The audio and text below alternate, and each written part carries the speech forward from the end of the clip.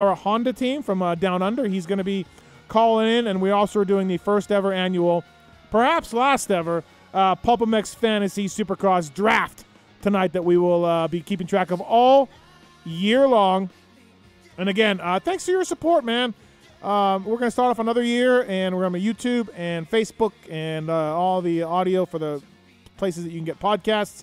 And really appreciate you guys listening and choosing our show over all the other ones that are out there, which is a lot. So hopefully we can deliver. I hope we can. We'll see. 702-586-7857. You got something on your mind to talk about, give us a call, and we can deal with that right then and there. Quiet down. Got a super good lineup tonight.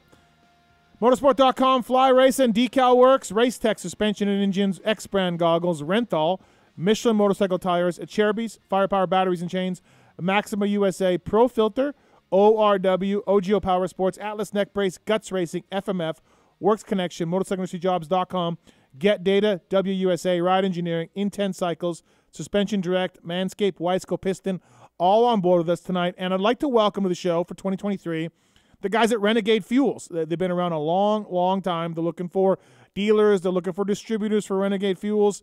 Like you, they'll never forget about those late nights in that one-car garage where it all began. All for pursuing the top step of the podium. What's Renegade's secret? They don't control you, and we don't enforce government fuel mandates because that sucks, and they're racers. We don't just say we make power. We engineer it. Renegade Fuels, their fuels burn cooler, cleaner, and more consistent than the competition. Renegade offers real octane and not overhyped marketing octane. Bullcrap. They're also the sponsor of Firepower Honda with Dean Wilson and Max Anstey. Justin Brayton's used Renegade Fuels as well. Please check it out, renegadefuels.com for more information. Thank you to those guys. Really appreciate Renegade coming on this year and looking to give some information away. Again, they're looking for customers, looking for dealers, looking for distributors. Lots to get into tonight on the show. And like I said, we're going to have our first PulpMX Fantasy Draft because Kiefer just simply cannot understand the regular PulpMX Fantasy, so we're going to get him involved in fantasy this way. It's going to be really easy to do. Welcoming to the studio, gentleman, former pro racer. He's a turned trainer. He's worked with Ken Roczen. He's worked with Cullen Park, Chase Sexton, to name a few. He's raced up in Canada, so right away I have a soft spot for him. It's Blake Savage. What's up, man? How are you? What's up, Steve? Thanks for having me. Happy New Year.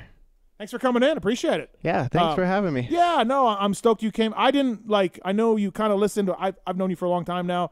You were like, hey, if you ever need a co-host, I'm like, really? You'd come in and co-host? So you never know, I guess, until I should have asked you earlier. I know, right? I only live 2 hours from here, so yeah. Pretty easy drive for me to get here. Yeah, we'll probably get you back in, I'm sure, unless you had totally bombed tonight. I think you'll be good. I hope not. I hope not. I got lots to talk about when it comes to racing, for sure. I got a lot of Ken Roczen questions. Now, your sister is married to Ken Roczen, so right. you have an inside track there. You don't need to spill anything that they're going to get mad at you about. But I have some Ken Roczen questions for you. I know him a little bit. A little bit, yeah. Yes, you could say that a little bit. So, we'll talk to you about Anaheim 1 and everything else. I think we have a clear picture on who's 250 West. I think, sort of. Yeah. Yeah. We can kind of break that down as well. I want to talk to you about just training, your racing career, your accident. And all that kind of stuff. We'll get to that later on in the show, but I'm stoked to have you here, man. And we also share the same number, 762. That's right. Yeah. That goes back and for the same reason, Mike Kudrowski, and we both really like the look of the number. Yeah. There's not a lot of good-looking 3-digit numbers out there, but I would say 762 is one of them. Yeah, and your family's longtime friends with Mike, right? That's started way back? Yeah, that's right. My dad went to school with him and hung out with him a bunch when they were kids, and my dad followed him as he went from amateur to pro. Yeah. And we've always just kind of been friends with him. So we had RJ and Robbie Wageman in, I don't know, 2 months ago, and Kudrowski called in. Just to talk to him because they're buddies too with the Wagemans, right? So so that was pretty cool that Kudrowski called in. Yeah. He's such an underrated rider. I've made this case that he maybe is the most underrated champion we've ever had. He never got a Supercross championship, but he won a bunch, and a great champion. Yeah, I know. A lot of people don't even. I mean, for a guy that's won so many championships, he doesn't even come to mind for a lot of people. He's just super overlooked, and he's won a lot of championships. And I remember there was one time where I think Ken was like, who's Mike Kudrowski? And my dad's like, he's won like 5 championships and like done all this. Nations 3 times or something. Like he's done so much. So right. Absolutely. Well, it's a new year, and my staff on PulpMX show, they got new attitudes. They're really bringing it tonight. They're kicking off 2023 with a bang. Taking your calls over there, setting the tone for the season. Tits, what's up? So I feel like I am. Mm-hmm. I'm not going to say who isn't, though. Okay. Fair enough. So, but I'm glad to be here. You took the first show of the year. Was that sort of a statement over Talon? Like strictly scheduling. Okay. Strictly, okay. yes. So no statement. Nope. Okay. Nope. Right. Fair enough. I'm glad to be here. Right. Yes. Maybe the man that did let us down tonight. It's directing the show. Let's not point fingers. Okay. Until we're through and we're actually up and running, then we can start talking about it. Yep. Travis Marks. What's up, Marks? Hi. Hey, you went mobbing. I did go mobbing. In the and how'd the e-click shocks work? Listen, I know I got them for free, and thanks to you and SDI for that, but I legit can't imagine having that truck without those anymore. Like that's a really. I mean, honestly, I did not ask you. No to say bullshit. This. Right. Like that's legit. I was thinking about it. I was like, man, I don't know what I would do without these. And so anymore. you were adjusting them out there, and I mean, it's got off-road mode, and especially like out in the dunes, it's really whooped out there, and it adjusts the pitch and the roll for you while you're going. Dude, it's sick. Did you see me? I posted that for you so that you could, just a reminder. What, but you didn't what, tag what me in real, it, so I couldn't repost it. Well, I just wanted you to know what real trucks do. So that's all. All right, yeah. He's got a Raptor. That's the kind of salaries we pay here. Yeah, I know. I saw that thing. There's two different kind of Raptor guys, I guess, and one of them are I guess you take it out in the desert, and it's called like an off-road truck, and you actually put it to use, or you just like, I don't know, keep it clean. Yeah. Right. So it looks like you're the off-roader. No parking lot princess over here. No. Thanks for coming in, Marks. I know last show he couldn't quite make it in. Oh darn. Now this show, some technical problems. My first show off in 6 years. Yeah. Well, thanks for coming in. Yeah, I'm happy to be here. PulpMX Fantasy, by the way, you play, right? Are you back in, or did you not? I guess I donated to PulpMX Fantasy one time, and then at the time, I don't know, I just get distracted when I'm watching my guys on the track, and I don't even think about this whole other game going on. So I know you texted me a few times with some questions about handicaps back in the day. So. Yeah, I bought in, and then I just totally forget, and then I'm halfway through the night show. I'm like, oh my god, I didn't even put my riders in or anything like that. But I think this year, I guess I need to make it happen. Yeah, let's do it. PulpMX Fantasy signups open now. We got over 150K in prizes. So stoked to have everybody helping us out. We got the new SMX series. We have an intense Taser e-bike to give away for the champion of that. We got YZ450, YZ250 yet. So lots going on with the PulpMX Fantasy. Signups are going on now. We'll talk more about that later. Also, Blake, as you're probably aware of, we do a PulpMX LCQ challenge, and we take up points from the LCQ all year long, have some wild cards, and then we simply have a race. And the folks at Feld have agreed to give us another race, so we're going to do it again. Chiz is not invited.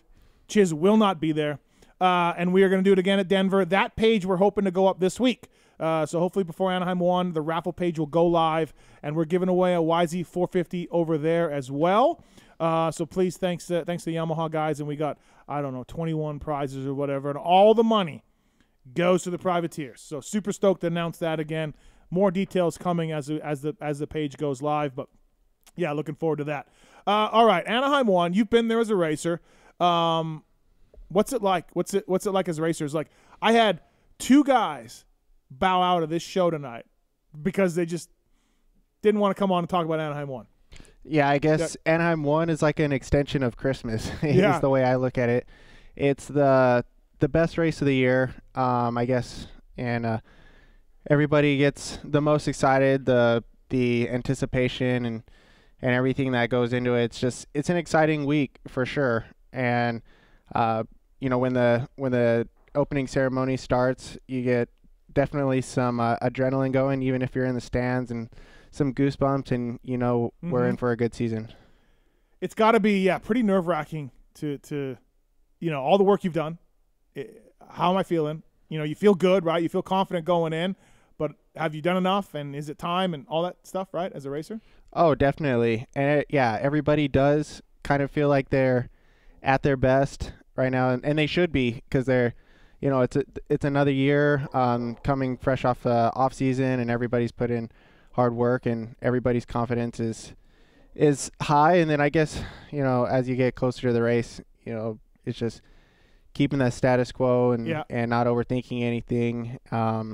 So yeah, it's exciting as a racer. As a trainer for your guys, I mean, you do want to peak at Anaheim 1, but you want to maintain it, right? You want to go in. There's a reason why Alden calls it his boot camp, right? And you lock down, you do a lot of work.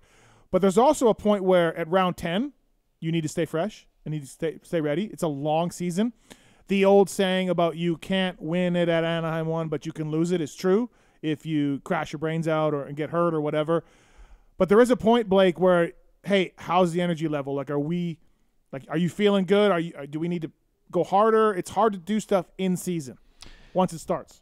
Yeah, you definitely want to feel like you're at your best, but maybe not, let's say, peak, because it's a long series. So if you're peaking at the beginning, then you could be in for a long year. But I guess you're not overcooked.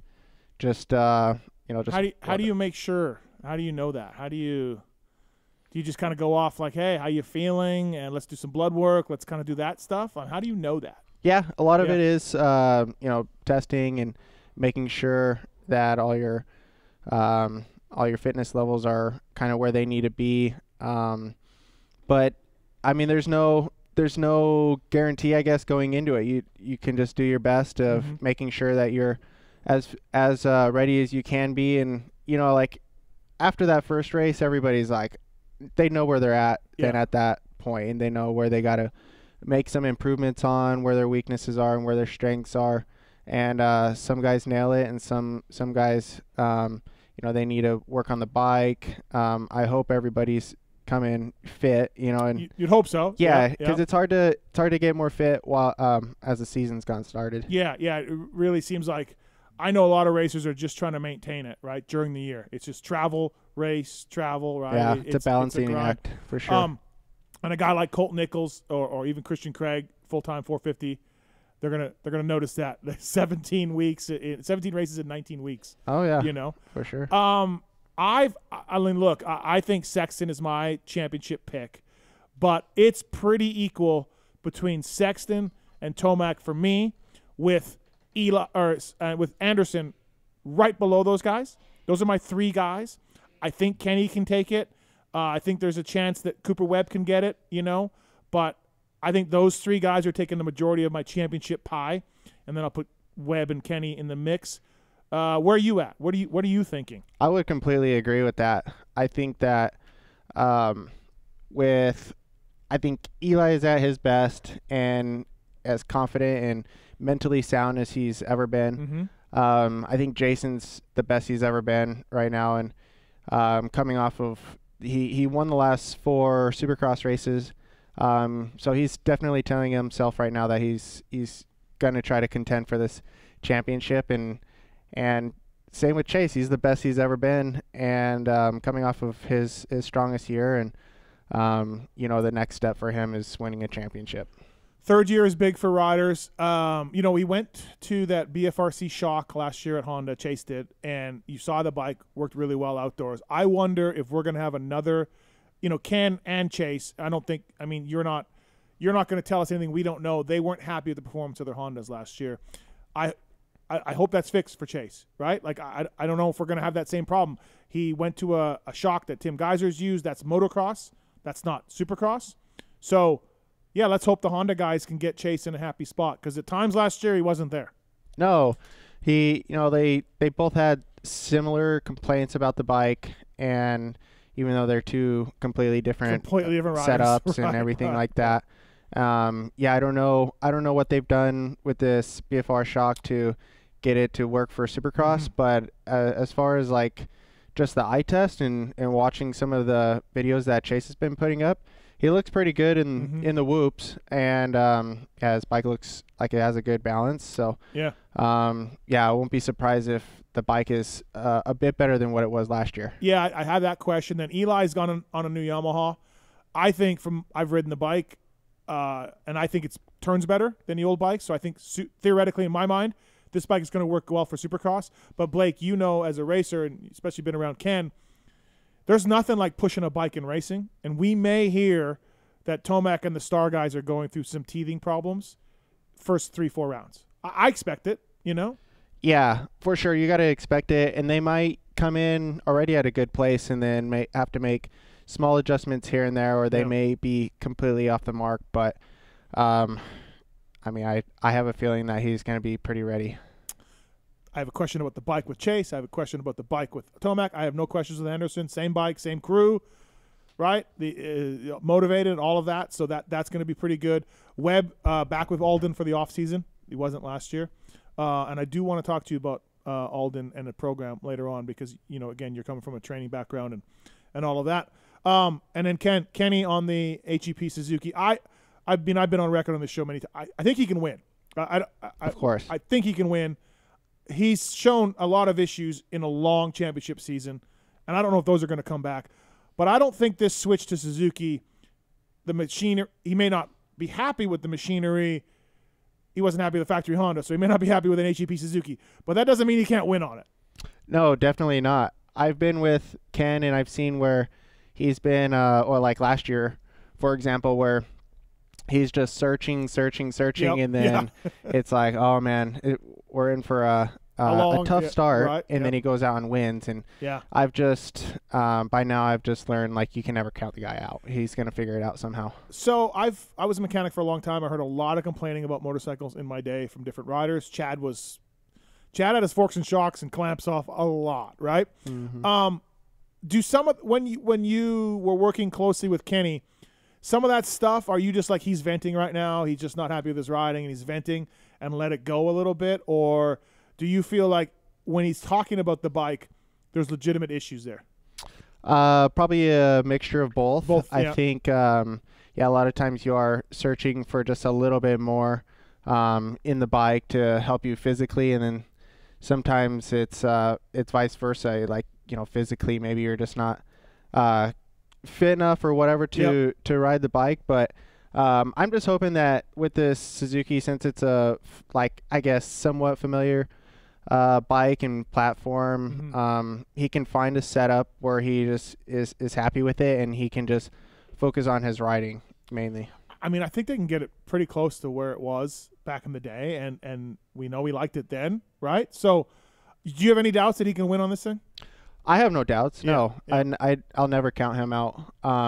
And I was with him in 2016 on the RCH team, and I did witness where he could get the bike really close, and he's just kind of, you know, few clickers this way or that way, and he just works during the week. He does his motos and gets the laps in, and then he shows up and races and like just makes small things here and there. So I have seen it where he gets the bike in a place where he's happy with it and then leaves it, and then I've seen it where he's just like he has no idea where to go with it. I think some guys on Ken's level, Reed's level, whatever, they're never going to be totally satisfied with the motorcycle. They don't want the team to be satisfied with the motorcycle. They want the team to be trying to, you know, find new things and get back on the dyno and get chassis testing and get Canard back out there. I think there's guys that at that level that are like, I'm never going to tell you that I love the bike because I want everybody to be better because I'm trying to be better. Yeah, and a little bit of that is in their nature. I'll be having dinner with Ken, and like he will like be like, I love this dish, I love this meal, but it could have always been like a little bit more salted or a little bit more seasoned this way, a little bit more cooked. Well, maybe it explains the motorcycle stuff then. So I think it's just a little bit in his nature that he's always looking for a little bit more, which can work against him sometimes, but then when he nails it, like, it can be great. Well, he's such a phenomenal rider, just technically. the way he rides a 4-stroke. It's just the way you're supposed to ride a 4-stroke. His body positioning, he's an all-timer. And so, yeah, I think he'll probably have a little chip on his shoulder to show people that he didn't make a mistake leaving Honda. And so that's a little dangerous too when you have that chip on your shoulder, right? Yep. Because he's a stubborn guy, and he has to be. He came from came to Germany, came to America, learned Supercross. You don't get to where he is by not being a little stubborn, and I think so. He's gonna be stubborn to show people I can win on this thing. I know it's got a kickstart, but yeah, and I think that's exactly what he needs right now is that chip on his shoulder, and I think he's going to use it to his advantage this year, and he wants to go out and prove a point that he still has it, and he can still win races even if it's on maybe a bike that they say is I guess a little bit outdated, but I have no doubt that he can go out there and win. Yeah, I think you're right for sure. Blake Savatgy in studio. I want to thank the folks at Firepower. We have Yarrive on here, which I thought he was signing with Yarrive at Firepower Honda. I think we all did. Right? So did you. Yeah. So Firepower Parts, supporting Dean Wilson and Max Anstey. Over 50 years experience in the industry, Firepower commits to quality, value, and service for your machine. Firepower offers chains made in Japan, featherweight lithium batteries, and they got much more going on at firepowerparts.com. Please check it out.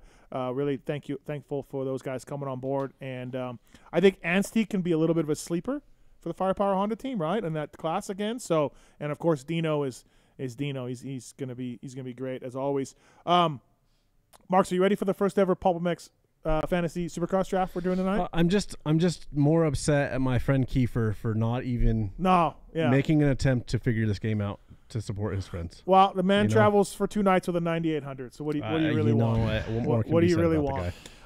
So we're gonna Blake's gonna join us on this game too. So yeah, I'm in. Interesting. What we're doing is it's me, you, it's JT, it's Weege, it's Kiefer, and it's Chris Betts. And we're going to just basically, Marks is going to pick the draft order, snake draft, so all the way down, then back up. And then we're going to add up the riders' points at the end of Supercross. And that's it. And then we're all going to decide on a prize at some point. And you got to take a privateer, which with 6 of us doing it and 6 riders, you have to take a privateer anyways. But you got to take a privateer. So, should be fun to do that. And keep track of that all year long. And your team, Savage, which I really think that's a great – Savage is it's not unique. Amazing last name. No. If I had the name Savage, I would keep Team Savage. Okay. I really would because it's amazing. So, Tits, let's do that now if we can. Joey Savatgy coming up here on the show. I want to thank the folks at Cherby's for coming on board. And then I think that Max Voland is primed for do big things, I hope, this year. I like Max. I like Talon. Good people over there. Cherby's industry leader in aftermarket dirt bike plastics and accessories with over 40 years of experience. Input from riders like Webb, AC, Barsha, Anderson, and more. Cherby's has fine-tuned his products to offer the highest level of performance and protection in the industry. Bring your bike back to life with Cherby's chain block, slider kits, disc guards, frame guards, and more. Check out the latest products by visiting them at Cherby'sUSA.com or follow them at social at Cherby's USA. So thanks to those guys. Great plastic. Always fits fantastic. And let's bring our first guest on the show, brought to you by the folks at Cherby's. He's a sneaky, under-the-radar pick, Blake, to do big things this year. Joey Savatgy, what's up, man? How are you? Howdy, boys. How's it going? We're good, man. Thanks for coming on. So, I don't know if you're aware of this, Joey, but low-key hype on you right now. Oh, who's this coming from? I've got people who have seen you ride. Oh, God. Here we go again. Here we go again. No, I'm being dead serious. I was told last week that you're riding really well. Well, I mean, I appreciate that one, but I do feel good, if I'm being honest. I've, for whatever reason, gel with the Cowie, really well, in my opinion. And the last couple of years, I've felt good in practice, but I've never felt extremely comfortable. And this is just, I've had to take a different approach this year, as far as kind of doing my own bike work. And thankfully, about 2 weeks ago, I got a practice guy. So the last 2 weeks have been a little bit less stressful on me, but I've just, I wouldn't say speed-wise necessarily as much. I don't feel like it's much different than, say, it's been in the past, but the biggest difference I feel like is I just have the freedom to move around a little bit more, and I'm just more comfortable. And, I think as anybody who's ridden or does ride, when you're comfortable, it's things tend to be a lot easier. And that's just where I'm at. I also think that, racing those overseas stuff, but the World Supercross stuff, and just getting seat time in also helps. I missed all of last year, so yeah. I guess we'll find out here in a couple of days, how well we really are. But I have felt good. But as we've learned before, practice doesn't mean much if you can't execute come race day. Well, yeah, you bounced around a little bit, right, from JGR to the KTM, Cowie before that. And now, you've been on this bike for the longest you've had in a few years of a motorcycle, of learning it, right? Yep, absolutely. So it's got to help. Yep. Yeah, absolutely. I mean, the biggest thing for me, is number one, not having to learn another motorcycle, and I know obviously it's doable. I've seen Cooper Webb win on the bike, Dungy's won on the bike, but my experience with the steel frame is just hasn't been a great experience. I've just had I've struggled just with getting, number one, getting comfortable on it, and number two, understanding how the bike works. Right. That's one thing that has really stumped me, as far as even from littlest things of like trying to get off the gate. Like I really struggled with that. So being back on a bike that I'm familiar with, obviously it's not a factory Cowie like it was during the summer, but with that being said, it is a bike that I feel good on and know pretty well. So that side of it is exciting for me to go racing because I'm back on a bike that I enjoy being on. Are they going to slide you some stuff like some transmissions parts or ECU? I mean, tell me they're sliding you some stuff. No, but to be fair, I haven't really. Well, first of all, I guess I haven't really posted anything, and it hasn't really been announced. But I'm sure Steve. But I plan on doing the first 8 AMA stuff for Rick Ware, and that will be on the World Supercross bikes. So those bikes were already built for Mitch with the hard to find neutrals. And that kind of stuff. So with that being said, the bikes are good, but again, it's not a factory bike. But it is a bike that I feel like I can be competitive on. And what is competitive for me, is I will soon find out, but I'm trying to keep my goals realistic. I have high hopes. But I've also learned that, coming in maybe too high hopes is the easy way to get spun out. So I understand that I'm at a disadvantage, haven't tested, and I'm not quote on a factory team, but, I believe in my ability. So it's trying to walk a fine line of believing in yourself, but not setting the goals too high to where you get spun out. Well, yeah, no pressure, right? Like you're on a privateer bike, and like, hey, whatever I do, I do. In a way, it's not a bad spot to be in. No, absolutely not. Yep. It's the whole thing has just kind of been a little bit weird.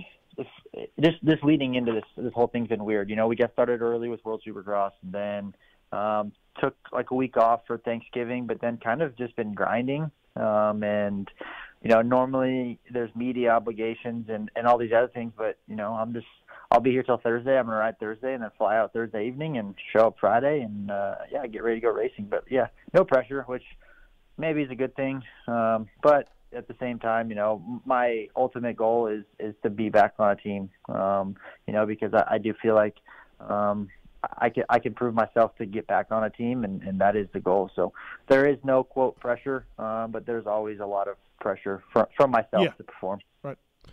Hey, what's up, Joey? This is Blake Savage. How's it going? What's up, dude? How are you? Oh, good.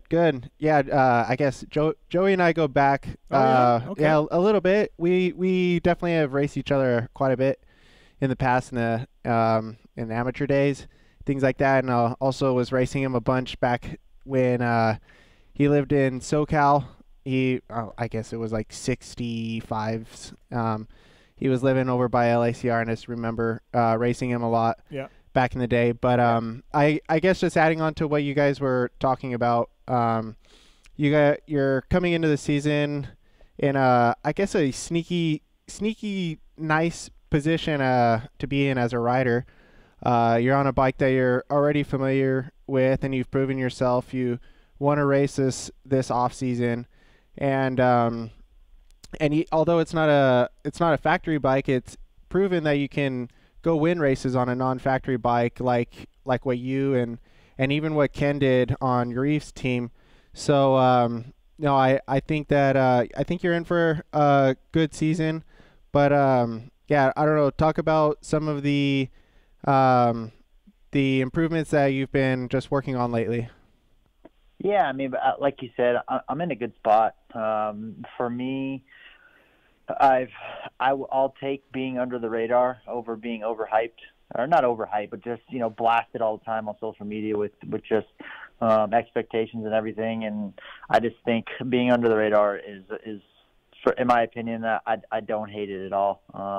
But the biggest thing that I've just been trying to work on is just honestly racecraft, which is hard to practice during the week, but having the open eyes and the open mind to make the adjustments during the race. I think as I've proved to myself and others before, like I can usually qualify pretty well. Like my one lap speed is pretty good. Obviously it could always be better, but I feel confident in my one lap speed, and I always feel like I can put down the heaters. But when it comes to race time, I sometimes have found myself getting too excited, overriding, and just making one mistake and compounding that. So the biggest thing for me is I've just really been trying to open my mind up a little bit while I'm riding, and if something's not working, to pick up on it sooner, whether that be 3 laps instead of 7 laps or whatever it might be, but to have the idea of, okay,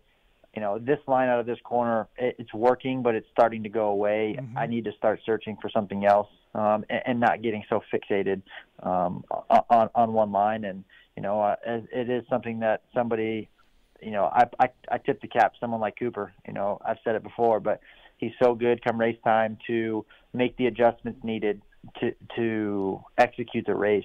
And that is something that I've been watching races and trying to just see what he does and how he picks up on it. And obviously it's come race time will be a different beast, but I do feel like I've gotten better at the openness to change course per se mid race.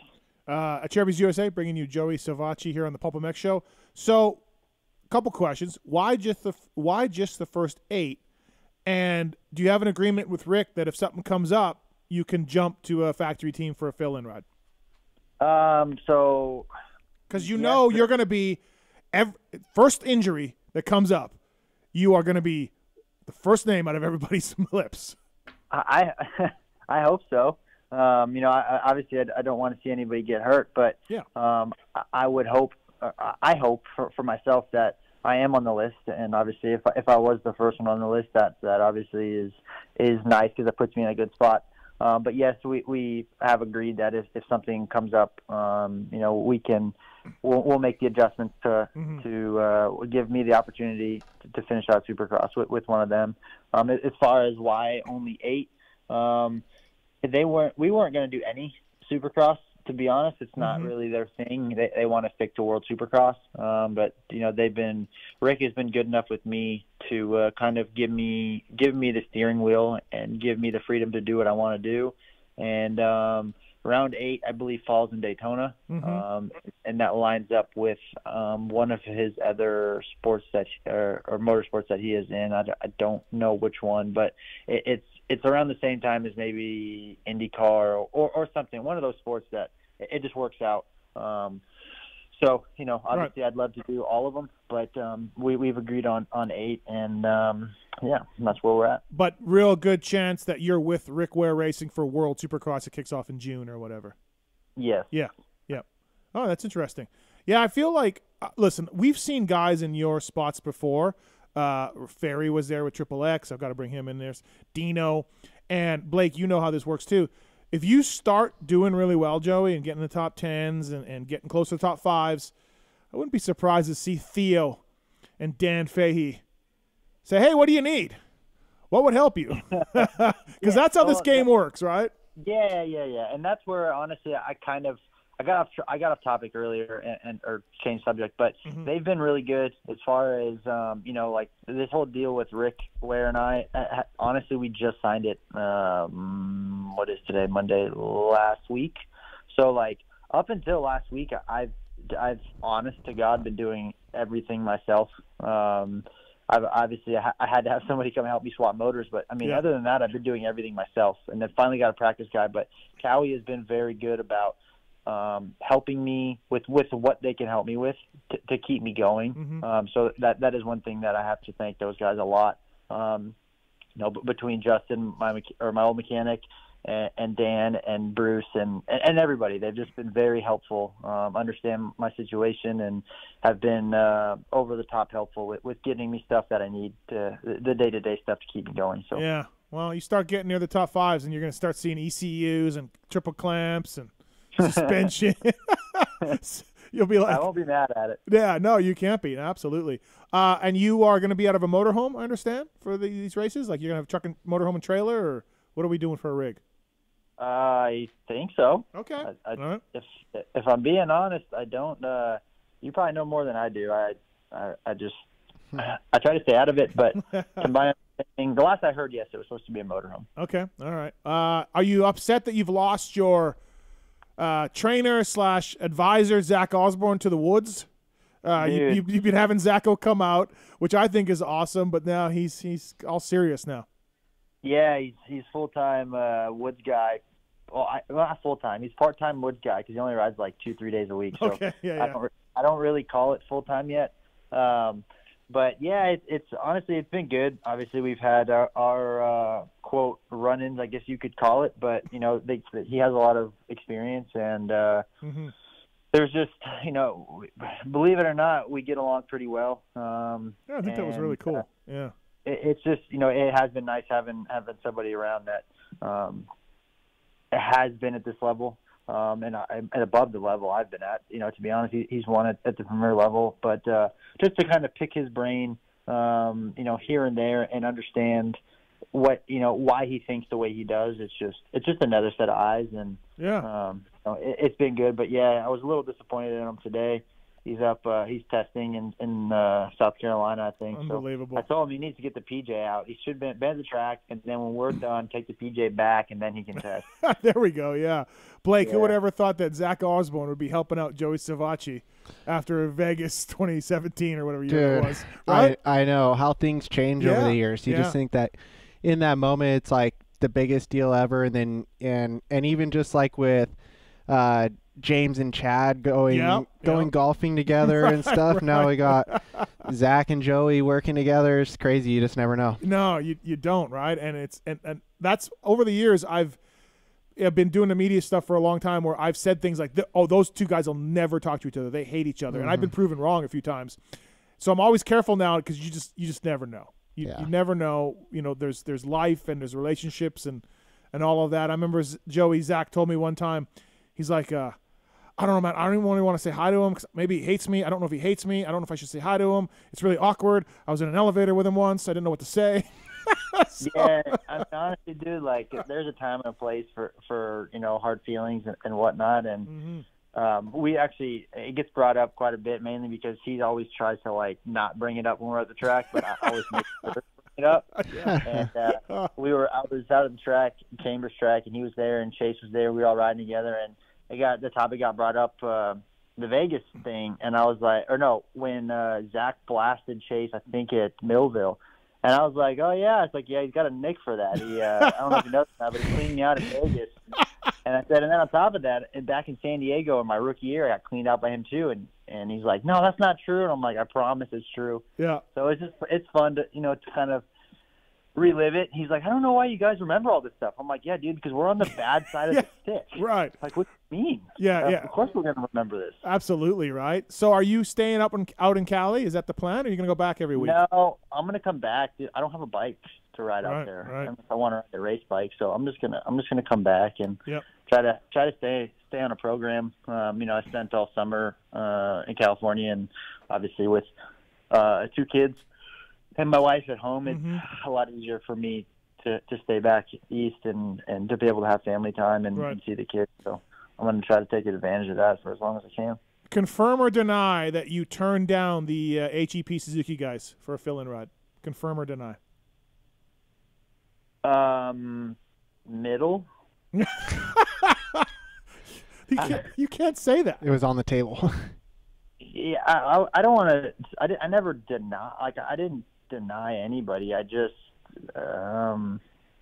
it just didn't make sense to me. Okay. No, and listen, you've been on the record way before that with me, saying you didn't gel with Suzuki with the JGR thing. You didn't gel with it. Yep. Yeah. Yeah, and like, obviously we talked a little bit back and forth, and they, hey, like, Mike's way better, and this and that, and I'm like, hey, dude, like, I believe you guys, like, right.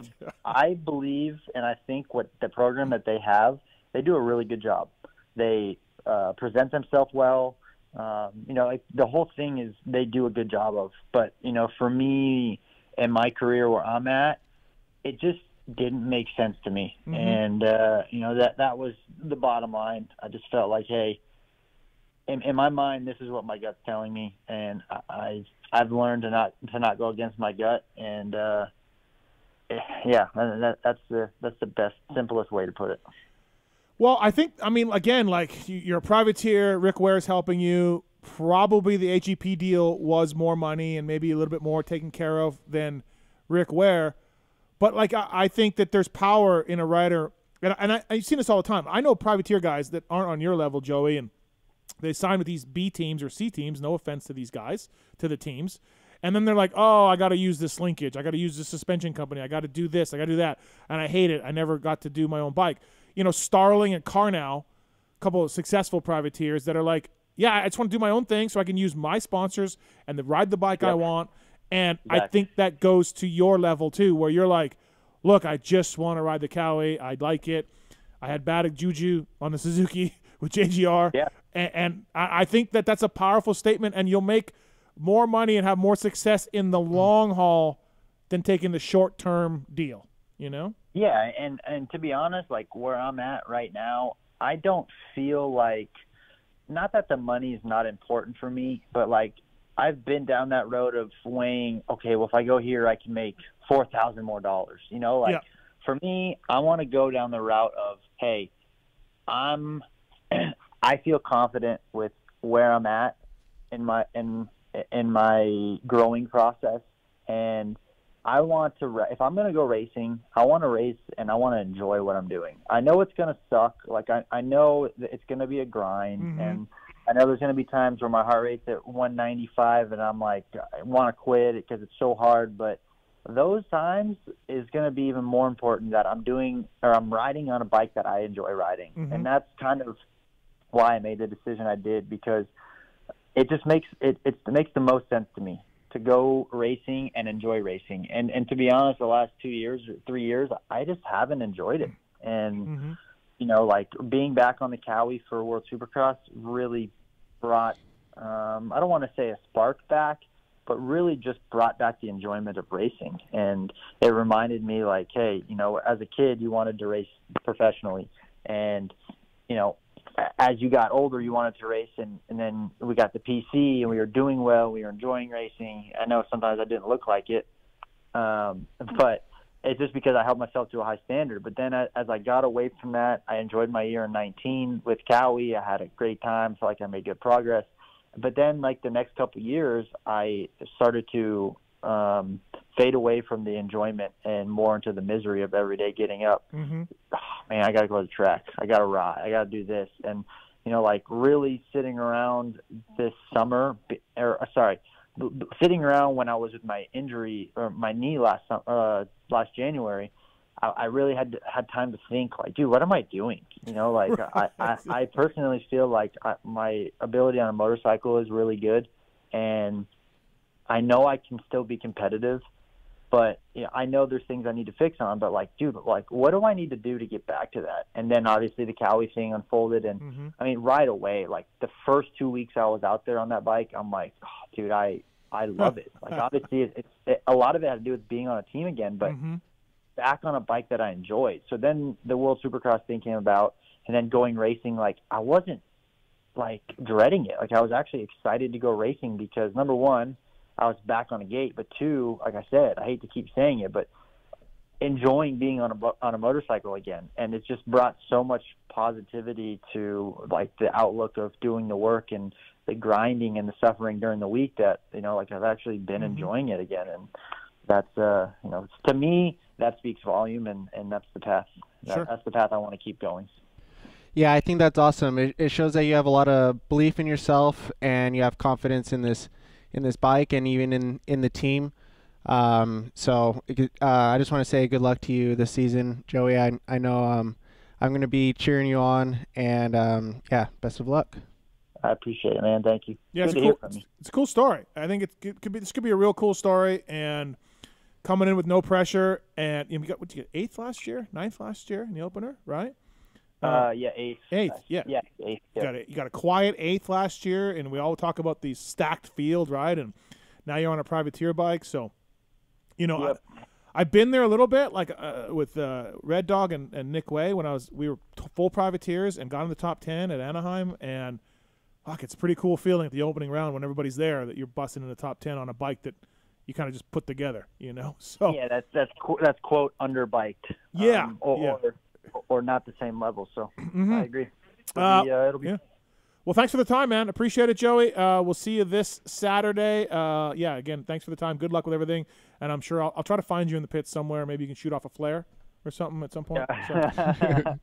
Yeah, I'll send out the Batman call. All right, perfect. Thanks, man. 10-4. Yep, right. See you, boys. See ya.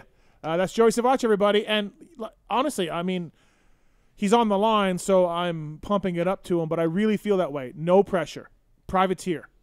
He can do dangerous things. Oh, totally. And he's already gotten a few races under his belt on that bike and with that team. So, yeah, I think he could be a surprise for sure. You know, the PC motor, suspension, you know, that's all on the level, you know. And then, yeah, he starts getting top 10s and doing that. The Cowie guys start floating him some stuff. And yeah, and you know, it does seem like every time he's gotten that opportunity in the past to be on the factory team, he's he's actually stepped up and got some pretty good results. He always gets good starts, and he proves to people that he does deserve to be on a factory team. And let's address the elephant in the room, Blake. Adam Cianciarulo, friend of both of ours, great kid, hasn't been able to stay healthy. They might need somebody at Factory Cowie like Joey Savatgy. Yeah, I'm kind of torn because I want to see Adam go out and have the best season of his career. Obviously, I would love to see Joey get that opportunity that he deserves.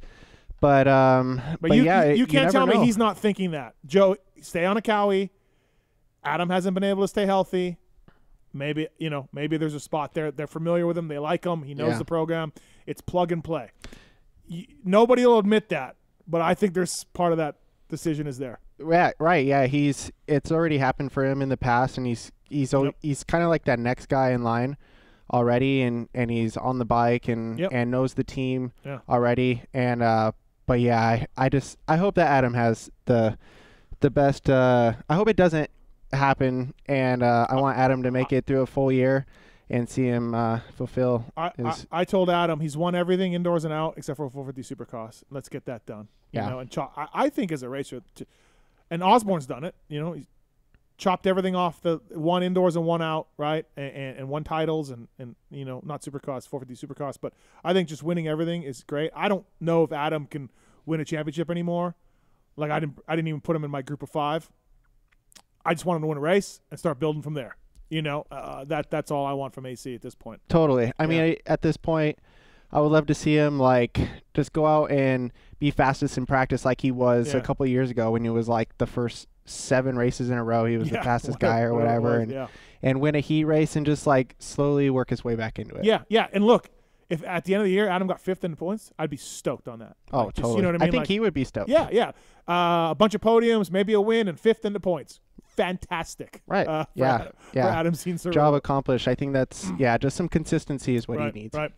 Blake Savage, brought to you by the folks at Decal Works. Have you ever used Decal Works over there in Illinois for anything? I think the first ever pre-printed backgrounds I ever had was Decal Works. They were doing it back then. Yep. PulpMX 23 is the code to save with Decal Works. You look at Red Bull KTM.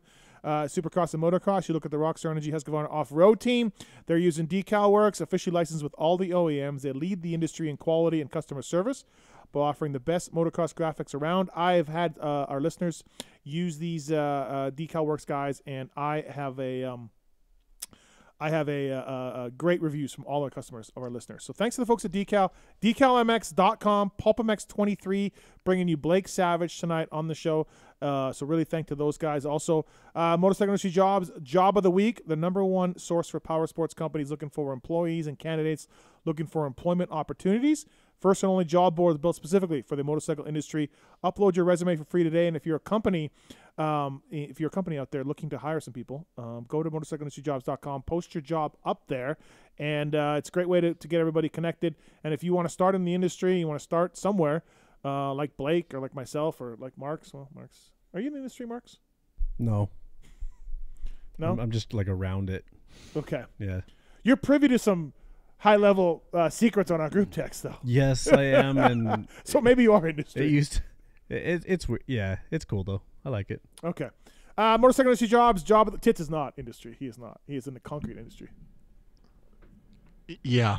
Yep. Yeah, Making big time money industry. But when you have that's a monopoly over the industry, the city of in Vegas, anything in concrete, that's his family. I've done concrete it is before. a crime Oh, you how have? much money we I've done make. concrete before. Oh, he's done concrete before. Yeah. Yeah, I can pour a foundation. You do driveway? Yeah, I can do Foundation? flat work, foundation. Yeah. You running the anything. tools and everything like that? Oh yeah, I mean, I was digging foundations, and I was never like that great at working the trowel and things like that. But It's not fun work. no. All right. Okay. Thanks, No, it's guys. not. Great talk, you guys. didn't see Thanks. it going there, did you? Thanks, Steve? everybody. MotorcycleJobs.com and Job of the Week, based in Ontario, California, full-time job sales supervisor for Grainger Power Sports. These are the guys that are bringing those electric CRFs. Have you seen those Honda electric? Oh yeah, like little those are mini cool. bikes? It's done through these guys. Grainger. I hope I'm saying it right. Grainger Power Sports. Southern California-based distributor of reliable electric power sports mobility products that are safe, fun, and exhilarating to ride. They are looking for a sales supervisor. So you're going to manage and establish new unit sales to the Grainger Honda dealer network. MotorcycleIndustryJobs.com. Please check it out. It seems like a pretty good deal.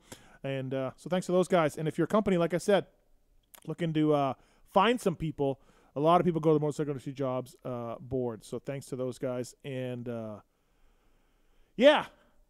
Really starting off 23. Tough over there in the corner. Yeah, I mean, he just wants to make sure he's locked and loaded when you're needing it. It's all good. I guess. Okay. Renthal.com. Twin Wall Bar. What Renthal guy were you? What were you? I mean, I was right when I got on big bikes.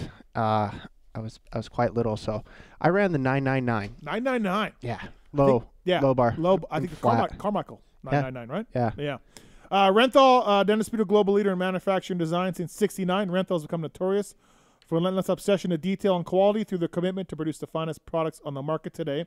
A fraction of a second, a few grams, a couple of millimeters, it all counts. Welcome to the winning world of Renthal. #Renthal. #Rebuild Championships. Great website over there at renthal.com. And speaking of AC, he told me he went back to the fat bar. Yeah. Flex stuff, right? All flex compared to like a twin wall. Yeah, So, is that like just for a little bit more comfort in his wrists and hands and stuff? he didn't say that, but I would assume, right? Yeah, that's what I'm thinking. I'm thinking of wrist, arm, shoulder comfort for AC. Yeah, I think that bar it would work perfect for that scenario. Yeah, absolutely. So thanks to the folks at Renthal for coming on board. Speaking of Renthal, another rider that used Renthal a time or two out there. And Anaheim 1 won't be the same without him. It's Justin Brayton. What's up, JB? What's up, Steve? How we doing? We're good, man. Blake Savage in studio. Nice to have Blake here. What up, JB? How are you? I'm doing good. How are you? You guys know each Doing other good, pretty well, I'm sure. Yeah, we've had some dinners and some good conversations together. What bend are we running these days, JB, Renthal? Dude, I've been on 997 since like 99. Oh, you've never changed. That's it. Well, I was 997 like when I first got on big bikes and the twin wall first came out. Yeah. And then let's see, I ran 997 forever, and then JGR 2011 I switched to 996.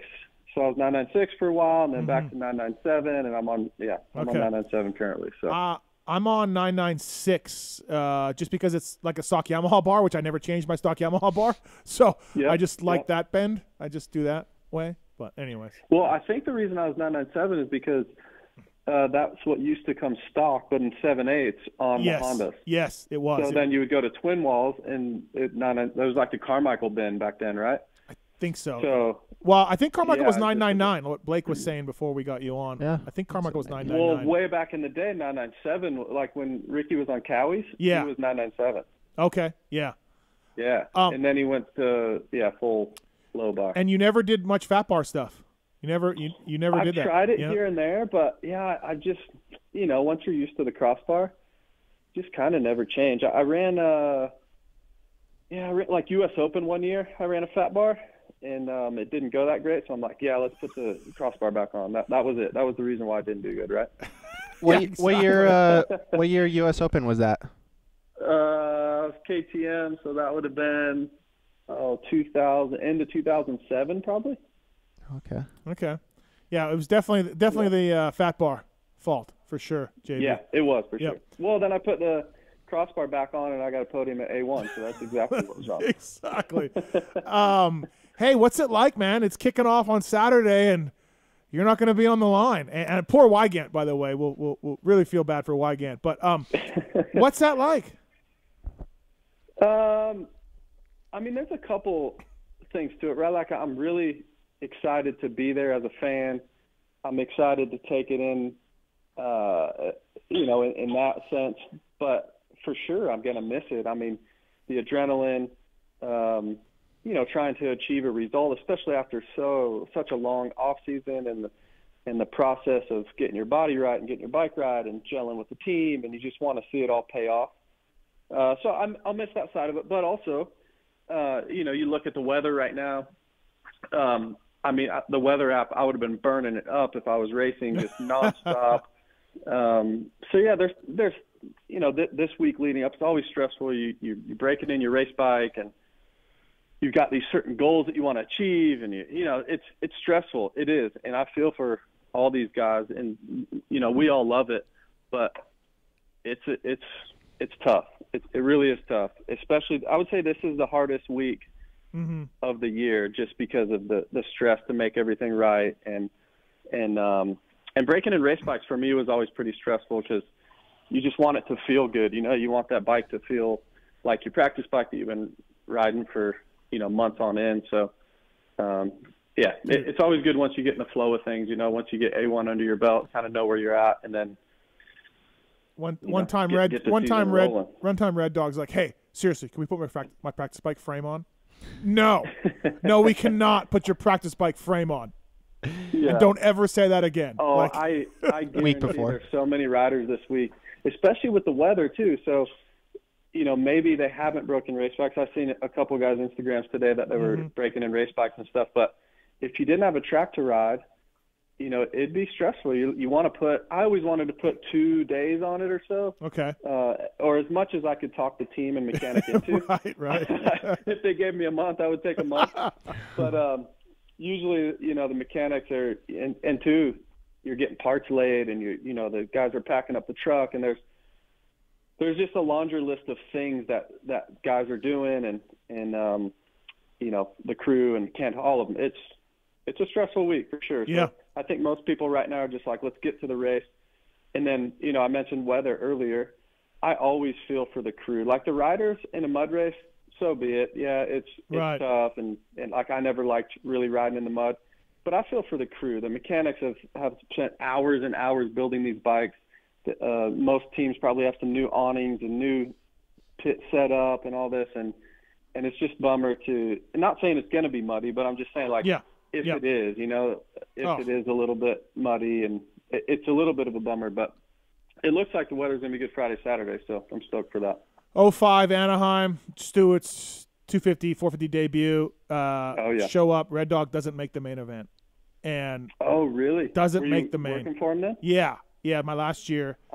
Just a complete mutter, and he falls in the heat and then gets a bad start in the LCQ, and that's all she wrote. And I'm just like, wow, like we all that work, all that effort, and we didn't make the main event, Just nuts. And he probably felt good preseason. That's the worst Oh, part. yeah. Is like he probably came in good, and you guys are feeling great, and then it's just like, oh no.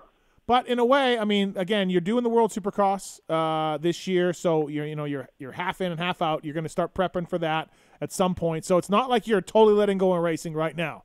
So you may have some regrets when that main event goes off. But again, you're still racing, so you got a goal in mind. Yeah, totally. And another cool thing is I'll be doing 6 rounds this year. When Daniel Blair goes into the booth, I'll do Race Day Live. I'll kind of take his spot. Yeah. So that's going to be cool, and I mean, probably obviously won't go to all 17 of them, but it'll be nice to go to 6 or 7 of them and still stay connected, and yeah, like you said, still do some racing this summer, and who knows, Steve? Late February, I might be chomping at the bit. So fill in ride, Blake. See. Yeah, I can see it. Yeah, absolutely. Oh man, who knows? What's funny is like a month ago, I think, we talked in Paris, right? And you're like, dude, just keep going. Yeah, I'm like, there's absolutely no way. And the longer I sit here, the more I'm like, man, if the perfect opportunity came up, I'd maybe think about it for a couple days. Now you're going to have teams listen to this show. They're going to put that in their mind. I mean, Blake, JB in Paris was just, I mean, the whoops were big. He was fastest guy on the first night in the whoops, got on the podium. And I'm like, why are you stopping? Why? But, JB, you've always said to me, you're like, it's got to end at some point. And it doesn't always end good for people. They crash out or their performance slips and you got to know. My thing has always been most things end because they've went badly. And I don't want that to happen. I don't want it to go bad. And then I've got the media, you, Steve, just reaming me about I can't even get a top 10 anymore, and I'm running around in 12th place, and I wouldn't hear the end of it. So, well, look, Chad probably hung on too long. A lot of fans are like, I can't believe he wants to go to LCQs and race with those guys. And look, if it was me, I would have hung it up way before Chad did, just for myself. But at the other time, I looked at it and I never criticized him for any of that because I'm like, he wants to keep racing. Let him keep racing, why not? But, I'm on the side of you, JB. If I'm Chad or if I'm you, get out while you're able to pass Cooper Webb and Ken Roxon and whoops. That's what I get out. So I lean on your side, Yeah. And, like you said, I'm not stopping cold turkey. That's something I've always never wanted to do. If it was cold turkey, I would be struggling right now, just not having a goal in mind. And it's not the racing side of it, honestly. It's more of the process and the waking up and having to go to the gym and having to do a bike ride and then the camaraderie with all your buddies at the track. And then we've been in this deal for so long, and you get on a plane on Thursday or Friday and you see all your buddies at the race, and then you're going out for opening ceremonies and you get this hit of adrenaline before the gate drops, like all this. And then just to stop all of it would not be good. So, I'm dabbling in some broadcasting stuff. I did Race Day Live a couple years ago. They reached out for me to do 6 races this year, which I'm super excited about. Me and Daniel Blair doing the Arena Cross broadcast. Yeah, the TV. 10 rounds of that. And so, it's still fun to stay involved. I mean, this is what I love most, right, is racing, and especially at the highest level. And so, stay connected somehow, and then do a handful of races, this summer or in the fall. And we were talking when we were back for you do such a good job on Race Day Live. Blake, do you remember? Have you watched Justin on Race Day Live? Oh, he's fantastic. Yeah, he's great. Yeah. And then we were talking about that when we were back in North Carolina, and you and Weege were planning a Monday night show. So I hope that's not working out, JB. I hope you guys aren't doing that. Yeah, we were going to start around 5 o'clock Pacific time. Right. Yeah. Right around there, Monday night. Monday nights, anybody's listening, if you're not doing anything on Monday nights. Weege and I, we'll probably get Daniel as well. Okay. Since he's kind of a South Carolina guy. Sure. So he'll probably just drive up to Charlotte. So, we'll have the 3 of us on Monday night. Yeah. And, great. Really happy for you guys, assholes. Hey, let's bench race a little bit. Blake and I were talking before. I think my favorite is Chase Sexton for the title, but only a slight favorite over Eli. And I put Anderson right there as well. And then Coop and Kenny, to me, are on the outside of those 3 for the championship. How do you see it, JB? What's your favorite? How do you see this thing shaking out for the 450 title? I mean, I think you're pretty spot on. I think you could have an argument for any one of those guys, and it's awesome to bench race about it, right? Obviously, I think Chase is the class of the field as far as speed. Does that correlate to results? Sometimes it's gonna, but will it for 17 races? I really think he's going to be the fastest guy. I think he's one of the few guys that could not get a great start every weekend and still come through the pack and potentially win. The only question I have about Eli is just if it is truly his last year, which it sounds like it is. Yep.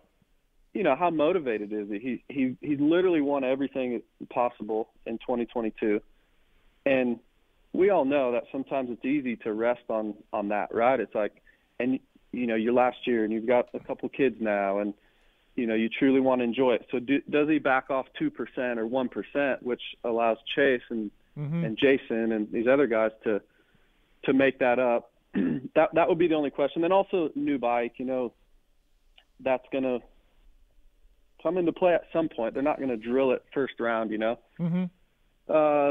Anderson, to me, I can't really find any weakness, to be honest. Like, second year on that bike, I mean, he does make some mistakes every now and again, but he's also one of the guys that could come through the pack, and he makes these sneaky passes, and he never follows, and his racecraft is incredible. Actually, I don't think he gets enough praise for his actual racecraft. And sometimes he is, he can get into some trouble with some guys, and but I think as of late, he hasn't really done a lot of that, as far as taking guys out and having some sketchy moves. So I think Jason's, man, I would almost put him as my favorite. I mean, really? Just slightly, wow. just slightly. I've never seen anybody go off the track and get back on like Jason. That's a super good talent he's got. Yeah, it's a good talent. It's a good talent. It is. I would love to see Chase do it. And then, obviously, I'm super biased to Ken. He's, my buddy and Blake's brother-in-law. And I mean, that story would just be absolutely incredible. But obviously, there's some questions there with, the bike and himself, and to do it for 17 weekends. He obviously can. If Ken comes out and wins A1, I think this has been said 100 different times, but if he wins this weekend, nobody's surprised. No. I just hope it can continue, and at the halfway mark, if he could have that same intensity then as he does now, I don't think anybody could beat him, and that could be for the past several years. So I would love to see that, right? I think we all would. I don't know if there's anybody around that wouldn't love to see Ken win. Cooper's a little bit of a question mark, but, after racing him in Paris, I don't think you can really judge off of that. I don't think that guy's going to show up even remotely close to that.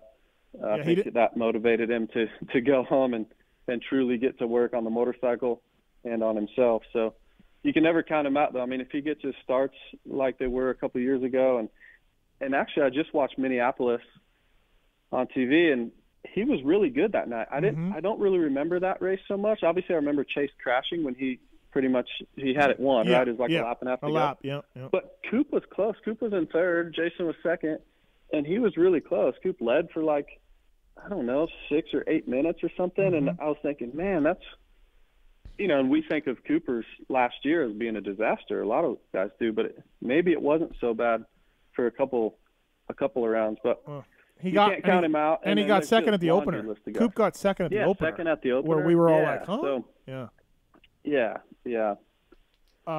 So obviously it's really fun to pay attention to those front guys, but I'm honestly more interested in the APs, even a little bit Coop. How does he step up?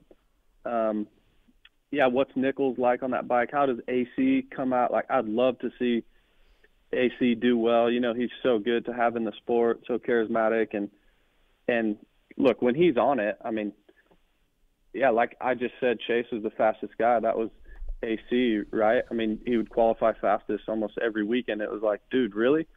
And I remember one time he's like, I can't help it. I'm just too fast. He's just that fast, like he can't even help himself. He's just so good. So it'll be a fun year.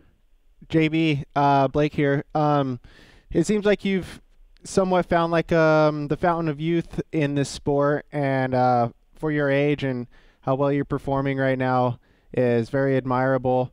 And I know you're very strategic and how just the way that you think about things. And I wanted to see, you know, I know in these last few years you've been around Kenny a lot. Just talk about some of the things that you've kind of been able to extract from him to benefit your riding in these last few years.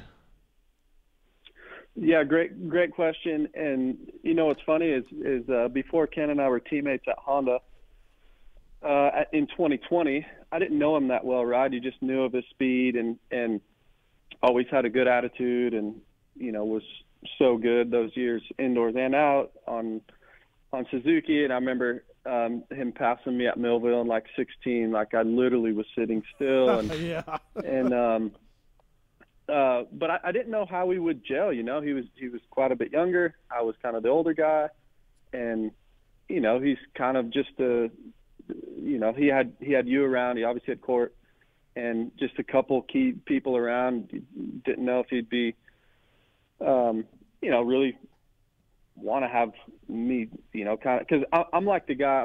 Especially once I've gotten older, like I like to kind of give, and like, hey, if someone wants some advice, I'm definitely right there to give it.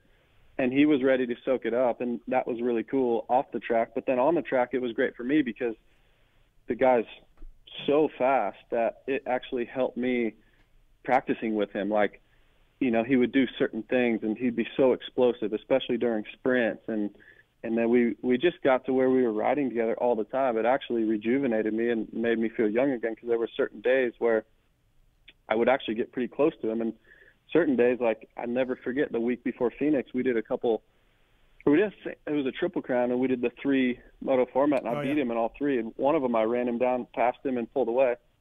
And so I was talking all kinds of smack, you know.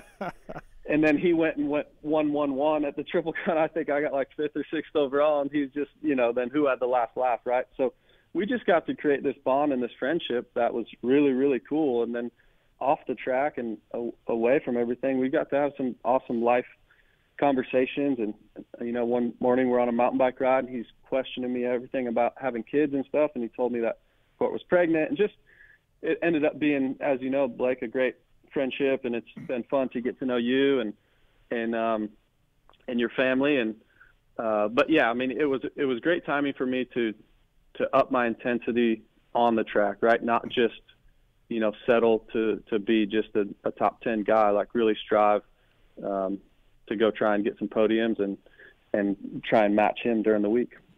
Yeah, that's it's well said for sure. Renthal.com bringing you Justin Brayton. We got a call for you from Blaze. Blaze, welcome to the show. What's your question for Justin Brayton? Yeah, hey, Steve. Thanks for having me on. Blake, What's good, brother? How are you? I'm doing good. How are you? Oh, you know, just riding red, baby. You know what's going on. What's up? Yeah. Hey, Steve, Blue Crew, what's going on, man? Bike of the year, 2023. By golly hell, I couldn't have said it any better myself. All right. What's your question? Hey, yep.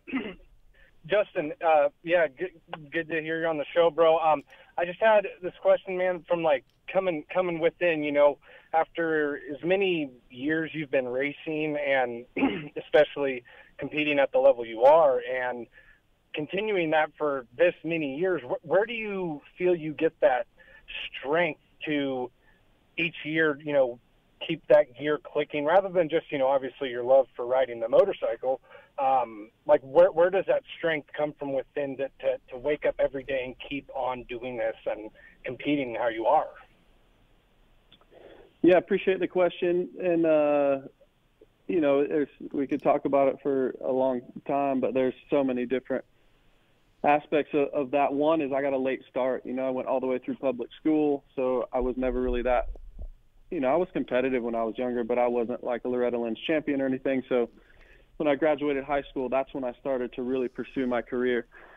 And then, you know, went through arena cross, and I think I just, looking back, it was good that I had a little more time. Now you look at these guys 16, 17, 18, jump right into Supercross, and if they don't perform, they're spit out the back. That would have been me because I wasn't ready to race Supercross. Even when I was 20, I was still in arena cross. So a little bit of a late start. And then later in my career, I was just mature enough to say, look, I still love this. I want to do it. I just don't want to do it for 12 months out of the year. I started having kids, and I knew something had to give. And I just crossed off the 12 races, the motocross races in the summer. It wasn't that I didn't love them. I did. I liked doing motocross. It was just I knew I still wanted to do it. So I went to Supercross only and did some off-season stuff. Went to Australia with my family as kind of like a little mini preparation for American Supercross, and then also a vacation to take them to experience things. A lot of times we're just traveling week to week, and we see the airport, the hotel, and the stadium. And I got some advice from a friend years ago that, hey, these cities you go to, man, some of them are amazing, especially when you go to Paris and Melbourne, Australia, and all over. Go out and look a little bit. And I never wanted to when I was young. I'm like, I don't care what attractions are in this city. I want to go try and get on the podium or win the race, But as you get older, you appreciate things a little bit different. You have a different perspective. And then I've always thought physically our bodies can handle so much. I mean, you look at all these past athletes or people that go through these, whether it's a midlife crisis or whatever it is, at 40 and 50 years old, they're doing triathlons. I mean, our body's capable of amazing things, but the reason we retire so young, especially in our sport, is I think it's just the mental fatigue. So I always really paid attention to how I was mentally because, I just think your body can do so much. And so I was big on mental rest, honestly. I mean, I say that to people that I've mentored over the years. I'm like, look, your body can achieve great things, and but give yourself some mental rest. And so yeah, that's the biggest thing. But yeah, great question. Mm-hmm. It's been fun. Doesn't feel like I'm going to be 40 in a year and a half, but here we are. There we are. Thanks, Blaze. Thanks for the call, man. Appreciate it. Thank you. Appreciate it, Steve. Thanks, JB. All right, at Renthal, bringing you Justin Brayton on the show. Blake Savage brought to you by Decal Works, by the way. PulpMX 23 to save at Decal Works. A couple of guys I find interesting is Mookie and Christian Craig. Mookie was third in the points last year. Didn't get a win, but third overall. That's awesome. And I don't know. I'm a fan of Craig. I think that he's a little bit like you, JB. He's getting better as he gets older. Maybe, you got better earlier. Obviously, this is Craig's 30 in his first year. But anyways, those two guys interest me a lot. They both can win. I think all three of us would agree that either one could win a race this year. But is it a realistic shot, JB, that one of these guys wins? Is it, take away the big five that we just talked about. There's five of those guys that have all won. Can they get wins? For sure, I think they can. I mean, Malcolm has been so close, right? Mm-hmm. He's ready for one. This is a big year for him to get one because if I think he can, then I think it's game on for him. And Christian, I actually think this is perfect timing for him to, he was probably dealing with some demons because we've always talked about how fast he is, right? He could have been a champion a handful of years ago, but to battle those demons and then to finally get that championship. Now I think it's game on for him in the 450 class. And look, these guys that he's racing, we're talking about Sexton being arguably the favorite and the fastest guy. Well, guess who was Chase's mentor and kind of got him the rides? It was Christian. And so Christian's going to ride with a little bit of a chip on his shoulder to say, look, hey kid, I've kind of showed you a few things and and I still think I can battle you. And the hardest thing about your rookie year or first year full-time 450 is reading the jerseys. And, when I first jumped up, I was racing James and Chad, and I didn't feel like I could touch those guys, right? Where when Christian's coming up, he's already raced all these guys. He's beat pretty much all these guys, at one point or another. So I feel like he's going to fit. He's going to slot right in and will probably be the fastest guy several nights this year. And so I'm super excited to see him. I think that's a great team. I really love their team manager, Nathan Ramsey. I've got a lot of time for him, and he's been one of my role models for a long time. So they've got a good a good guy in their corner. And, I think, it's like every year, right? We talk about it. There's guys that could win, but I think it's crucial I think Malcolm will line up expecting to win. I think that's different than years past. He just wanted to get a solid finish and or get on the podium, where I think now, like, he lines up expecting to win, and I think Christian kind of does as well. Blake, where are you at with Mookie and Christian? What do you think? Yeah, I think they're both capable of winning a race. In the first half of the season might be a little bit tough, but you know how it is at the second half of the season. Maybe the field thins out just a little bit, and I think that will be their time to shine. But I think a lot of people would really love to see Malcolm win a race. I remember at the end of the series last year, the crowd was definitely behind him. They wanted to see it happen, and it almost did a couple of times. So I would love to see it personally. And for Christian, I think he's riding the best he ever has. He was super, super impressive last year and winning that 250 championship. I think he's matured a lot mentally and as a person the last couple of years as a racer. He's going to have some speed. Christian definitely has some speed, and I absolutely think that I think those two guys will be around each other a lot this year. Weege and I were battling a little bit about the rookie status of Christian, and I get it. It's his first year 450. I understand that. There almost should be, like one of the things for being a rookie is you're intimidated by the jerseys. Christian doesn't have that, just what JB said. Yeah. Number two, you got to be young and a little immature. Christian doesn't have that. He doesn't fit the rookie. Doesn't fit the rookie tab, right? To me, at all. He's made the mistakes now. Yeah, I feel like he's there. So, yes, it's his first year 450. Quite a few 450 races. 11. Right? He's got 11. Yeah.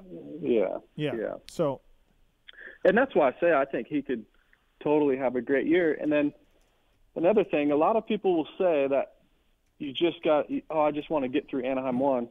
I was always opposite. I want to come out swinging, and especially with lately, like the past 5 or 6 years, I think I won, a handful of Anaheim 1 heat races because of that. I wanted to come out firing. My nerves weren't quite as heavy because I had been racing the past couple months. So a guy like Christian or a guy like Malcolm could easily come out and win Anaheim 1 if they don't have the nerves. That's the biggest thing. Yeah. Is you got to control your nerves. But if you can, I think a lot of guys just want to get through it. Where I would hit it head on and be like, all right, if 5 guys just want to get through it, that's 5 guys that I've already got beat if I come out really swinging. And Ken, that's one of the reasons why I feel like he's been so successful is he's so confident. He deals with nerves like we all do, but he believes in himself so much that he's like, it's just another day. It's Anaheim 1. Yeah, big deal. I'll put on my suit and you guys can talk about the hype, and I'll come work you guys, Well, look at Barsha won 3 times in a row. Last year, Ken won. Coop got second. Anaheim 1 traditionally is a wacko race that we can't come on next Monday, JT's in studio, and start making proclamations about the series off Anaheim 1. It is a different race. So, lots. I also think, though, Steve, it's a huge race for a guy like Cooper or, guys that really need to come out early. AC, if those guys can come out firing early, I mean, that's going to be massive because if they come out and struggle right away, like it's just going to take a while because Tomac, Sexton, Anderson, most likely Ken, like they're fine, right? They're going to win at some point. You can pretty much count on it. So for a guy like Coop, that if he can come out firing right away, like that's going to be a huge feather in his cap. Before we let you go, 250 talk. Obviously, Jets the favorite, right, Blake? We're in JB. We're all thinking Jets going to win this thing. But let's say he gets injured, or let's say he's not quite on form. We got McAdoo, Faulkner, Hampshire, Kitchen, Styles, Pierce Brown, a guy named Phil Nicoletti. Who we got? Who's next? Who's going to challenge Jet, if anybody? I think RJ will challenge him or corkscrew himself into the ground trying to, and Faulkner, another year for him. He finally got a win last year. So, Blake, I'll start with you. If it's not Jet, who is it? At this point, I think Jet could be his own worst enemy. If anything, unless it's a short series, and you can't really afford to make that big mistake. And there's going to be some good guys he's going up against for sure. But I think at this point he's just one level up above the rest of them, and I don't know. As long as he keeps it on two wheels, he's going to be really tough to beat. But you didn't answer my question. What's that? Who? If he gets beat, or if he tweaks an ankle, a donut falls on him, something. Who's the next guy? Who's the list again? Faulkner, McAdoo, Kitchen, Hampshire, Stiles, Robertson, Pierce Brown, Voland, some guy named Nicoletti.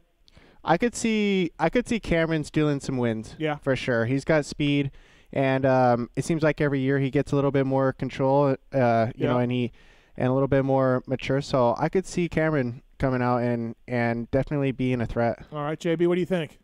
Well, Blake's a smart man. I don't think anybody touches Cameron. I don't think anybody touches McAdoo, Steve. I don't think Jet can touch him. Oh, wow. Oh, okay. How many West Coast rounds are there? I don't know, 8 but or 9? yeah, I think McAdoo probably wins all 8 or 9. If you're asking me. All right. Strong. Okay, goddamn. All right. Strong. I'm just kidding. Obviously, I'm biased, but yeah. No. When I seen that Mitch put Cameron and Faulkner on the West to battle Jet, and then is RJ confirmed West? He's for sure. Yeah. All right. I love that because there's only a few guys that aren't really intimidated by Jet. Look, he's the favorite, right? I love Jet. I think he's going to go on to do awesome things. Yep. He's so fun to watch ride, as blah, blah, blah. We've all said it. But if there's a few guys that aren't intimidated by him and that truly want to beat him, that will race him hard, it's Cameron, Faulkner, and RJ. So I didn't know fully about the RJ thing, but just Cameron and Faulkner. I mean, Cameron's beat him before. The race at Indy, a lot of people might forget that, but that was straight up with Jet the whole race. I mean, straight up passed him back, and it was legit. It was really, really legit. So I think those 3 guys could potentially get up there and beat him. Now, for a championship, I don't know, but I like those matchups. I really do. And obviously Mitch is a smart guy, and whether those 2 were the most prepared at the track or not, it lined up to be great to go battle head-to-head. I gotta think it'll be fun to watch. I gotta think if Shimoda was okay to go, Mitch is like, you know what? He's buddies with these guys. We've seen the Lawrence brothers kind of smash Joe around, right? And Joe's really good. And I think that's a smart move to not put Joe on Jet's coast. Yeah. Yeah. So because him and Hunter aren't as tight as him and Jet, right? No. And they've got a little beef from Paul. I don't know if there's still beef, but right. That's what I was thinking too. Look, if I'm Shimoda, I'm teeing Hunter up at some point. There's some unfinished business. For sure. That was greasy. Yeah. Yeah. Yeah, it was. And hey, so whatever. That's how it works. And I don't think Hunter would be too mad as long as Joe keeps it semi. Yeah. All right. So So JB, you're coming out this weekend? Yep. Yeah, okay. I'm coming out Thursday, and excited for it. It'll be a fun weekend. Yeah, awesome, man. Well, I'm sure we'll see you there. Thanks for the time tonight. Always love bench racing with you for sure. Fly Racing, of course, still supporting you, and Renthal as well, bringing you on the show. So, thanks, JB. Awesome. Thanks, guys. See you. Take care, JB. All right, that's Justin Brayton, everybody. He's such a smart guy. He's well spoken and he's really smart. Like, I love talking to Justin about racing. Oh, definitely. He's a lot of fun to just hang out with in general. He's always pretty calm and cool, and I really like the way JB thinks. He's very I don't know, precise with everything, and everything is thought out.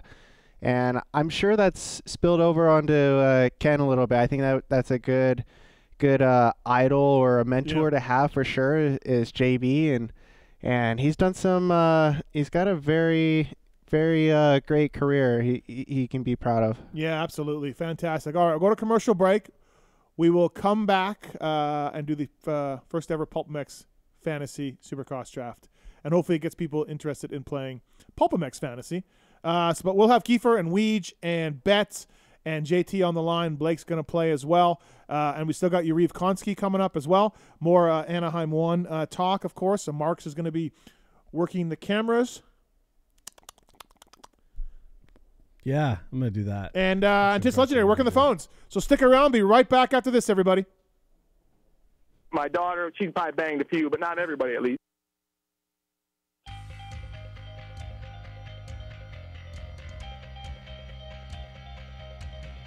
At motorsport.com, our ride started in 1999 with a commitment to making your next ride your best ride. We take pride in having a huge selection of gear, accessories, and OEM parts for moto, street, off-road, ATV, and UTV. Riding is what connects us and makes us a family. From the track to the trail, tarmac to open roads, we're all connected because we ride. And that's what motorsport.com is all about. We've got your back. Our unrivaled and dedicated team of gearheads are willing to go that extra mile. No gimmicks, just high-quality parts, the best customer service in the industry, and free shipping on all orders over $79. Our passion at motorsport.com is to ensure your next ride is your best ride. This is our invitation to you, from riders for riders. Visit us at motorsport.com.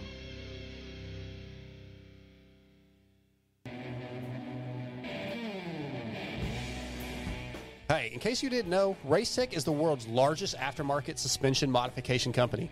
All Racetech products include award-winning gold valves and settings are 100% guaranteed and made right here in the US of A. Racetech also offers state-of-the-art precision engine services and parts to all engine builders. The staff has over 65 years of championship-winning experience. It's so good that many of the top privateer teams such as SGB Honda, Team Solitaire Nuclear Blast Yamaha, and Motul AJE Gas, as well as Jerry Robin, Kevin Morans, and many more, choose Racetech for their superior performance, reliability, and their customer service. Hey guys, what's up? My name's Kate Clayson, and I choose Racetech because I love their desire to strive for perfection. I think we all know that perfection isn't possible, but getting to perfection is always the goal, and I think that is something that both myself and Racetech have always worked towards, and I think they can help you get there too. Hey guys, this is Alex Ray. I use Racetech components in my SGB suspension and also the Racetech engine. The reason I like it is just because the engine's super reliable, tons of torque, and also on the suspension side, it just gives it that plush, nice feeling. Hey, it's your boys over at Team Solitaire. If you don't run Racetech, here's what you do. Put your hands behind your back and run your face into a f***ing wall. Racetech.com. What's up, guys? This is Kevin Morans, and I choose Racetech because of their convenience of having Racetech centers all around the United States. Obviously, within my Decker Performance suspension, works really well. They're very high-quality performance products. Definitely check them out. Hey, guys, this is Jerry Robin, and I choose Racetech because the reliable motors, good power, good suspension, and obviously it's great people around, and I've been there for a long time, and they're awesome. Visit Racetech.com and use code PULP22 to save.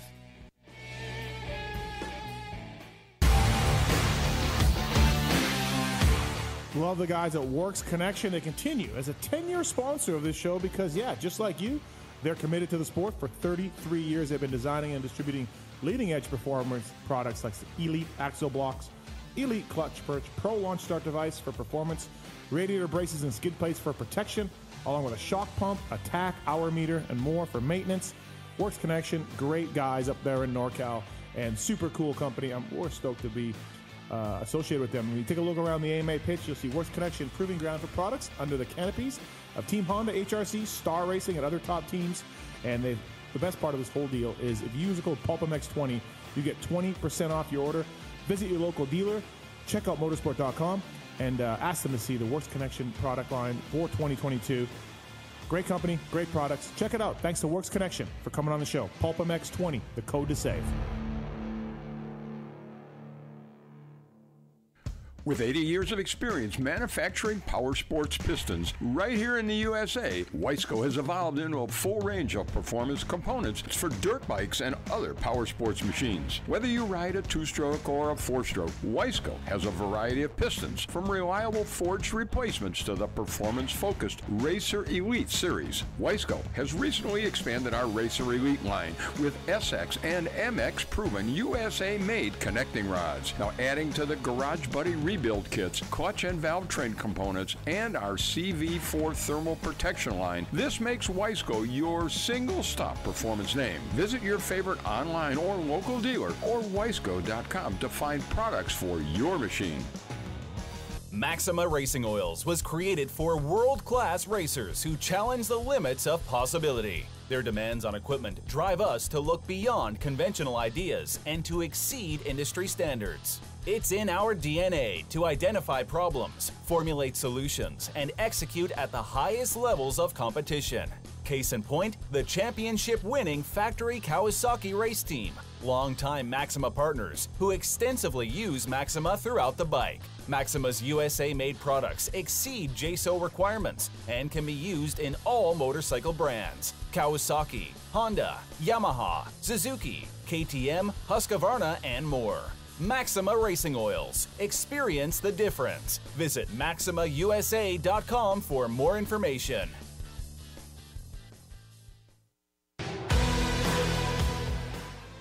In 1990, my dad, Jamie Gregg, started Guts Racing. Guts stands for Gregg's Ultra Trick Seats, because I was just a little kid that wanted a trick seat.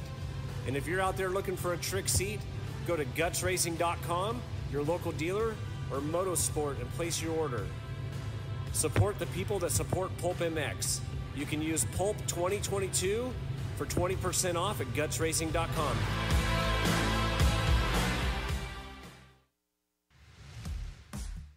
FMF Racing is proud to celebrate over 45 years of fun, building every FMF exhaust right here in the USA. Owner and founder Don Emler may have started FMF Racing in his garage 45 years ago, but Don is still hands-on in our 100,000 square foot state-of-the-art manufacturing facility in Southern California. FMF's goal? Design and manufacture the world's best performance exhausts 100% in the USA under one roof. FMF is a proud sponsor of the Lucas Oil Pro Motocross Championship for over 25 years.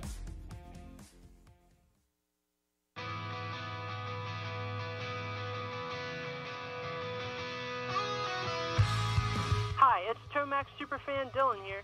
The only thing I love more than seeing Eli win... Whoa, wait, Dylan. Sorry to cut you off like Steve does his callers and guests, but a lot has changed. Similar to your favorite rider being on a new team, the new Michelin Starcross 6 tire range provides significantly improved performance and durability. Designed to win. The new Michelin Starcross 6 tire range offers up to 16% more traction when new and up to 19% more traction when worn in comparison to the previous generation. This means consumers will not only benefit from improved performance on their first few rides, but that this performance increase will continue throughout the extended life of the tire. Michelin is a legendary innovator in motorcycle tire technology, and thanks to Michelin silica technology, the Michelin Starcross 6 tire range provides up to 11% more durability than the previous generation. This means consumers will enjoy the significantly improved performance throughout the increased life of the tire.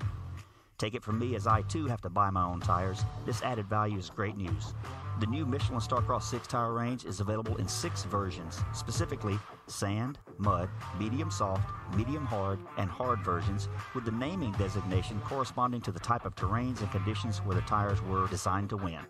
Another innovation is the Michelin adaptive design, with specific positioning of the tread blocks in 3 zones: central, intermediate, and lateral zones, with the single goal to offer exceptional grip for the front tire and exceptional grip, traction, and longevity for the rear. To learn more about the new Michelin Starcross 6 tire line and all the quality products that Michelin offers for motorcycle segments that Steve cares nothing about, visit michelinman.com/motorcycle, and then visit your local dealer or online retailer to choose Michelin product to maximize your riding experiences. Also, make sure to follow at Michelin Motorcycle on Instagram and Facebook.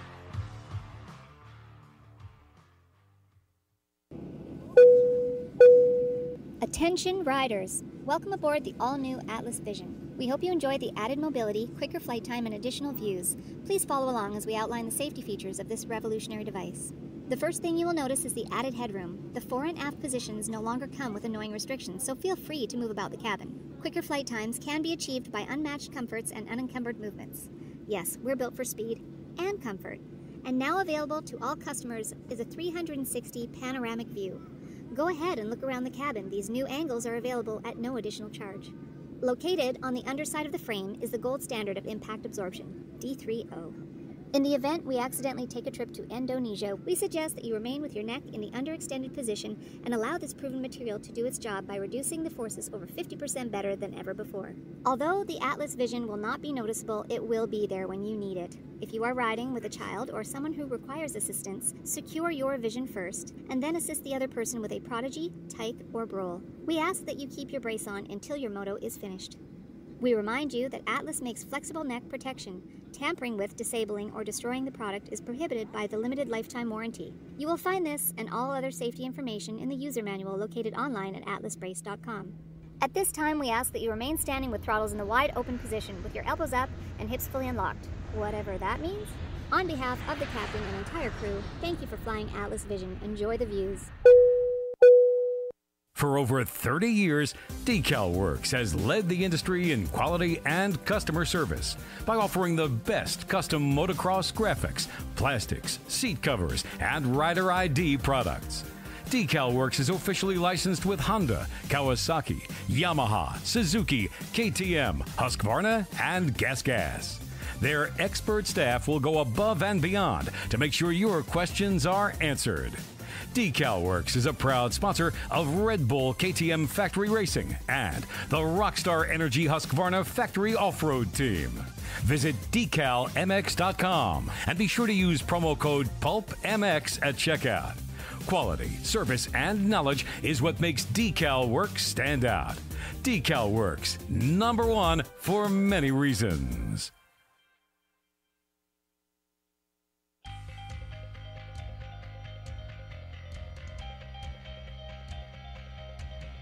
At motorsport.com, our ride started in 1999 with a commitment to making your next ride your best ride. We take pride in having a huge selection of gear, accessories, and OEM parts for moto, street, off-road, ATV, and UTV. Riding is what connects us and makes us a family. From the track to the trail, tarmac to open roads, we're all connected because we ride. And that's what motorsport.com is all about. We've got your back. Our unrivaled and dedicated team of gearheads are willing to go that extra mile. No gimmicks, just high quality parts, the best customer service in the industry, and free shipping on all orders over $79. Our passion at motorsport.com is to ensure your next ride is your best ride. This is our invitation to you, from riders for riders. Visit us at motorsport.com. Maxima Racing Oils was created for world-class racers who challenge the limits of possibility. Their demands on equipment drive us to look beyond conventional ideas and to exceed industry standards. It's in our DNA to identify problems, formulate solutions, and execute at the highest levels of competition. Case in point, the championship-winning factory Kawasaki race team, longtime Maxima partners who extensively use Maxima throughout the bike. Maxima's USA-made products exceed JSO requirements and can be used in all motorcycle brands: Kawasaki, Honda, Yamaha, Suzuki, KTM, Husqvarna, and more. Maxima Racing Oils. Experience the difference. Visit MaximaUSA.com for more information.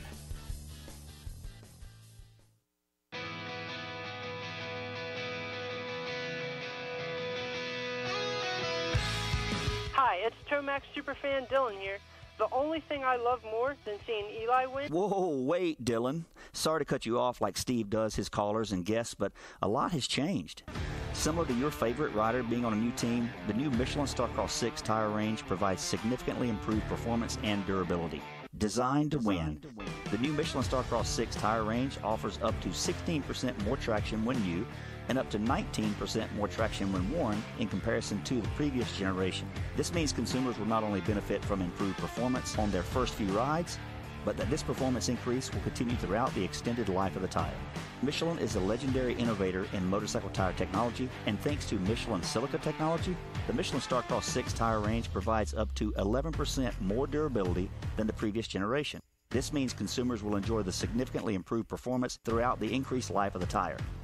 Take it from me, as I too have to buy my own tires, this added value is great news. The new Michelin Starcross 6 tire range is available in 6 versions, specifically sand, mud, medium soft, medium hard, and hard versions, with the naming designation corresponding to the type of terrains and conditions where the tires were designed to win.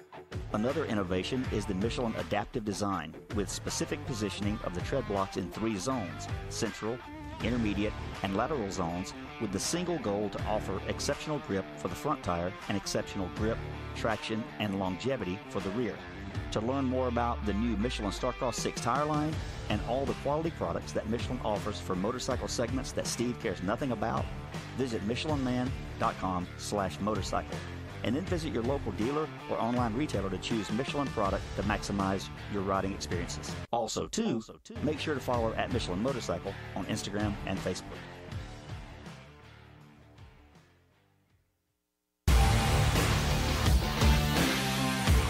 Love the guys at Works Connection. They continue as a 10-year sponsor of this show because, just like you, they're committed to the sport. For 33 years, they've been designing and distributing leading-edge performance products like Elite Axle Blocks, Elite Clutch Perch, Pro Launch Start Device for performance, radiator braces and skid plates for protection, along with a shock pump, a tack, hour meter, and more for maintenance. Works Connection, great guys up there in NorCal, and super cool company. We're stoked to be associated with them. When you take a look around the AMA pitch, you'll see Works Connection proving ground for products under the canopies of Team Honda, HRC, Star Racing, and other top teams. And the best part of this whole deal is if you use the code PulpMX20, you get 20% off your order. Visit your local dealer, check out motorsport.com, and ask them to see the Works Connection product line for 2022. Great company, great products. Check it out. Thanks to Works Connection for coming on the show. PulpMX20, the code to save.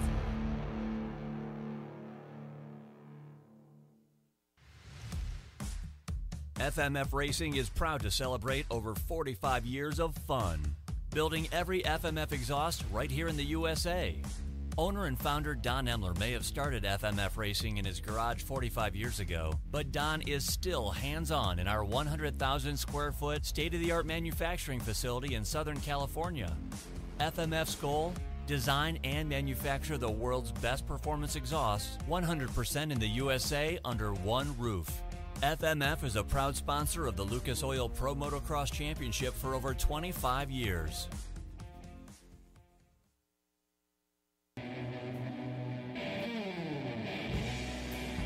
Hey, in case you didn't know, Racetech is the world's largest aftermarket suspension modification company. All Racetech products include award-winning gold valves and settings are 100% guaranteed and made right here in the US of A. Racetech also offers state-of-the-art precision engine services and parts to all engine builders.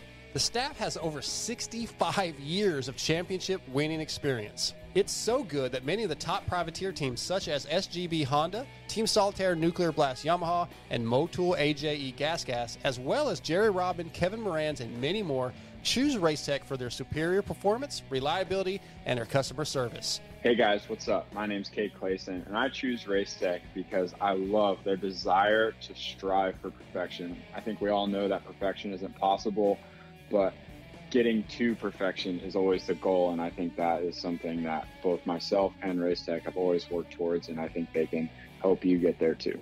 Hey guys, this is Alex Ray. I use Racetech components in my SGD suspension and also the Racetech engine. The reason I like it is just because the engine's super reliable, tons of torque, and also on the suspension side, it just gives it that plush, nice feeling. Hey, it's your boys over at Team Solitaire. If you don't run Racetech, here's what you do. Put your hands behind your back and run your face into a f***ing wall. Racetech.com. What's up, guys? This is Kevin Moranz, and I choose Racetech because of their convenience of having Racetech centers all around the United States. Obviously, within my Decker Performance suspension, works really well. They're very high-quality performance products. Definitely check them out. Hey, guys, this is Jerry Robin, and I choose Racetech because the reliable motors, good power, good suspension, and obviously it's great people around, and I've been there for a long time, and they're awesome. Visit Racetech.com and use code PULP22 to save. With 80 years of experience manufacturing power sports pistons right here in the USA, Wiseco has evolved into a full range of performance components for dirt bikes and other power sports machines. Whether you ride a 2-stroke or a 4-stroke, Wiseco has a variety of pistons, from reliable forged replacements to the performance-focused Racer Elite series. Wiseco has recently expanded our Racer Elite line with SX and MX proven USA-made connecting rods. Now adding to the Garage Buddy rebuild kits, clutch and valve train components, and our CV4 thermal protection line, this makes Wiseco your single-stop performance name. Visit your favorite online or local dealer or wiseco.com to find products for your machine. For over 30 years, Decal Works has led the industry in quality and customer service by offering the best custom motocross graphics, plastics, seat covers, and rider ID products. Decal Works is officially licensed with Honda, Kawasaki, Yamaha, Suzuki, KTM, Husqvarna, and GasGas. Their expert staff will go above and beyond to make sure your questions are answered. Decal Works is a proud sponsor of Red Bull KTM Factory Racing and the Rockstar Energy Husqvarna Factory Off-Road Team. Visit decalmx.com and be sure to use promo code PulpMX at checkout. Quality, service, and knowledge is what makes Decal Works stand out. Decal Works, #1 for many reasons.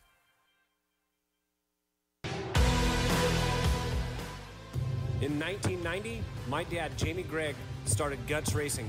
Guts stands for Greg's Ultra Trick Seats, because I was just a little kid that wanted a trick seat. And if you're out there looking for a trick seat, go to gutsracing.com, your local dealer, or Motosport, and place your order. Support the people that support PulpMX. You can use Pulp 2022 for 20% off at gutsracing.com.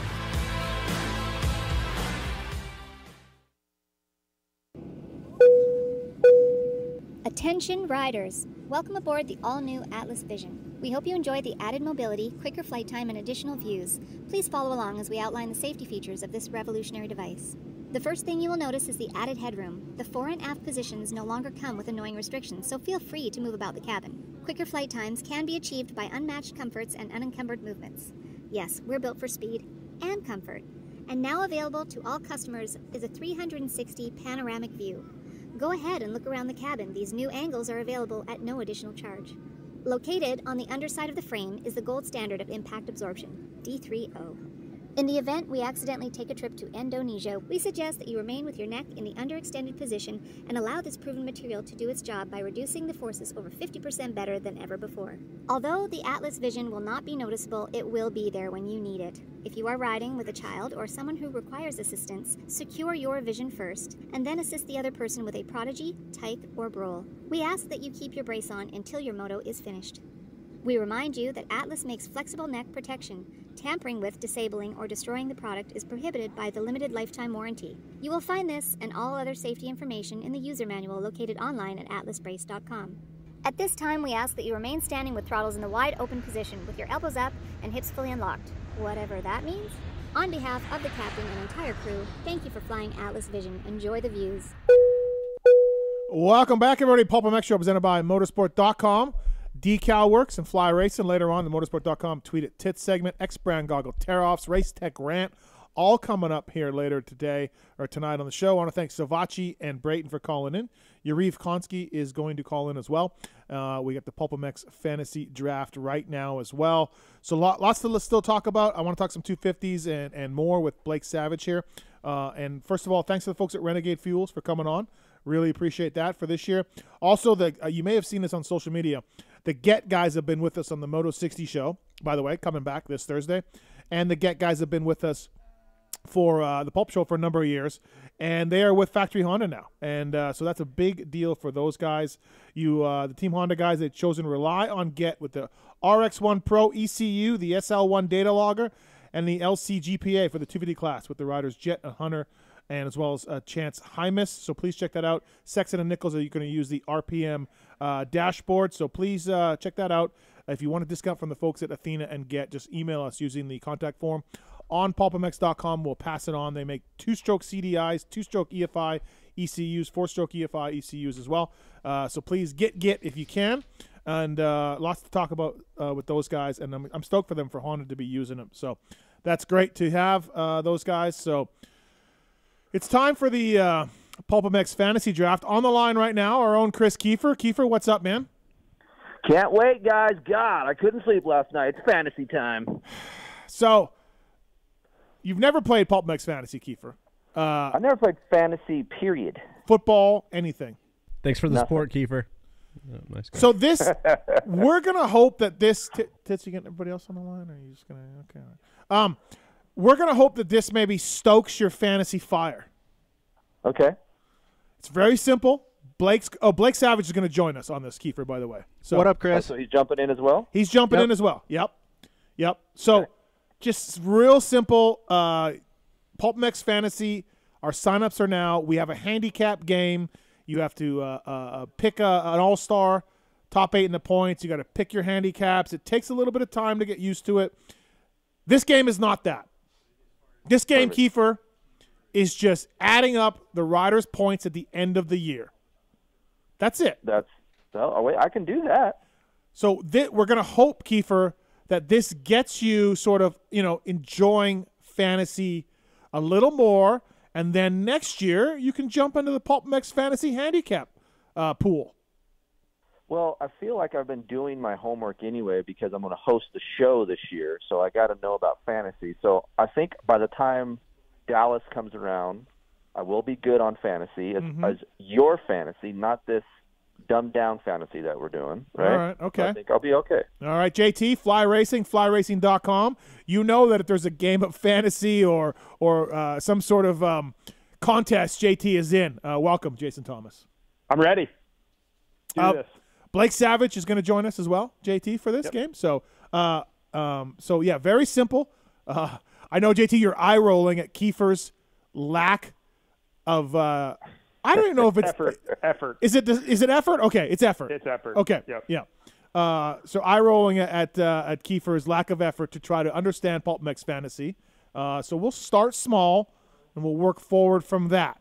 Also on the line here, he is the captain of Team Perfect 10, Jason Wygant. What's up, Weege? Oh, boy. I've been doing some research, digging deep into the DMs and the Instagrams and the Twitters, the TikToks, to go deeper into the draft analysis than anyone else here so I can win this sucker. Okay. All right. Fair enough. By the way, JT, captain of Team Industry Seating. Chris Kiefer, captain of Team Home Life. Blake Savage, the captain of Team Savage, which I said, if your last name is Savage, that's an awesome last name. Yeah. That's a great name. Shoot. I just We're want to done. be on the record as I have not been in anybody's DMs in preparation of this draft. Okay. Well, sometimes you got to do the dirty work. By the way, Weege, condolences on JB10 not being on the line at Anaheim 1. So we just had him on, and I hope you're going to be okay this Saturday. Well, I'm going to need your help. Troll Train will not be there either. You got through this with Timmy, so I'm hoping in Anaheim you will be there in case the emotions – well, I shouldn't say in case. I know it's going to happen. But in case the emotions get the best of me, will you be my shoulder to cry? Can you help me get through this? I will. I'll give you all the tips. The next man to join us, I am really interested in looking forward to his picks tonight on the show.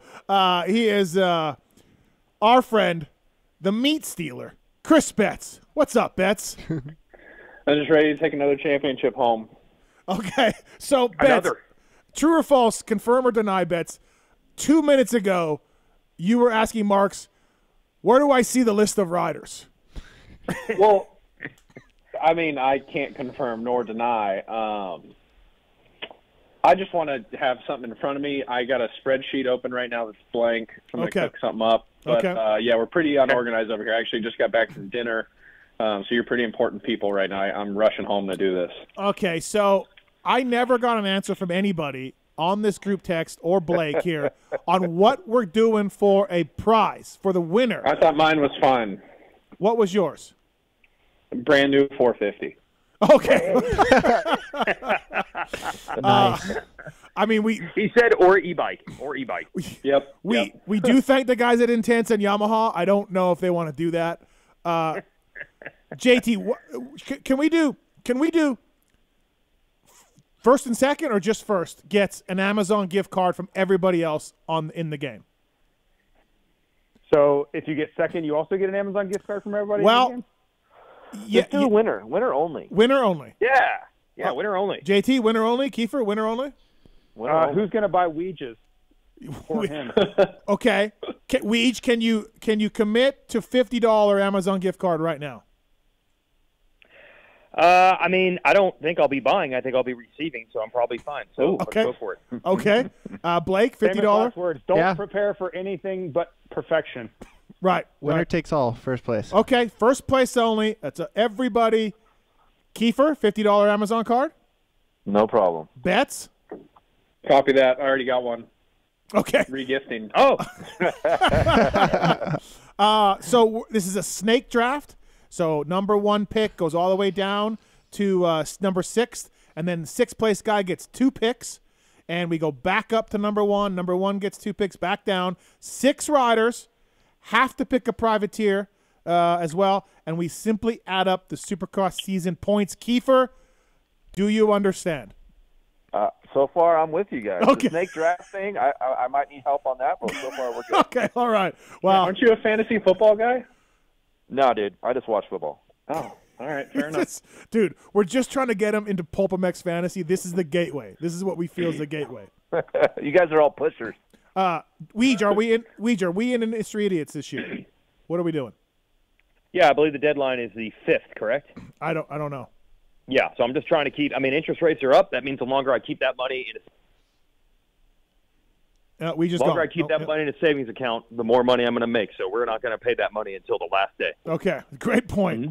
Okay, Marks. One more rule on this. By the way, let's tell the fans, this is a 450 fantasy draft only, correct? Correct. Only 450 riders. Yes. So you want, ideally, like I was telling Blake, like someone like Barsha, who generally stays injury-free, races all 17 rounds, is a great pick.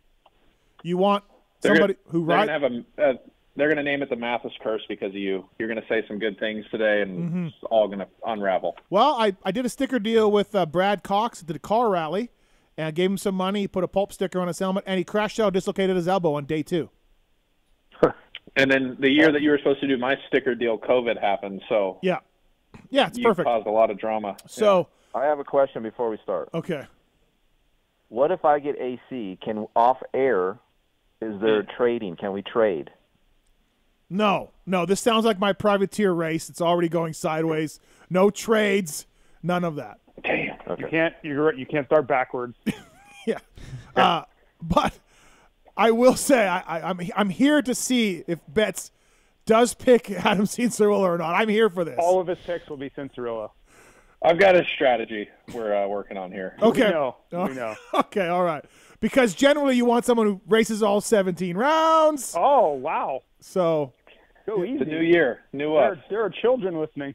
Okay. Marks, you have your little fancy randomizer thing. You put all our names into your program. Yeah. And you are going to give us the draft order. Now, this is for the record. I have not applied any pressure nor provided any enticements for you to make me first pick. No, you have not. Okay. No, he tried. I don't believe it. All right, let's go. Very suspicious to have to say that in the front end. Lawyers are requiring me to. He's holding the Christmas bonus. First round pick? Yep. Blake Savage, number 1 pick. All right. Such bullshit. Dang it, bullshit. Oh, it's already bullshit. Is that an advantage?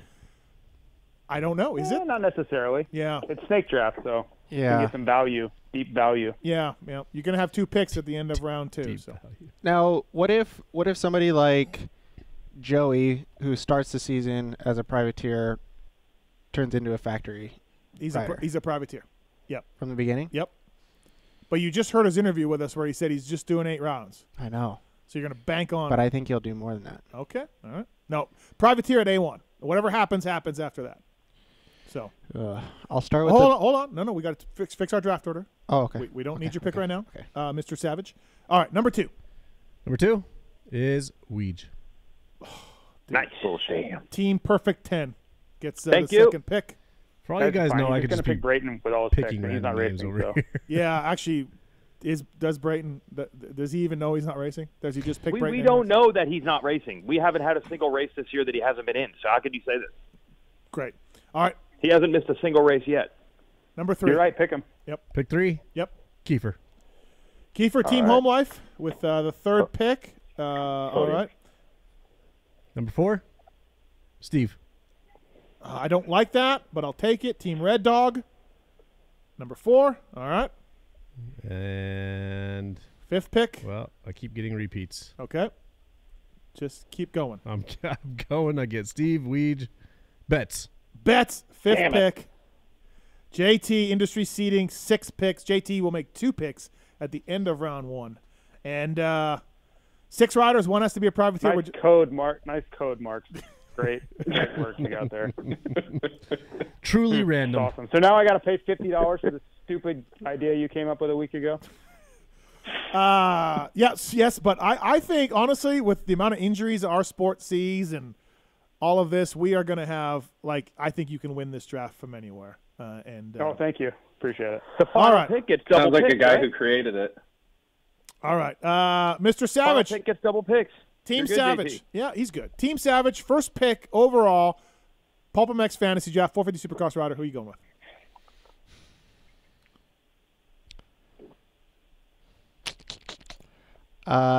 You've had 5 minutes, Blake. Hello. Bro. It's the first pick. I know. I'm not much more prepared than Betts. So. Bueller. Chase Sexton. Sexton. All right. Fair enough. Okay. All right. Number 2, Team Perfect 10. Make your pick. I was 2nd pick, really? Yeah. This is going to take a long time. Did not realize. All right, I'm going to go with Eli Tomac. Tomac, not a bad pick, sir. Thank you. Pretty reliable. Mm-hmm. All right. 3rd pick is Team Home Life. I'm going to stick with my home life theory, like I told you guys on the group text. Cooper Webb. All right. Fair enough. 4th pick, Team Red Dog. That's me. Anderson sometimes gets hurt. Mookie 3rd last year. I'm not going to outthink this one. Not going to outthink it. Jason Anderson. All right. 5th place, Team AC. I've been pretty critical of this guy in the past, and I think this is going to surprise a lot of people, but I'm going to go with Adam. You're going to go with Adam? Okay.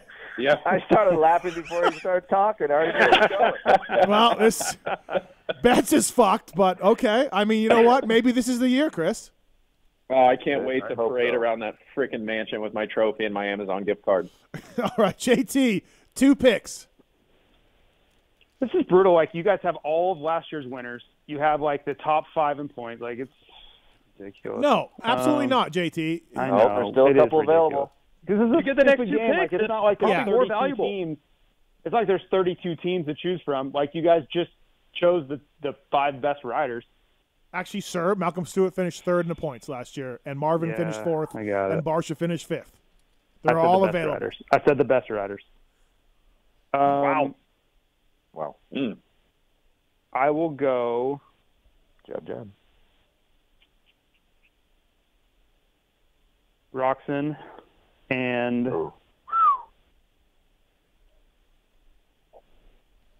I guess Barsha. I don't know. I'm already turned off to the whole game. He's already frazzled. Can I just give you my money now and not pay attention? 'Cause I'm just going to be pissed all year. You're unbelievable, JT. You're fine. You're Right. absolutely fine. Steve, you are the same guy who has texted every single weekend about fantasy football that you got screwed 17 weekends in a row. On the waiver order. The waiver order is And what the I'm draft. Draft, yes, but waiver order is what I'm more upset about. Yes. All right. Back up to Team AC. 2nd pick. With our 2nd pick, we select Malcolm Stewart. All right. Fair enough. And is that Malcolm or James, just for the record? I mean, if you know something I don't, I might change my pick, but for now I'll go with Malcolm. All right. My pick, and again, I'm just going to go with super reliable. Now, if he doesn't get suspended, put me down for Justin Barsha. That was my pick. No. Oh, it was. JT picked Roxon and Barsha. Jesus Christ. Sorry. This is a shit show. All right. No. Okay. No problem. I'm going to go to. Might as well just take him. It's fine. I'm already getting screwed all the way around, so just take him away from me, and then I will have one guy in the first round. Yeah. I'm going to go Enjoy the Ride, Marvin Musquin. Last season, most likely, he's going to bring it on home with steady rides all year long. He finished 4th last year. Thank you, Marvin Musquin. All right. Third pick, Team Home Life. Continuing with the home life theory, we have the Frenchman, Dylan Ferrandis. All right. Fair enough. He has not completed a Supercross season yet in 450 class, but yeah, sure. We will persevere, and we will get it done this year. All right. Second pick, Team Perfect 10. I'm going to go with Aaron Plessinger to be reliable, make all the rounds. I can't believe that there's one guy that no one has picked yet. Unbelievable. Right. I just thought about it. Son of a bitch. No, there's a really good one, but like you can make a case for any of the guys that are ahead of him as well. Ugh, no. All right. No, really? No, not ahead of Ferrandis from Team Home Life. No. Really? All right. Team Savage. 2 picks. 2 picks. Oh, shoot.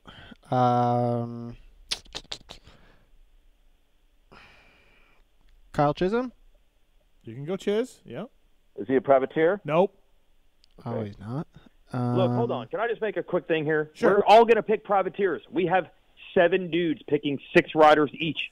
There aren't that many factory riders. The privateer thing's happening automatically. It is happening automatically, but what if there are 30 factory riders? But what if somebody slips through the crack and then you happen to have your 6th pick as a as a factory guy, but you cannot pick him because everyone else has sort of forgot about somebody. Right. So yes, you're right, Weege, but let's just say.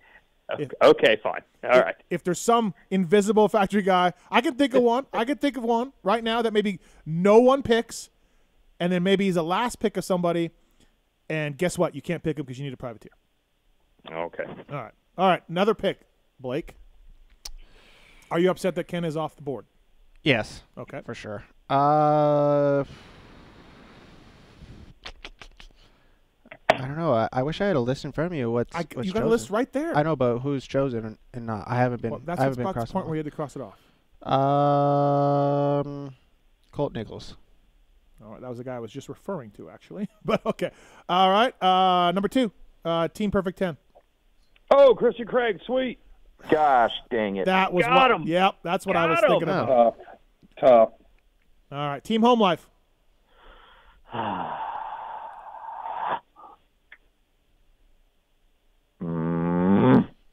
I'm going to go Aaron Plessinger.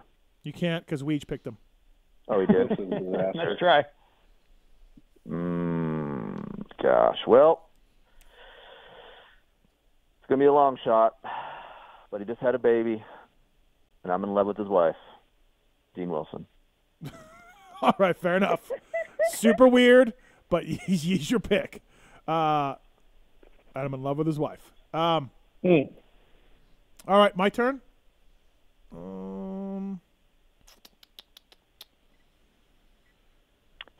Shane McElrath. Just steady Eddie Shane McElrath. All right. We got, hold on. I'm 4. Team AC. Oh, I'm in trouble.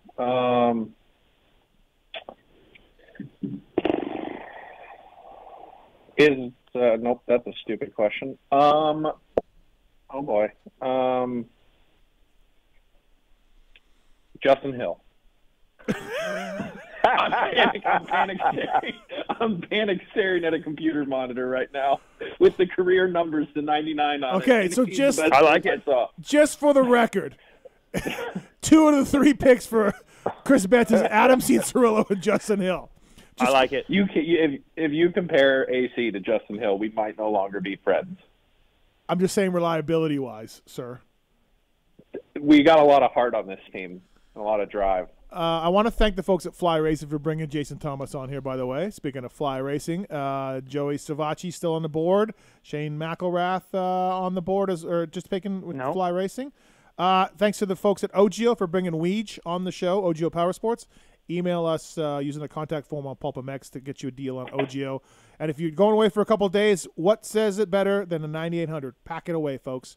and put all your clothes in there for 2 nights. Go ahead and do that. All right. Next up, Jason Thomas, Team Industry Seating with 2 picks. Did Blake take Chisholm? I couldn't figure out what was going on there. Yes, he did. He did take him. Okay. I will go. Man, it's getting dicey here. I will go. Can I just say I want to say something I probably shouldn't. I have some inside knowledge of somebody that's not racing that I feel like people on this call won't know. Yeah, you have to say it then. Not Can racing. you text it in the group text? If you can't say it. No. I think Ryan Brees isn't racing. He's not even on my list. So. Oh well, he finished 17th in points. And Freeze is hurt, he's not on the entry list. Is all I'm going off of. Oh, you're going off entry list. Okay, yeah. I don't think Ryan Brees is racing, so that would be a guy that some of us would look at. FYI, Yeah. but if he shows up, the DMs and wait, I'll just give this to everybody. I slid into the DMs and he confirmed I'm out. No racing, bro. Right. So I will, unlike Steve, I will volunteer that information for the group. I just volunteered it. I said timeout. I should mention this. It took JT begging. No, it didn't take JT begging. All right. He had to beg. All right, JT, 2 picks. Here we go. Okay. Did Blake take Savatgy also? No, nobody's taking Savatgy. Okay. I'll take Savatgy.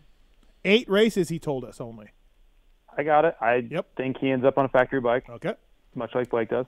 I'll take Savatgy and Benny Bloss. Oh, Bloss was someone I was keeping. Call. I was Good keeping one. Bloss in my back pocket. That's a big dude to be in your back pocket. Yeah. All right. I got a question. We're going back up the draft order, right? Yeah, we're back up. Can we really each have 6 guys? Is that even doable? That'll make the last few picks really entertaining, I feel. Okay. Okay. 4th pick for Team AC. I'll take Bogle. Is he racing? Is he not racing? I think he's racing somewhere. I just don't think Anaheim. Can we get a ruling on this from people? Okay, I'm all for it. Hold on, Marks. Why don't you go ahead and chime in here? Marks. Why am I chiming in? Okay, so Bogle's not racing. Oh, okay. And go for it. Betts just picked him. Give me give him a newbie. Give him another one. Yeah, we didn't turn our pick in on that yet. He didn't we'll take his finger. He didn't take his hand off the piece. Okay. Yeah, we'll take Starling. All That's right. a good pick. Yeah, not a bad pick. All right, back up to me. Ooh,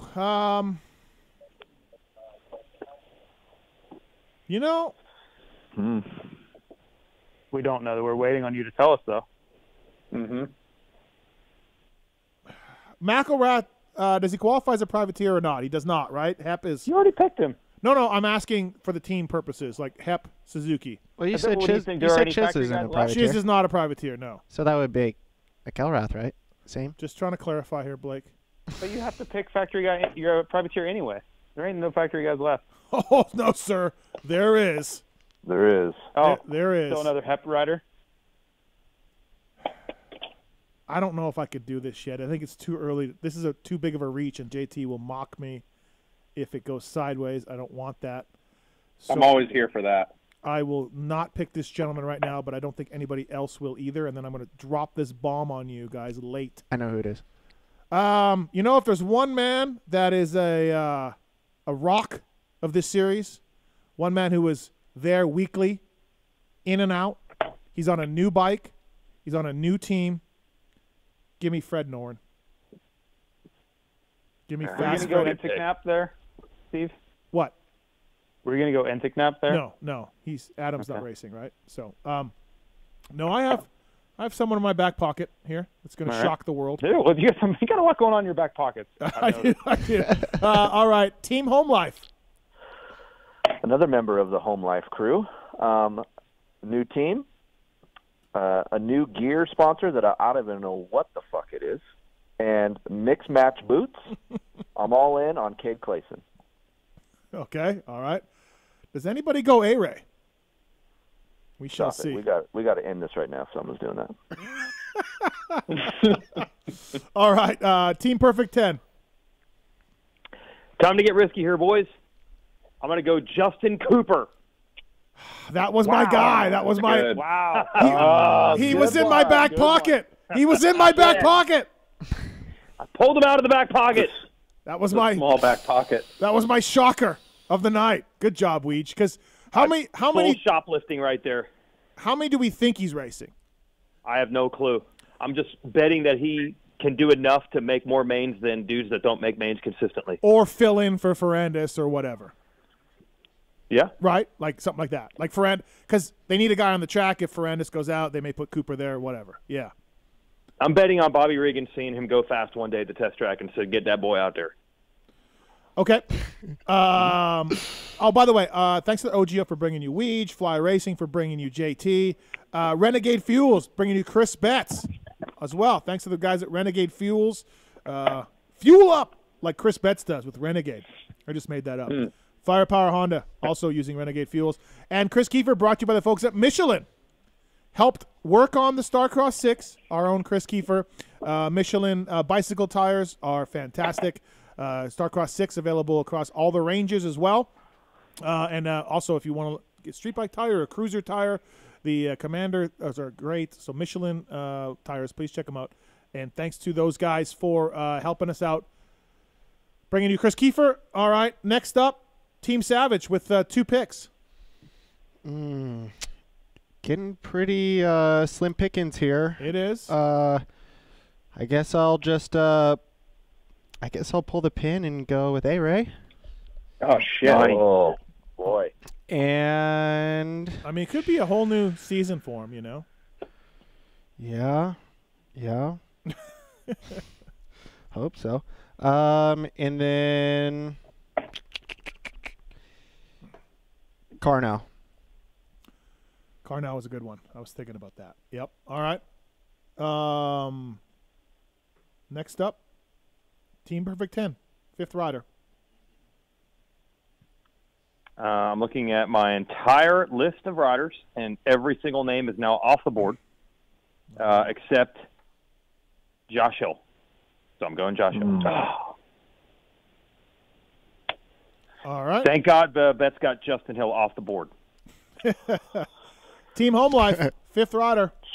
Gosh. So we have 2 more, right? I got one that's going to blow your mind. So I just texted someone, and hold on, I got a text coming in.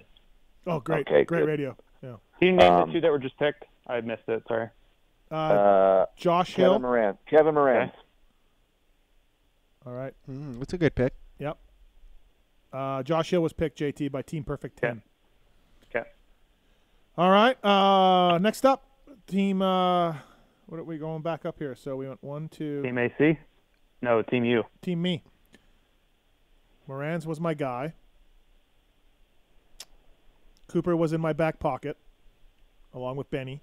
What's Oldenburg's plan? Oldenburg's 250 only. Oh. Yep, 250 only. Does Jet do any 450 Supercross? No. Like later on? Anything? No? Okay. They said no. Right. Who knows? They said no. Does Anstey do any? Does Anstey jump up? You know? I could see that. That's a huge risk to take somebody who's not literally racing. As of right now. Rod Bell's hurt. Marshbanks is hurt, right? Yeah, he's doing 250 Yep. only. Oh, yeah. All right, so let's do this, Joan Cross. Let's do it. We are getting near the bottom here, boys. maybe 5 is better than 6. I don't know. No, this is too late now. 6 is great. Okay. All right, next up, Team AC. Is Grant Harlan taken? No. Nope. Done. Sounds like a winner. I don't know if he's is he racing 450s? He signed up for A1. Can I get 2 picks here now? Hold on. Yes, it's your turn. 2 picks. JT, these are your final 2.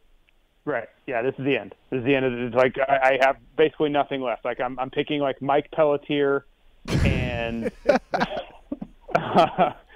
Jeff Canfield. I will go John Short and Logan Carnell. Carnell was already picked, sir. Oh, my bad. Okay. John Short. Yep. And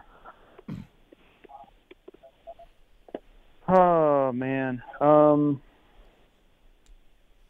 really tough.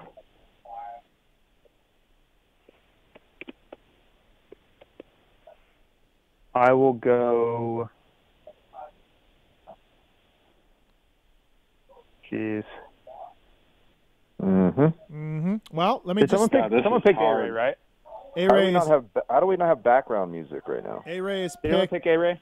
A-Ray is picked. Thanks to Michelin for Chris Kiefer, Renegade for Chris Betts, Fly Racing for Jason Thomas, and OGO Power Sports bringing you Weege Decal Works bringing you Blake Savage here on the show.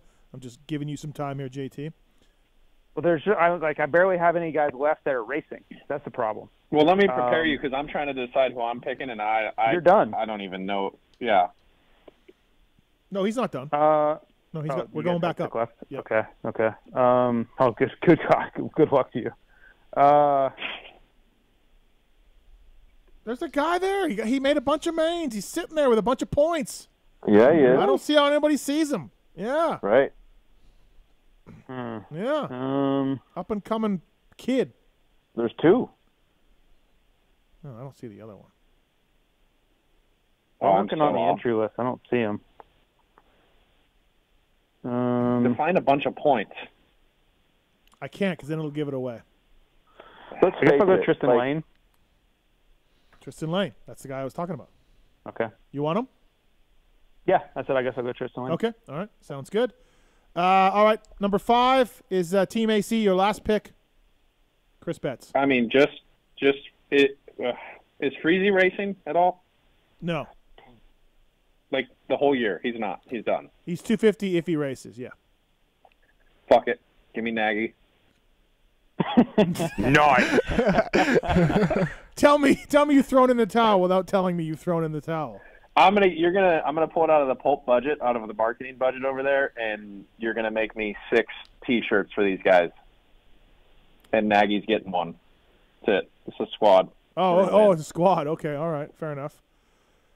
At this point, it's worse than I thought. What about Raper? I mean, he's on the board if that's what you're asking. I'm rolling the dice, and I'm going Max Anstey, and I'm just hoping he fills in on the East Coast, like or that Yarrive just puts him on the East Coast on a 450. Yeah. So I'll go Max Anstey for my final pick. I could end up getting exactly 0 from Mad Max, but Team Home Life, last pick. Let's face it, our 6 riders may not make a main for a long time, right? Mm-hmm. Okay, so Moto Concepts is going racing back east. Yes? No, they're not. Not? No. That's not what I hear. Okay, well then roll the dice there.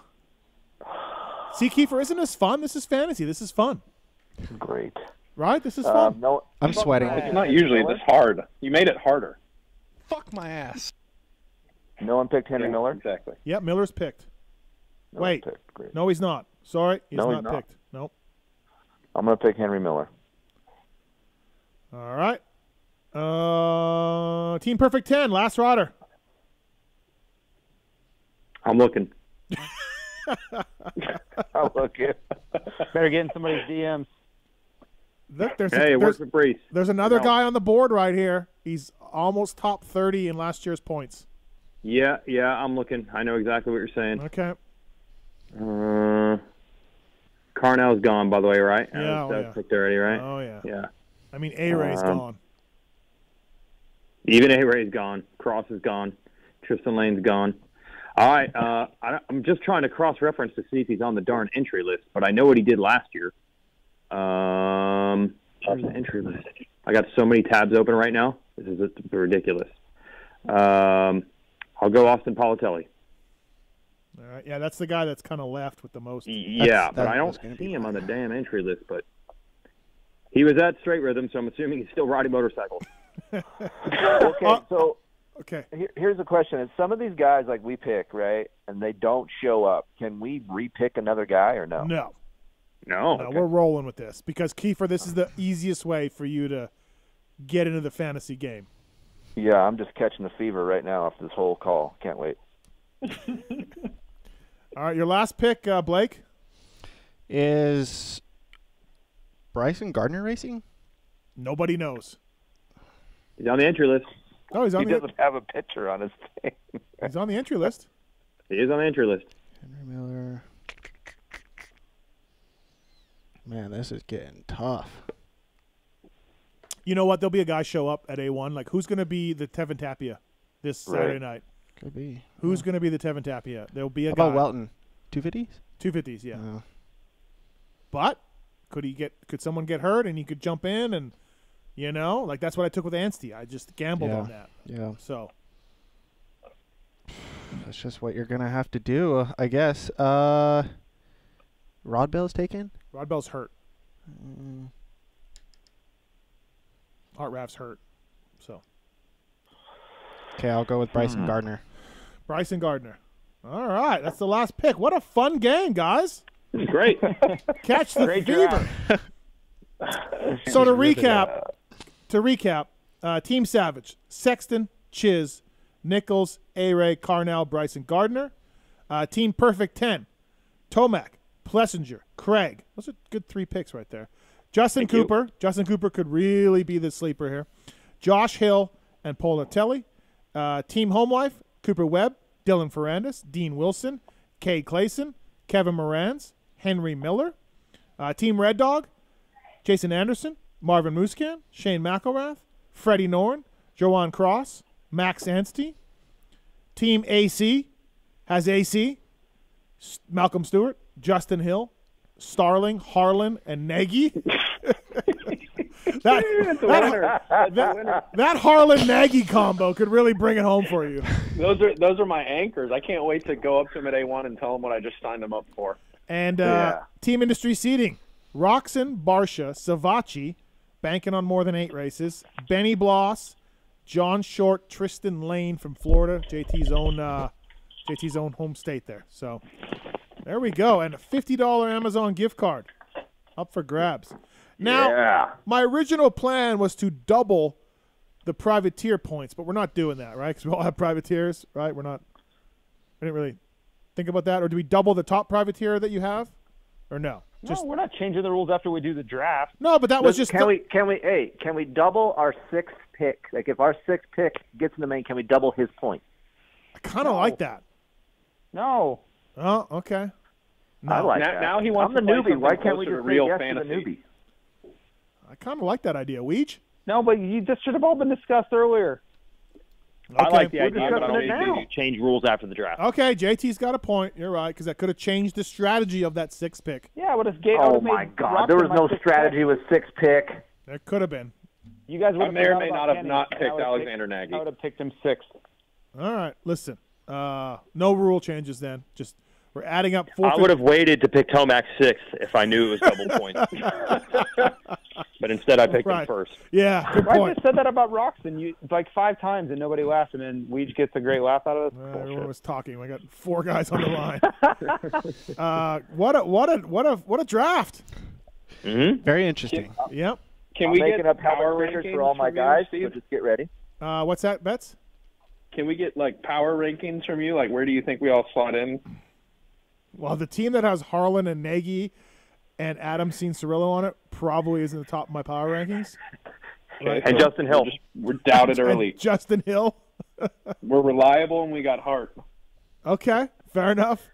Yeah, we'll make some graphics up and put this on social media, and I'll ask my followers who do they think has the strongest team. How about that, Betts? Deal. I just want a fair shot. You're getting a fair shot. Don't worry.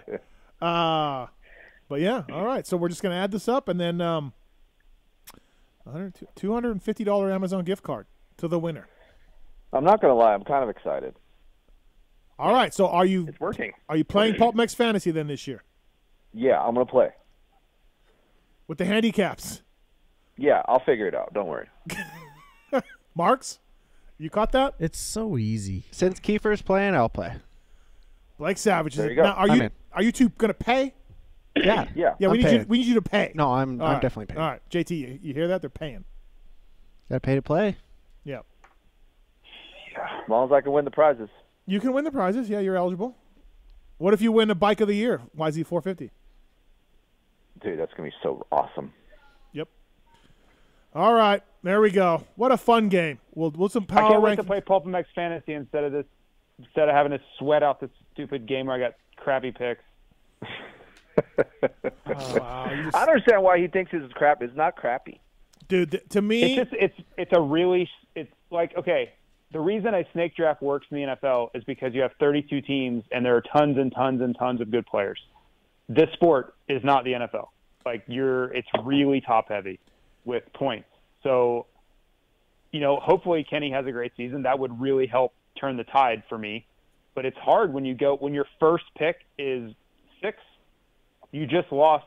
Look at the gap. My point is, look at the gap from first, in points every year to 6th in points. It's over 100 points every year. It's a really hard gap to make up.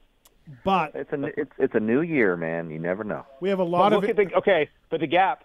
Sorry, the gap from first to 6th. Look at that gap, and then look at the gap from 6 to 12. That gap's going to be a lot tighter. You just can't say that because of injuries in our sport. We have so many injuries in our sport that it could wipe out any of these top dudes in a second, and there's all your points gone. But injuries are a constant for everybody. Me starting in 6th and losing 100-plus points is really hard to overcome, is all I'm saying. But that's assuming that Ken Roczen is the 6th best rider. He could be the 3rd best or the 2nd best or the 1st best. That's who you got. Could be. But you guys didn't pick him, so tell me why. Hey, Steve. No, yeah. JT, you're Steve. Well, yes. Is he like this all the time in fantasy? Yeah, he's very angry.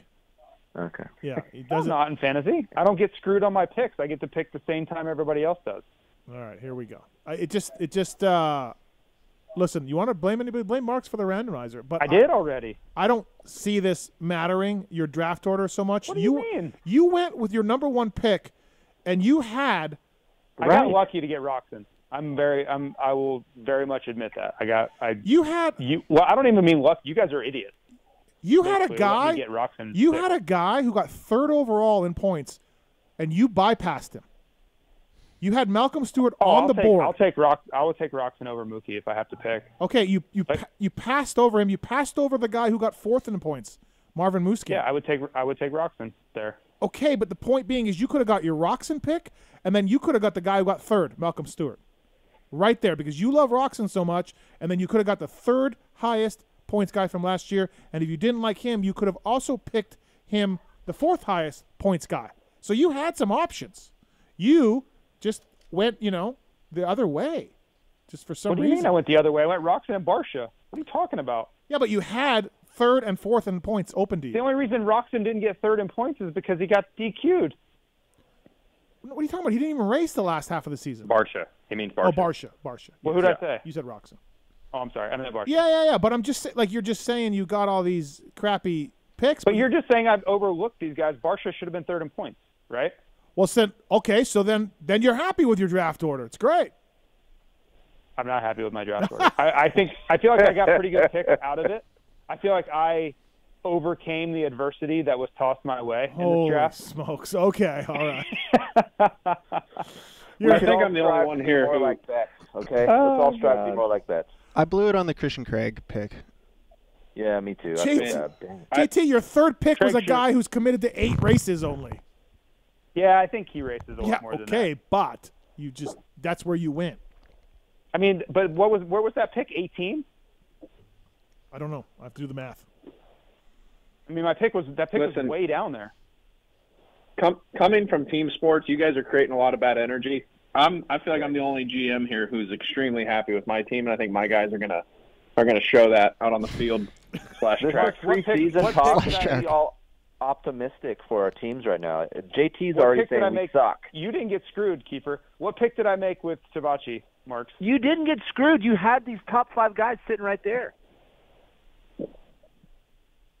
I got screwed in the draft order, Kiefer. You were still fine. You were still fine. Dependent on picks. Does anybody know what pick Savatgy was? Does anybody have him written down? No, nobody wrote anything down. I got him written down. Savatgy's your third pick, so that would have been. I know that. Yeah, so that would have been 1, 2, 3. It would have been 6, 12. 13th pick. Right? Really? Yeah. No, because it goes back the other way. 19th goes pick. back and then comes back. 19th pick. Yeah, I'm good with Savatgy at 19. I'm totally okay with that scenario. Yep. Because I think this is why. Even if he only races 8 races, I think he gets more points than some of the guys that barely qualify. Like he'll have more points than them at over 8 races than a lot of guys. You know. Hey. Yeah, go ahead. Why is Vince is not racing? 250s. No, I just got a text that says Vince is sidelined until further notice. That's not what I was told. I heard that info this morning as well. Oh, okay. Yeah. Last week I heard he was racing. Well, I just got a text 2 seconds ago that says Vince is sidelined. Okay, all right. Until further notice. Seeley, we forgot Seeley. Seeley 450. But how many? I guess more than a few. Maybe about as much as Savatgy. All right. Well, see, we missed Seeley. Good job, everybody. Take Nagy still. You think Seeley races 8 races? Really? I don't. I didn't say that. Yeah, I don't know. I have no idea. We're reaching now. Yeah. Yeah, I wouldn't have picked Seeley. I have no idea what he's doing or where or how or anything. Yeah, but if he rides 4 races and gets 20 points, that puts him ahead of Tristan Lane and Joanne Cross and John Short and A-Ray. Yeah, I just don't even know if he's racing. Like, I have no idea. No, he's definitely racing. Anyway, he's definitely racing. Okay, but I didn't know that. I'm not saying it's not true. I just didn't know that. Right. Weege, you happy with your team? Team Perfect 10? Extremely happy. I was tempted to even put Brayton on as pick number 6. That's how confident I am. You know, Justin Cooper could come back, could be your ace in the hole here. Cooper was a good pick. He was. That's what we do here at Team Perfect 10. Yeah, that was the one I was saying I was going to drop on you guys. Apparently I wasn't the only one who was thinking about that. That was going to be dropped on everybody and blew everybody's minds real shortly. But Blake and I blew it because we didn't pick CC. Yeah, I overlooked that one. Yeah, he should have never gotten that far down. Big time. He's just not on the list right in front of me, so I completely overlooked it. I get it. Well, Team Perfect 10 didn't overlook it. I'm happy. I think the draft order was beautiful. Spear. It's great. Perfect no 10. problem. Skip of the spear. And I'm really banking on Anstey filling in. As of right now, no plans to ride 450s for Max Anstey. I'm really banking on that. I don't know why. I just feel like that. 100% chance that a lot of these pro circuit post-race pulpcasts will be with Team Red Dog. I'm going to go find Freddie Norton every single week and make sure he's okay. All right. Well, Kiefer, look at that. Look how much fun we're going to have this year. I'm stoked. I'm actually stoked. I can't wait to do it. Yeah, you're in. See, you're and you're going to pay for PulpMX Fantasy? Yep. All right. Blake, you're in for PulpMX Fantasy? Yep, I'm in. There we 100%. go. Good times. All right, boys. I'm going to put this on some social graphics. We'll put it up. We'll keep track of it all year long. And, thanks, everybody, for playing. I appreciate it. I will be filing my official protest for the draft code. Fair enough. So everyone knows. Okay, fair enough. We will review it here at Team PulpMX. Marks is on the appeal board. So that's going to go real well for you, JT, I think. Oh, you guys just won't get my Amazon gift card. I can feel it. Oh, can you imagine? Just not – that'd be such a weasel move, JT. That'd be such a weasel move. Well, if I don't get a fair trial, I mean, what do you expect from me? I didn't get one fair trial with Judge Wygant either, and I still accepted his ruling. You didn't give me an Amazon gift card. I didn't, but I didn't accept his ruling, but I admitted it. So, all right. Thanks, boys. I appreciate it. Good times. PulpMX Fantasy Draft. Thanks, guys. See you guys. See ya. See ya. See you, Dave. All See ya. All right. See ya, everybody. That's Chris Kiefer, Chris Betts, Jason Wygant, and everybody. Got a lot on the line, Blake. It's going to be interesting. It's going to make the whole season that much more interesting. We'll see. Absolutely. Hey, speaking of interesting, this is a 2-time caller to our show now. We spoke about this gentleman earlier, Blake, Des Nations champion, national champion, Supercross winner. Mike Radowski. What's up, MK? Oh, boy. How you doing? What's going on, man? Not too much. I had to call in for my family members. This is the 762 crew. Yeah, it is. Yeah, it really is. Yeah, it is. Yeah. All thanks to you, Mike. Yep. Yeah. I had to call in for the Wageman, so now I'm calling for Blake. Yeah, I like it. Not too often we get legends of the sport calling into the show. So yeah, I appreciate it. I know. I was legend. kind of getting ready for bed pretty soon because I got to work tomorrow. We were talking about you at the beginning of the show, and I was mentioning to Blake because I run 762 because it looks so good on your bike, Mike, and I liked it. And then Blake obviously runs it because he's close personal friends with you. And then I was telling Blake that on our re-raceables, I finally asked you what it was all about, and all you said was, "Yeah, I don't know. The AMA just gave it to me." Yeah, I know. That kind of took some wind out of your sails when I said that, right? I really thought it was like some sort of area code or phone some reason why, because I remember you at Team Green. You were 762 even when you rode Cowies in like 88, right? No, because I was like, I had a bunch of different numbers through, NMA and AMA amateur and stuff. Loretta Lynn's, it was always different numbers. But when I got my AMA license, then it came number 762, what they issued me. Yeah. So, yeah. Look at that. The AMA issuing that got me and Blake lifetime numbers. I know. Well, it did something, right? Yeah, it's still a number Blake that's ran it all through his amateur career, everything, all the time. Yeah. Yeah. It looks good. I was telling Steve there's not a lot of like 3-digit numbers out there to be proud about or that look very good. Yeah. But that one for some reason sticks out for me. It does. Now, it's not the highest one to win a national. Do you know what the highest one to win a national, Mike, is? No. I thought that was it. No. The same year you did it. Same year you won the title, Mike. No, there's only one, and that's me still. No. I meant just win a race, not win a title. Sorry, win a race. 800? Oh, win a race. Yeah. Okay. Yeah. A race. Highest national number to win a race. I don't know who that is. 971. Larry. Oh, Larry Ward. Yeah. Big Bird won in 89 on a Honda. Yeah. He won a race. Yeah. Southwick. And I bet you it was Seattle. Oh, Southwick. No, Southwick. He won Southwick, which I would have never thought Big Bird was much of a Southwick guy, but that year he won it. Yeah. So. Yeah, I think I kind of remember that now. What a year that was. Your full-time rookie year and Bradshaw, and you had the old guard of Kehoe and Holland still in there. And then you had the kids in there. Chicken was in the mix. Chicken won a race near the end of the year. Donnie Schmidt was doing nationals only and was flying. Yeah. Like, dude, that was a stacked class that year. I go watch some of those old ones. It was good. Definitely really, really good racing all the way through the field. Yeah. It was fun to watch as a fan because it was like the kids versus the old guys, right? And you're like, okay, who's going to end up doing this? So, When's the last time you rode, Mike? By the way, say that again. When's the last time you rode? He don't ride. You serious? I don't ride no more. Like that's it? Like you don't go for fun or nothing? No, I don't even go anywhere unless unless it's like the perfect sunny, warm day, not too hot. Yeah. And like it just rained and it's not far from my house and What's pretty cool is I actually got to be teammates with Mike for a couple years and I was number 762 in that time. So when was that? Yeah. For work when stuff? we were doing all the off-road stuff. Yeah, I was racing off-road and it's crazy to say Mike Kudrowski was my teammate at one point. Like people would be like, "What? How does that work?" But yeah. And then you were 762. Yep. Yeah. Yeah, I was like 14 years old, something like that. Yeah. Oh, that's pretty cool. Yeah.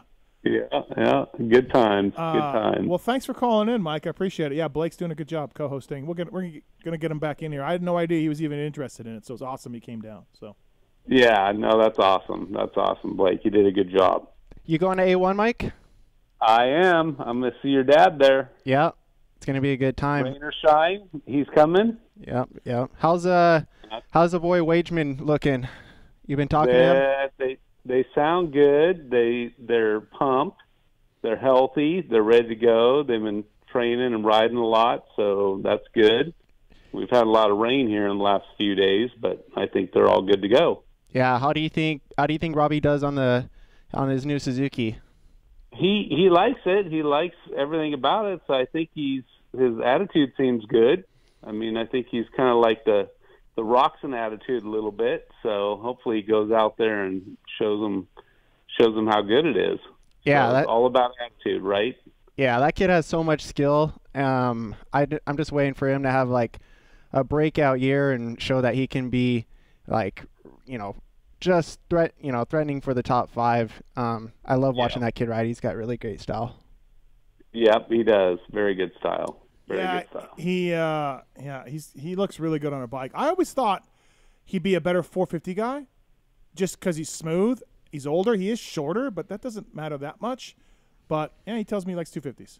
I'm like, he told me that. I'm like, all right, well, you like 250s. All right, go ahead. So, yeah. Yeah, he is really smooth. That's for sure. Yeah, definitely. Cool, Mike. Definitely. Well, thanks for calling in, man. Appreciate it. Okay. We'll see you on Saturday. Okay, we'll Blake. Saturday. Have a good night. All right. You too. See you, MK. Talk to you later. Okay, bye. Mike Krudowski, everybody. Legend. Calling in. Yeah, like we said. Big time legend. Really underrated rider when you talk about the greats of the sport. Yeah. Not many people bring up Mike Krudowski, and they should. How many guys on the line on either class actually do you think know who Mike Krudowski is? Oh, dude. Less than a handful? Oh, yeah, under 5. Yeah. I mean, Ken didn't even know who he was. Yeah, Chiz would know.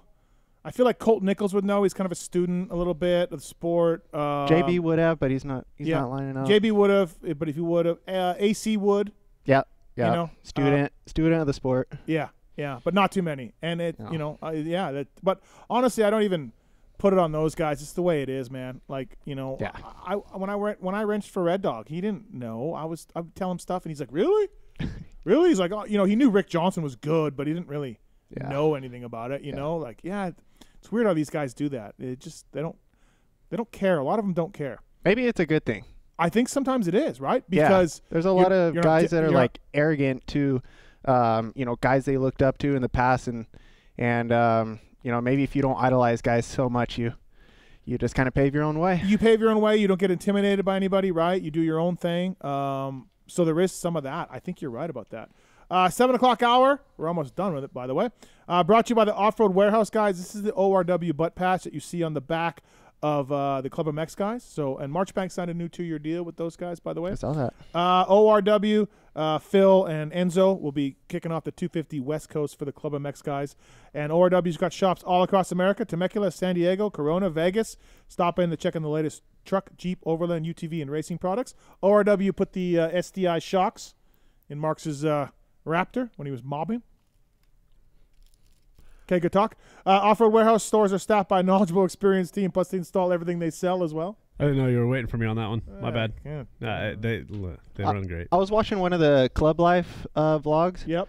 And I was super impressed by like just the whole facility. Yeah. I knew it was already like the guy Brandon or whatever his name. Haas, yeah. I knew he put together a pretty legitimate team, but man, I'm really surprised how good of a job he's done. Yeah, absolutely. Code PulpMX to save at offroadwarehouse.com. The code is PulpMX, offroadwarehouse.com to learn more about that.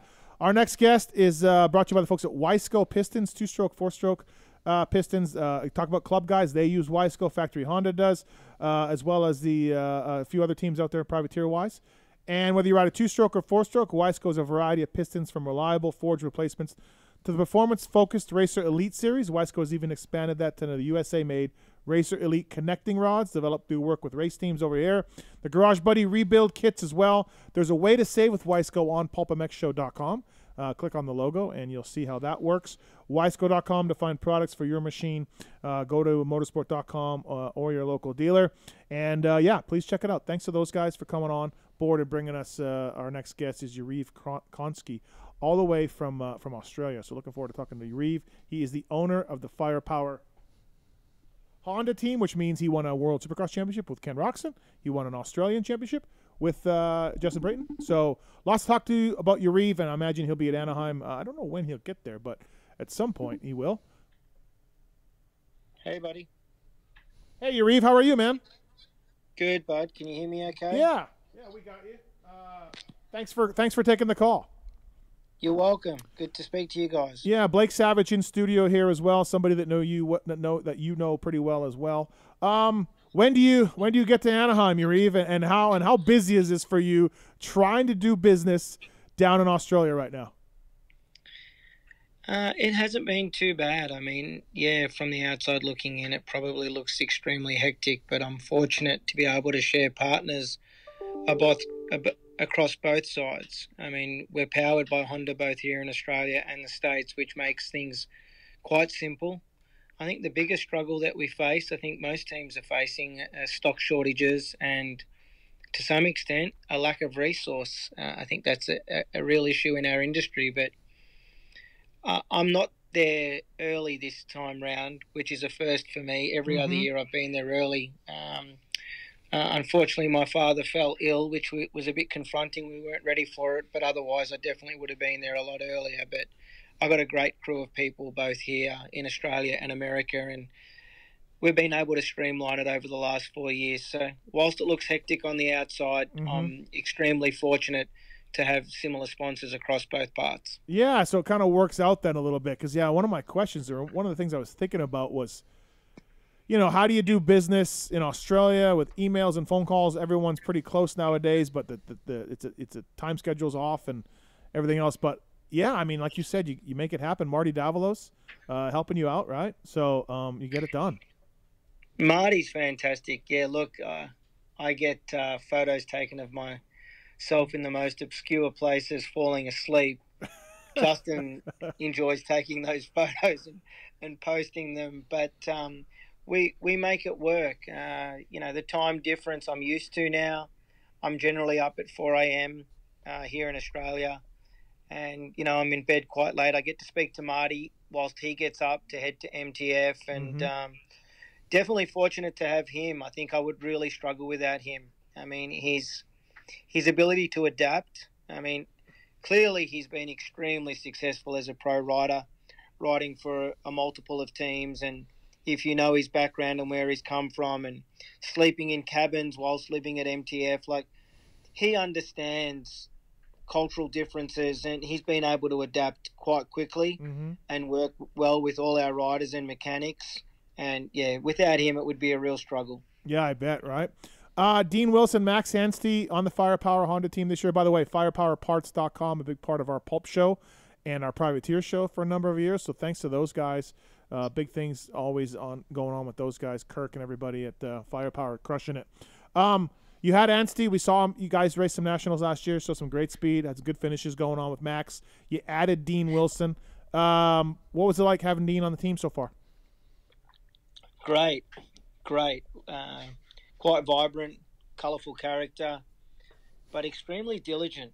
I think that, the very similar to, say, Jason Anderson, where people have this perception that they're laid back or somewhat larrikins in from Dean's perspective, but the complete opposite. His focus and dedication is extremely impressive.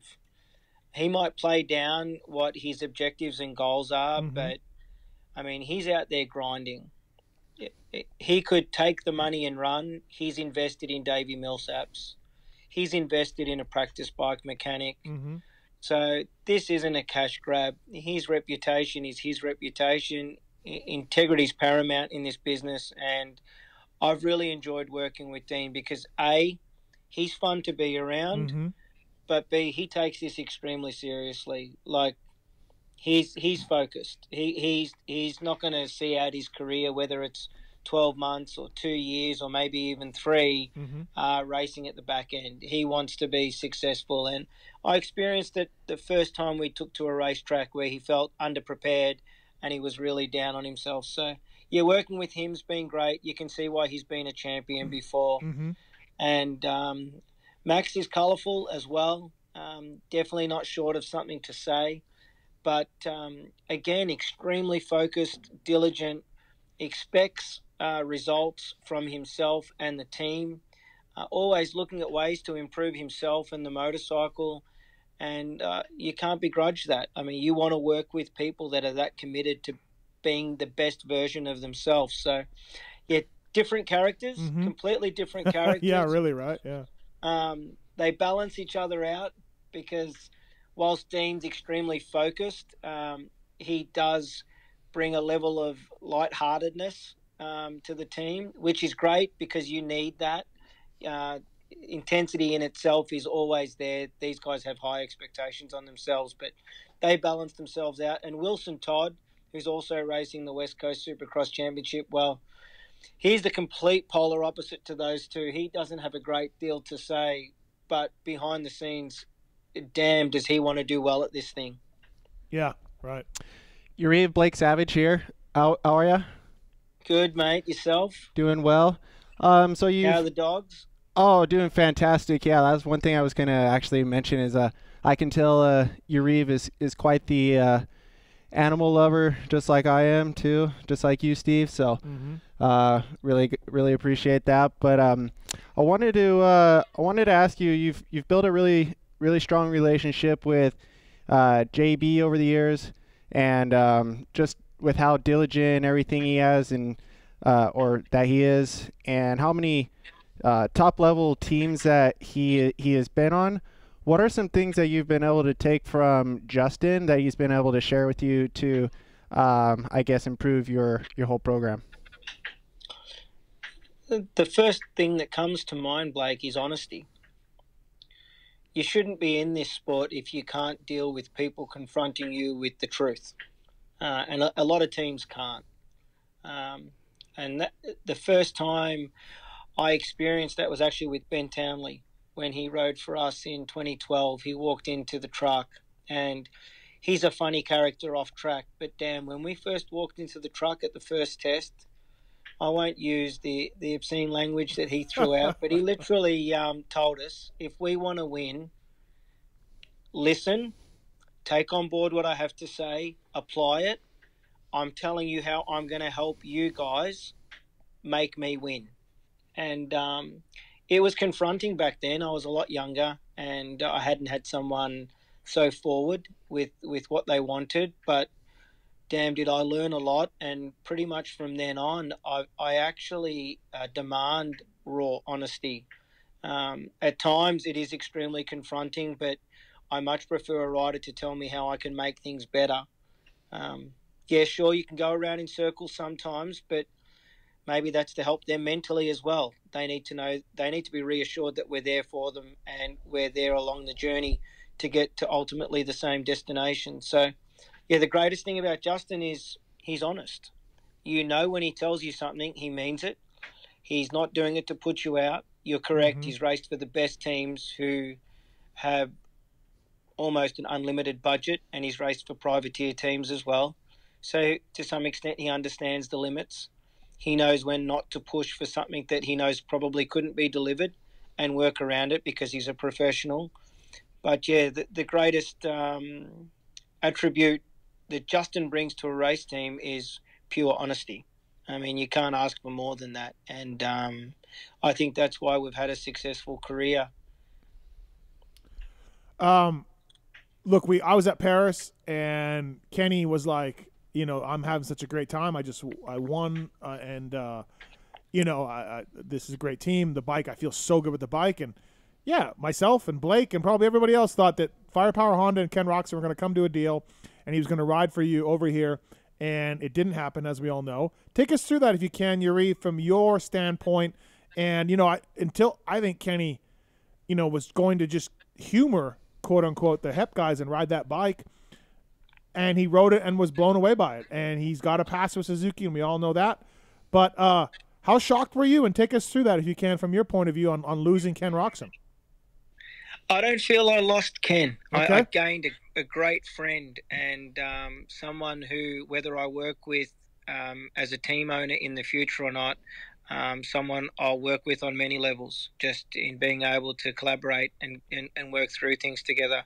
I have certainly experienced something that has taken away certain doubts that I had as a team owner. So, yeah, I don't feel I lost him. And JB will attest to this. I know he will. I told Justin that Ken will like the Suzuki. I said it straight up. We were at Paris, and he's going, you know, I think Ken will lean towards you. And I said, I don't. I feel that he will feel comfortable on the Suzuki, and I think it will be hard for him to make the decision because of the relationship we've created and the success that we've had. But yeah, JB, as I said, he'll attest to the fact that I was the complete opposite. I wasn't shocked. Certainly would have loved to go racing with him. Was excited about what we could potentially do together. But at the same time, I certainly didn't get ahead of myself. I didn't go out to the market to try and sell that it was a sure thing with us, because I had a high level of uncertainty because, you guys watch it. Other than the fact that the HEP team haven't had a caliber of rider of Ken, look back at the history of that Suzuki and, okay, sales don't necessarily translate to its success. But really, tell me a year where that bike has been bad, from RC to Dungey to Stewart. And I know I'm missing on a few people there. I mean, even Davey Millsap says a privateer. I mean, does that thing do anything spectacular? No. Is it a little outdated? Yes. But I felt that team, because it's a very family-orientated team. Dustin's done an amazing job to maintain what he's doing and bring in some outside sponsorship. And some of the people that he's got associated with that team now, that it's a professional program. Kenny's sponsors see that team as a factory program, which obviously helps him with some of his primary personal partners. We were seen as a privateer team. So getting back to your answer, no, I wasn't shocked. I was definitely open to the idea of working with Ken going into 2023, but I'm super excited for him. I think it's fantastic to see Suzuki make a conscious effort to do something at the level they're doing it across Par X and HEP. The more colour in the pits, the better. The more riders being paid, the better.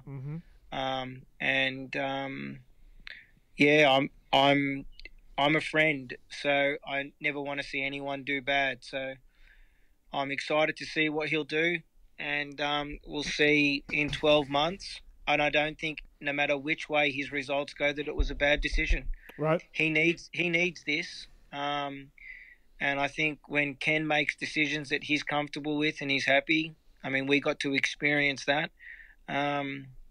He's a phenomenon. He's one of very few that can ride a dirt bike that fast. You've won with JB in Australia a bunch. You've won races with Ken in the world stuff, with Ken in Paris.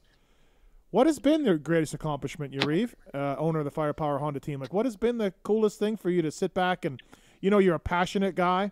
You're, I can tell you wear your heart on your sleeve. Like, what can you look when you look back? What can you believe that you managed to accomplish? I certainly don't feel like I've accomplished everything I want to. So that makes what I've achieved so far hard to really feel like great achievements. I'm being genuine when I say that, especially when you set goals so high. Paris was extremely special. It was one of those events where, being an ex-racer myself, I actually felt like we were all in the zone. Like, me as a team owner, everything worked in harmony. And the greatest thing was when we only finished, and only is the wrong word, I apologize, but I say it in the sense when we didn't win on the Saturday night, no one was worried. No one was like, okay, what did we do wrong? What's going on? What happened to Ken? We actually all went home going, we ticked a lot of boxes today. We know we're in a good position. JB was extraordinary. I know you guys are fans of Justin, but Justin will tell you I have high expectations for him, because I still believe that he's one of the fastest dudes on a dirt bike, period. And on rare occasions like Paris, we see it. Like, that was legit. Yeah. He was faster than Tomac and Ken Roxon. Look, Paris validated everything that I believed. I believed we built a good motorcycle with the guys from Factory Connection. I believe Marty did a phenomenal job with the motor. Justin and Ken rode the motor that we had developed and built. I believed we had great people around us. We had common goals, and the results were fantastic. But, I think there are a lot of things that we achieved this year. We brought last year, Dean Ferris came back and won again following a broken back. That was a great tick for me. That was an emotionally charged weekend because, I know Blake can appreciate to a certain extent. It's very different, obviously, with Blake and Dean. But, Dean laid there thinking he'd never race again. He got back up and was fortunate enough to walk again and win again. And, that was big for all of us. JB, we had a hard time in 21. The mechanical that he had at the Supercross was no fault of Honda. It was a mechanic. We made a mistake as a team. We carry it, but it was a mistake with the way something was put back together. And Justin will tell you that put me into a really dark place. I see too many injuries in this sport to want to ever see those type of accidents happen when you can control them. For him and I to come back and win a 5th straight Supercross championship, the laughs that we had, the anxiety that we faced, and adversity that we faced together with a couple of setbacks during the championship, that was super special. Super, super special. And I'll forever be grateful that we got to do that following the setbacks that we had in 21. But, yeah, I can't dismiss winning Paris against arguably the fastest guy in 2022. Beating Eli there was fantastic. Fantastic for Ken. Like, as a team owner, yeah, it was a great feeling. And I only make up a small amount of what everyone puts in. The biggest part of it is obviously the rider. But to see Ken back on top again and the relationship he and I formed, thanks to Justin, to see him back on top, wow. Well, that's priceless. Yeah, you can't put a figure on that. It was special. You took down Eli, who had won everything. One Cardiff, one Des Nations, one Supercross, one Motocross. He lost one thing all year, and that was to you guys in Paris. So, and I was really impressed with Ken at Cardiff. That came together really quickly, and whilst the results don't show it, he was the fastest guy there. And legit fastest lap times. Like, he pulled the trigger, and some of the things that he was doing and the speed he was carrying and that crash, he found the limit. He pushed the bike to its limit, and, that meant he was comfortable to me. So to me, I went away from Cardiff again feeling as though we achieved some great things because he felt that comfortable he could push the bike like that. So, yeah, great to win Paris. Again, it was we had some great people around us, which was great. The guys from Paris Supercross are phenomenal. The guys from France Honda are fantastic. So, yeah, it was unreal. Yarrive, I follow you off on Instagram, and I can just sense the level of passion that you have for your team and the success that you want for it, and it shows for sure. Ken definitely had nothing but great things to say about you, and everybody felt like home, and I kind of knew that would happen as well when I found out that he was gonna go race for your team, and it just shows a lot in your program that when Ken won Paris and he didn't have any factory parts or anything like that, and he was able to go put in that level of a performance, it just speaks for just what you've created. Thanks, mate. Our sport's unique. Like, it's extremely raw. Like, I've been involved in car racing, and there's a cage around the athlete. They're still athletes, what they endure, but we feel everything that rider's going through. And sure, at the back end, it's business. Like, you need to be organised, prepared. There needs to be structure. I can use all the buzzwords you want from, strategically planning day by day. But at the end of the day, you're there with your rider. when they have a small crash or a big crash, you're sitting there holding your breath. And those that aren't passionate are basically dead inside, as far as I'm concerned. I mean, I can't separate the emotion. I mean, I've raced for a long time, but I can't separate the emotion. Our sport requires so much courage. You can't help but bond with everyone on your team, because we all work diligently in one direction, and it's selfless. So, yeah, I mean, I'm not going to change that. Sometimes people say I'm a little over passionate, or I expose myself and I'm a little bit vulnerable in those situations, but I have no desire to change it. If I change it, I won't be in the sport. Well said, for sure. Weisco Pistons bringing you Yarrive Konsky on the PulpMX show. Yarrive, thoughts on the World Supercross so far? 2 rounds, we saw that. And then the schedule has been up for 2023, six rounds, I believe. Maybe it's 5. How's it going so far? Thoughts on the series in general? And obviously you're supporting it with your team. So how's that going? Yeah, look, World Supercross I still feel has a place. I said it to Weege when he was out in Australia in 2019. He caught me just at the end of AusX Open and said, where do you see the sport going? And back then we didn't know about World Supercross. And I said that the sport, it's time that it goes global. It's time that our riders get remunerated for their worth, and their worth should be equal to what a MotoGP rider is being remunerated for doing. And when you look at the comparisons between, say, what Tomac or Kenny gets paid and Marc Marquez gets paid, you know, we're talking $10 to $12 million difference. Yeah. We're not talking $500,000. So, yeah, there's definitely a place for global supercross.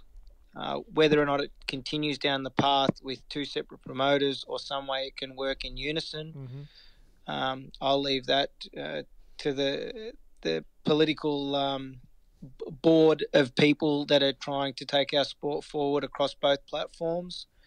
But when you turn up to Cardiff, whether it's 20,000 or 25,000, and the German Supercross has been successful in the past, you know, Tyler Bowers has done well there, Gavin Faith, and it's been successful in its own right.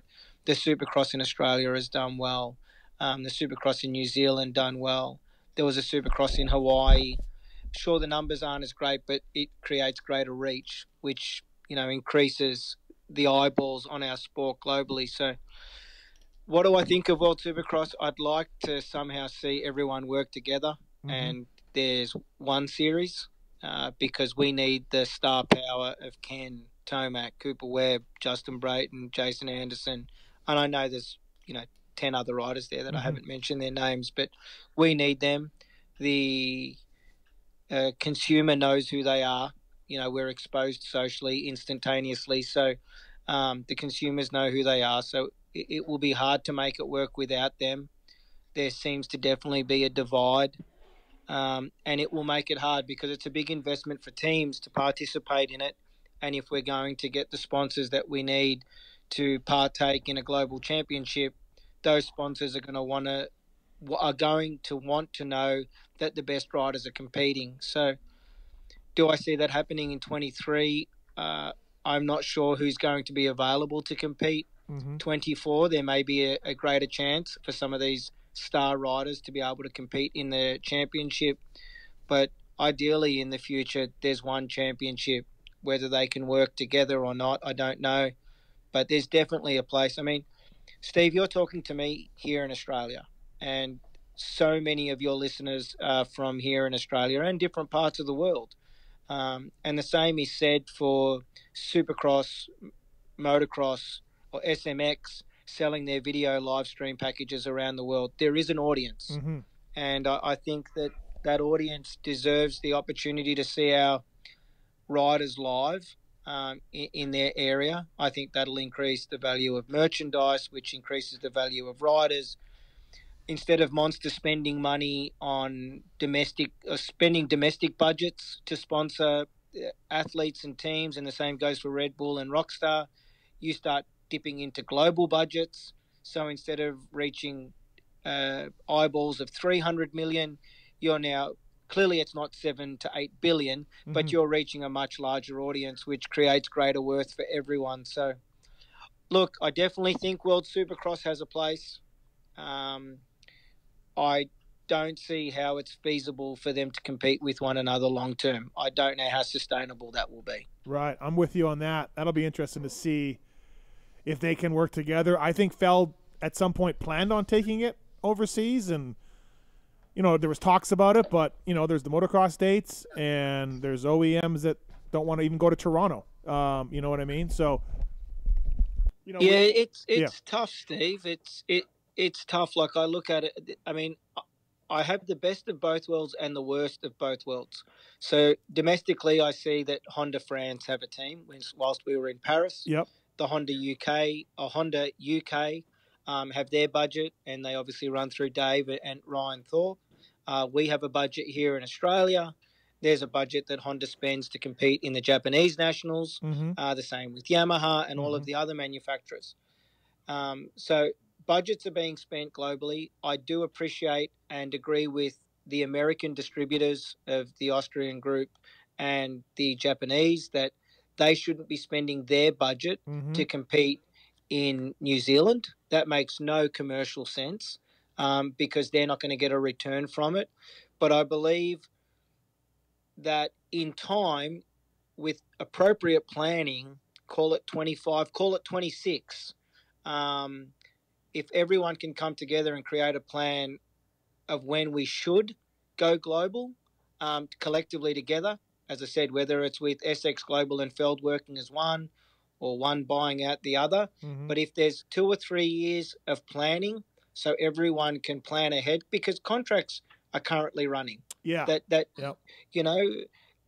are all based around domestic racing and domestic budgets. So no one's going to start pulling millions. We're not talking about 10 or 15 grand. No one's going to start pulling millions to compete globally. But if we can plan appropriately and work together, I think the sport will be better if it's a global series, with the primary base being in America, like with MotoGP and Formula One, primary bases are Europe.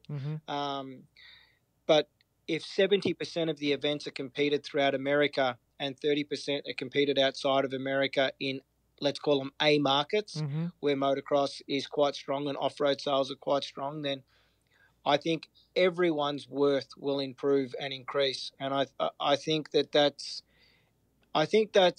extremely important long-term when you look at, the guys 15th to 20th not necessarily making a salary. If we can really start increasing the value of the sport and get a greater number of eyeballs on it, everyone's value is going to increase. Yeah, I tend to agree with you, Yarrive. I've never seen the promoters over here in Supercross and Motocross and the teams be more united over here in that they don't want anything to do with World Supercross. Like, it is, they have their backs up, right? And I'm perplexed because where was this level of cooperation when our sport we could really have used it for all those years? They're united against, something that can help our sport. It's bizarre to me a little bit, but yeah, maybe it's just new and they're scared. Whilst I'm supporting World Supercross, I'm not going to be biased. I'm going to be extremely open-minded and transparent. I think that the greatest issue that we're currently facing was the timing. I mean, I speak to different distributors in America and some of the wholesalers, and they weren't necessarily against it, because when you really think about it, when you break it down, and I hate the word contradiction, but it brings so many things to surface. All of these manufacturers didn't have an issue with Cooper Webb or Marvin Musquin or Eli Tomac, or in the past, Jet Lawrence came to Australia. All of these manufacturers have allowed their riders to compete in selected international races. I think the current problem that surfaced is an actual championship came up that would compete against the current championship, which could potentially cause confusion. without enough time for everyone to be prepared Mm-hmm. in a market where, let's be quite frank with one another, because you're a media outlet that requires commercial spend, but it's a market that has stock shortages, cannot complete dealer orders in a timely manner, which is a great thing, but also a bad thing. And yet people are asking for more money to reach the same consumer. Mm-hmm. It didn't make sense. But again, I truly believe that if we want our sport to continue to grow in such a competitive sporting sphere, Mm-hmm. and I'm talking all sports, then we need to unite and create a long-term plan. There is a reason why, and don't get me wrong, I appreciate a soccer ball is $50, not $15,000. But there are many sports that globally have united and have a global united front, and the participation improves. The number of people watching those sport improves. The value of that sport improves. The return to all of these teams improve. There is a real issue, an underlying issue, and I certainly don't want to be one causing controversy, but Mm-hmm. tell me a team, Steve, World Supercross, domestic Supercross in America, tell me a team non-factory that's making a return on their investment. I would say Peyton might be the only one, Pro Circuit. But his business is structured around his race team. So he could arguably say that racing built his business. Yes, he could. Yeah, but when it comes to But Mike I agree with Genova, what you're saying. Mike Genova He is or a Coy, privateer team. Yeah. He's a privateer team that Yeah. has stood the test of time. But then you talk about NASCAR teams or Formula One teams or MotoGP teams or IndyCar teams, and most of those teams are providing dividends to Mm-hmm. owners or investors. Yep, absolutely. Our sport needs to work together somehow to provide a greater return for the people making the sport really happen, and that's the riders and teams. I don't have all the answers, buddy. I don't have the answers, but there's, and every man and his dog has sat around with an idea or two, and ideas are like arseholes. Everyone has one, but the truth is something needs to change because a greater return needs to come to everyone involved. This $10 million in the purse is going to help, and I applaud those guys for doing it. But in the end of the day, we know what Feld bought Supercross for from the old owners, and they didn't pay that money. I think it was $316 million for Monster Trucks and Supercross, and the majority of that is Monster Trucks. But they didn't pay that money because the series wasn't profitable.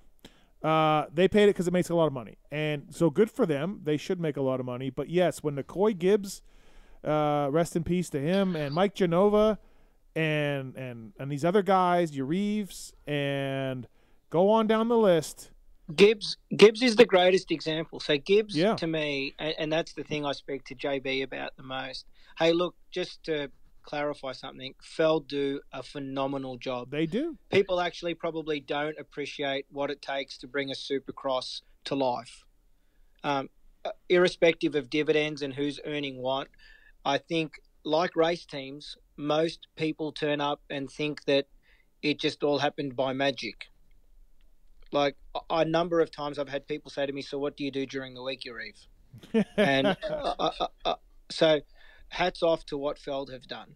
Like, it's not an easy sport, and there are highs and lows, and particularly with sponsorships and the weather. So, I don't begrudge them making money, and I don't begrudge them making a decent return on their investment because it can very quickly go away. So, but yeah, I used to say to JB, if Gibbs can't make it work with his network, and Carey Hart and Ricky Carmichael can't get a return to justify their time, investment, and risk, we have a problem. Oh, yeah, absolutely. Yeah, I've been saying that for a long time. Yeah, I agree.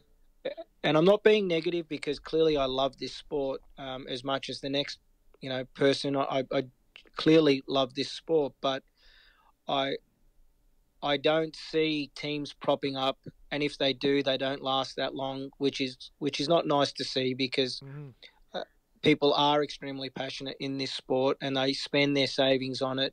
But yeah, when I look at Gibbs and what he did, and it was sensational. I remember seeing his outfit at Vegas, the 2 trailers, the effort that he put in, how clinical everything looked. And I sat there and I used to think to myself, how is this guy not pulling a couple of $1 million from doing what he does with his network? And I look at the reach, and it's still straight up again, credit to Feld. When you look at the numbers, you look at the volume of people, the traffic going through the pits, in the crowd, when you look at the analytics of the television, because I look at all of those things, as I said, there is a real business at the back end.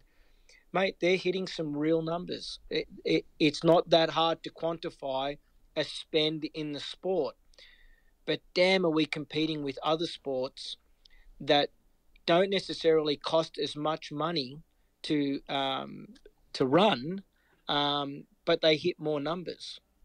So the cost that we require to sponsor a race team is by far and large arguably too high for the number of people we're reaching, and a company's better off spending $2 million on a radio advertising campaign, or a TV advertising campaign, or a social media campaign, than it is giving a team $2 to $3 million. And that's the thing that we face at the moment. So, hey, look, I know I talk about World Supercross and the coming together of both championships. I think it's also important that we look at how we can utilize the tangible assets that Feld do give us to try and get a greater return, because our sport does hit a large number of people, even in America. 2 things that Feld can do immediately to help everybody, that if they want to raise all the boats, raise the tide and raise all the boats, let the teams do the merch from the races and remove the competing sponsorship stuff that they make agreements with their sponsors. Like, do that. That's super easy. I work in supercars. It's identical to your NASCAR. Identical. Mm-hmm. Each team owns a license, somewhat similar to MotoGP and even World Supercross. Each of those teams get a dividend. Those supercars itself in Australia deals with a lot of government agencies and tourism boards and gets good grants, but they are allowed to do merchandising. Mm-hmm. I will admit straight up, and again, I hope I don't get crucified by this, because Sean and Mike at Feld have been nothing but welcoming and actually fantastic to deal with. But I can't understand why we can't merchandise. No, I don't. I don't understand why we can't merchandise, even if we have to pay a royalty to Feld for the space, which I appreciate, because it will detract from their sales. I get that, but why on earth aren't we merchandising not only our race team but our riders? It's going to lift awareness. Mm-hmm. I agree. It's going to provide a greater return for all teams, for sponsors to be able to activate in the pits, and I think that that's a necessity. And I again will say I'm surprised that the manufacturers as a group haven't come together and forced that issue, because the brands, look at the brands behind this team. A Monster Energy Yamaha t-shirt, it will sell. A Honda shirt, it will sell. A Red Bull KTM shirt will sell. Like, people are associated to those brands. They want a t-shirt. Yep. And the return on that, the margin on those items is good. Mm-hmm. And that return in itself will be able to put more money back into race teams, but also something that these teams can leverage when they speak to sponsors. And I definitely like to see that happen. I'd like to see the teams activate more in the pits, or be able to activate more. Be easy to do. And there'd be more accessibility. And those things, you're right, Steve, 100% are easy to implement. And it will lift the sport, not just the teams. It will lift the sport. Yep, I agree. On a much more serious note, though, so we just had a fantasy draft here, and I picked Max Anstey because I'm banking on Yarrive that he rides some 450 Supercross. Do you think at any point you guys put Max on a 450 at any point? Yeah, definitely been discussed. What? Quite openly. Yes. What? Yes. Are you kidding me? And yes. Brilliant pick by me. Brilliant pick. We aren't forcing the issue with him. It was only spoken about again a week ago. Okay. And I think he's such a, as I said to you initially when we started talking, he's such a focused athlete that his mind right now is purely on seeing what he can achieve in this 250 class. But yeah, he's obviously raced 450 Supercross. He's raced 450 motocross. He'll tell you that he's won Lommel on a 450. Yeah. And I joke with him about that. But he's clearly capable on a 450. Yeah. We just want to get through these first four races, maybe take 1 or 2 weekends off so he can get some time on the 450. But, yeah, it's definitely not a no. Could be a good pick, Blake. Yeah, you were using your head on that one. Oh, we'll see. And where were you suggesting he was coming, though, Steve?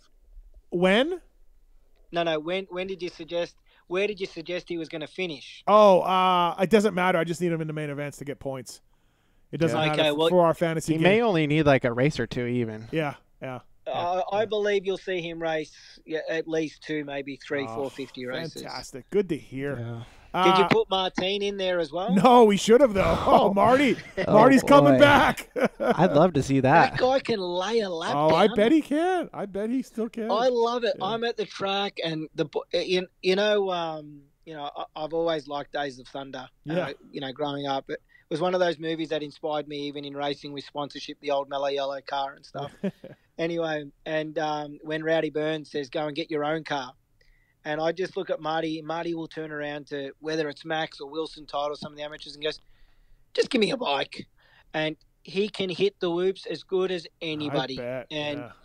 Great whether rider. he's carrying an extra 20 pounds or not, and that helps with stability, he still goes fast. I bet. We used to have this joke with Martine, and he used to always say, "I'm just too old, bud." Like on the road bike rides and at the track, "I'm just too old. I'm 30 now. I'm too old, bud."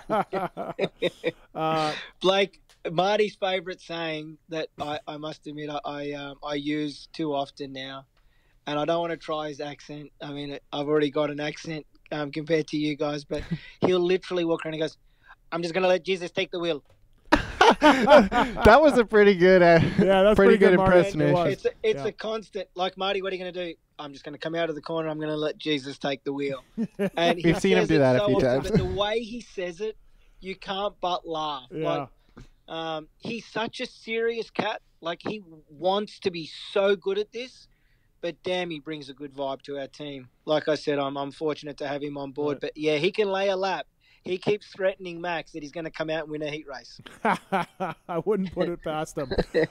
Thanks for the time, Yarrive. Really appreciate you having you on here. I think it's the first time we've had you on. And, yeah, man, keep it up. Good things are coming for your team, and looking forward to watching you guys. Thanks for coming on, man. Look forward to seeing you guys at A1. Blake, will you be at A1? I sure will. Yeah. Yeah, look forward to catching up, bud. Take care, and I hope everyone has a killer 2023. Thanks, Yarrive. You as well. All right. Take care. Cheers, guys. Bye. That's Yarrive Konsky, everybody, from the Firepower Honda team. Brought to you by the folks at Weisco Piston. Good guy, passionate, like you said. Oh, so such a good dude. I follow him on Instagram, and it is just it's deep. It gets deep. Yeah, but I love that he shares it. Right. And it just shows his level of passion for this sport. Absolutely. So thanks, everybody, for listening to Yarrive there. Brought to you by Weisco Piston again. Troll Training. We're going to do a podcast coming up with John Westling and Troll Train. I think tomorrow or maybe the next day we took your questions, and we're going to do that all for them. Troll Training is an online training program for riders of all skill and fitness levels looking to get fit and go fast. Do you know what Alex didn't have when he started his career? Someone who could give him the shortcuts on what not to do when training or preparing to race at a professional level. All of Alex's training and racing mistakes are your gains. Alex and John Westland share similar passions for health and fitness and created TrollTraining.com with the goal of providing the resources you'll need to prepare, whether you're a vet rider, an up-and-coming amateur racer, or whatever it is. TrollTraining.com will help you out. Thanks to those guys for coming on board. And again, Blake, if you want people to contact you if they want some help? No. Shout out those guys though. They're good dudes. Trail training. Yeah, absolutely. No, good guys, and they're doing good things. John and Alex, smart guys. All right, everybody, it's time for the X Brand Goggle Tear-Off segment. Let's do this. It's the X Brand Tear-Off segment. 15-second rapid-fire Q&A. Rapid fire. X Brand Goggles. Choice of privateers everywhere. The new Lucid goggles sitting up here. Easy change lens. Super good foam. Fits really well. Pulp Show 22 is the code to save. Should be Pulp Show 23. I didn't bother to check. That's my bad. Loose program. Pulp Show 23 probably. Maybe Pulp Show 22. We'll get that updated. Lucid goggles. EKSbrand.com. If you don't wear X Brand, you won't win. Josh Strang, X Brand guy. You name it. Freddie Noren, Chiz in the past. A lot of guys wearing X Brand and continuing to wear them. So these questions are submitted by Corey Moser. Blake, are you familiar? Nope. Nope. All right, 30 seconds on the clock. Let's do this, Marks. Steve, what has been the biggest rumor or best kept secret this offseason? I don't know. Best kept. If it's a secret, it's best kept. Then I don't know. I just tell everything I know on Twitter. I don't know. I just not a lot happened this offseason besides with Ken, and there was no secrets there. Yeah, not really. Yeah, not with Kenny. I can't think off the top of my head. I'll keep thinking, but I got nothing right now. Good one. Thank you, Blake. Since you started training riders, what's something you've changed your approach or opinion on? My approach and my opinion. I guess I just have fine-tuned. You just get more experience in the job, and you get experience spending time with different personalities and different thresholds of training volume for every rider. And everybody's so different, huh? There hasn't been, and it really is just getting to know the individual athlete and finding out what makes them, I guess, perform the best. It's 40 seconds. You want to tighten it up a little bit. Okay. Yeah. Steve, with the new 250 Supercross rules, who are 3 riders you think will now be lifers in the class and never move up to 450s? Yeah, the new rules kind of you got to win a title to get out. So I think J-Mar could stay down there forever. I don't think he's going to win a championship, and so he can just keep staying down. RJ wants to move up. I think he'll get out of there. Ooh. Thrasher, someone like Thrasher could win some races and make a lot of money, but never win the title. That's what you want to do. Mm-hmm. You want to win some races, get hurt, never win a title, make millions.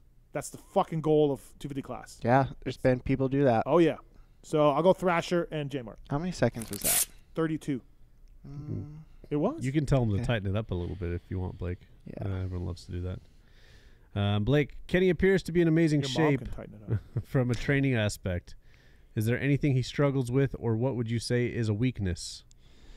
I mean, everybody can always be better, right? I think he's left a lot on the track, and in seasons before, and not all of that is in his control. But yeah, and he's gonna look physically fit whether he's in season or off season because he's like just genetically that kind of guy. But he's a hard worker, so 29. Tightening it up. Nice work. Steve, who will be the first rider to say they need to test more and change their setup? I don't know if it's going to be like a test more or change the setup, but Tomac will be the first guy. New bike. He got a little bit late jump on it because he was racing at 22 in Paris and all that. Tomac's going to have early in the year, like just setup stuff. Kenny will have setup stuff the whole season. Yeah. All right, Blake. Last one. Who's your sleeper pick for this season? Who's going to turn some heads? Christian Craig. All right. Does he win a race? I asked you that earlier. I think he could. I like what JB was kind of saying, like the first race is just like you never know. Yeah. That's where somebody like Christian could come out and win. Especially, I mean, he's feeling like he's at basically at home there. Yeah. Anaheim 1 is just can be a weird race. I think anybody could win there. Yeah. I think Christian could win one. Yeah. X-Brand Goggles. Choice of champions everywhere. That's the X-Brand Goggle Tear-Off segment. Race Tech Rant. Pulp 23 is the code to save with Race Tech. Get your suspension done. Get the oil change. Get bushings done. Seals. Get your bike working right. Or even if you hire somebody like Blake Savage, it won't matter because your bike is beat down. So get it freshened up. Have your bike working better for you. And get the oil changed. And tell them you listen to Pulp at Race Tech. There's service centers all across America as well to help you out. They do motor work, of course. They support a lot of racers, privateer guys out there. So Race Tech Rant of the Night. Look, it's an easy rant. I've said it before. I'm going to say it again. We're on the eve of Anaheim 1. So I'm just going to bring this one back up because I feel strongly about it. We sit here 6 days away from Anaheim 1, Blake, and we don't know who's racing the 250 class. We think we know. We have some ideas. We know Jet will be there. You know, earlier in the call, someone was like, RJ? Or JB was like, RJ, what? Is that for? I believe it, but do we know it? No. We think Kitchen and Styles are the star guys, but we don't know. Like, I don't know. We're professional sport. Claim your coast. If you get injured, you can switch. It's no problem. We're not gonna string you up in the town square if you have to change a coast. But these teams should be absolutely mandated by Feld to declare their coast so that the public can know what's going on, the sponsors know what's going on, the buzz for the racing for that class gets going. Right now, we literally don't know who's racing until we see them on the track. We have no idea. Some teams list all their riders on the entry list, and then they just pull them out as they show up. It's gotten better. It's better than it used to be when you literally – like I remember, and this was back in your day, Blake, like press day at Anaheim 1, all 4 Pro Circuit guys would be out there. Everybody's doing it. Everybody's out there. Yeah. You're like, 2 of you aren't even racing. What are you doing? You know, but it doesn't matter. So we've come a long way from that. We've come a long way from that. What do you think? What's the latest date you think they should have their riders signed in for and locked in? A month ago, before the race. Yeah, December 1st. And again, things change. Like accidents happen, no problem. Like I get it, but can we get we did preview shows and we really couldn't talk about the 250 class. We really can't talk too much about 250 class right now. We don't know for sure who's racing. The fact we don't know who's racing is a joke. It's a professional race series. Let us know. And if things change, things change. But you don't go to a football game not knowing who's going to show up. You know who's playing. You know the starting lineup of the baseball team. You know who's playing for hockey. You know who's a healthy scratch. All of that stuff. Our sport, you're just like, I don't know, man. I think Faulkner's racing. Let's go see. Yeah. Like, I don't get that. Like, it's so unprofessional. Yeah. And you don't know who's racing or what number they are. Wow. Yeah, I mean, the number stuff is whatever. You know, I struggle with the first race. I got to have a cheat sheet and watch that. But yeah, I mean, I don't get it, man. It bugs the shit out of me that we never – and it's gotten better, so I'm not as adamant about this as I used to be. But the Race Tech Rant is one I've said for, 10 years of this show. Like, tell us what coast you're racing. Let us discuss it. Let the fans know. Let the sponsors know. Let us get some hype going for the coasts. We don't know. And I just think that the fact that these teams aren't mandated to declare which coasts, again, things can change. So you're okay if an injury comes. But, man, I just think they miss out big time. Because how can you really break down the 250 class? You really can't. You know, you really can't. So that's my Race Tech Rant of the Night. It's an old Race Tech Rant of the Night, but I'm bringing it back. I don't care what you two say. You'll probably be ranting about it again next year this time. Yeah, absolutely. Yeah, nobody listens to me. Yeah. Nobody cares. Maybe we can get more nets. I mean, I've always said about more nets. They're finally there, and we could definitely use that. Thank you to Maxima and ProFilter, MaximaUSA.com. Love the Maxima stuff, whether it's SC1, whether it's contact cleaner. The grease is fantastic as well. Pulp 20 is the code to save with MaximaUSA.com. 927 still the number 1 selling two-stroke oil in most markets around the world. The SC1, it's a new bike in a can. Spray the shit out of that. Love it. Maxima oil, too, that Monster Energy Pro Circuit and Monster Energy Kawasaki use. Thank you to those guys. And Pro Filter as well. Oil and air filters for side-by-sides, dirt bikes, and more. Sold through Power Sports dealers nationwide, motorsport.com. Pick up a pre-oiled, ready-to-use premium air filter, oil filter for your next service, Pulp 20 at profilter.com. Imagine an alternative way that eliminates the time and chemicals required to clean and oil your filters. Thank you to Maxima. Thank you to Pro Filter for coming on board, and thank you for Race Tech. Race Tech Rant of the Night. Declare the fucking coasts, all right? That's it. That's what I need to do. Blake Savage here in studio here. We got still the motorsport.com tweet at tit segment. We'll take some phone calls if you want as well. 702-586-7857. 702-586-7857. Anaheim 1 coming up this Saturday night. And Blake, like, I've been doing this a long time as a mechanic or media guy, and it does get old, and I sometimes don't have the same passion that I used to for covering the sport because it's just been a grind at times.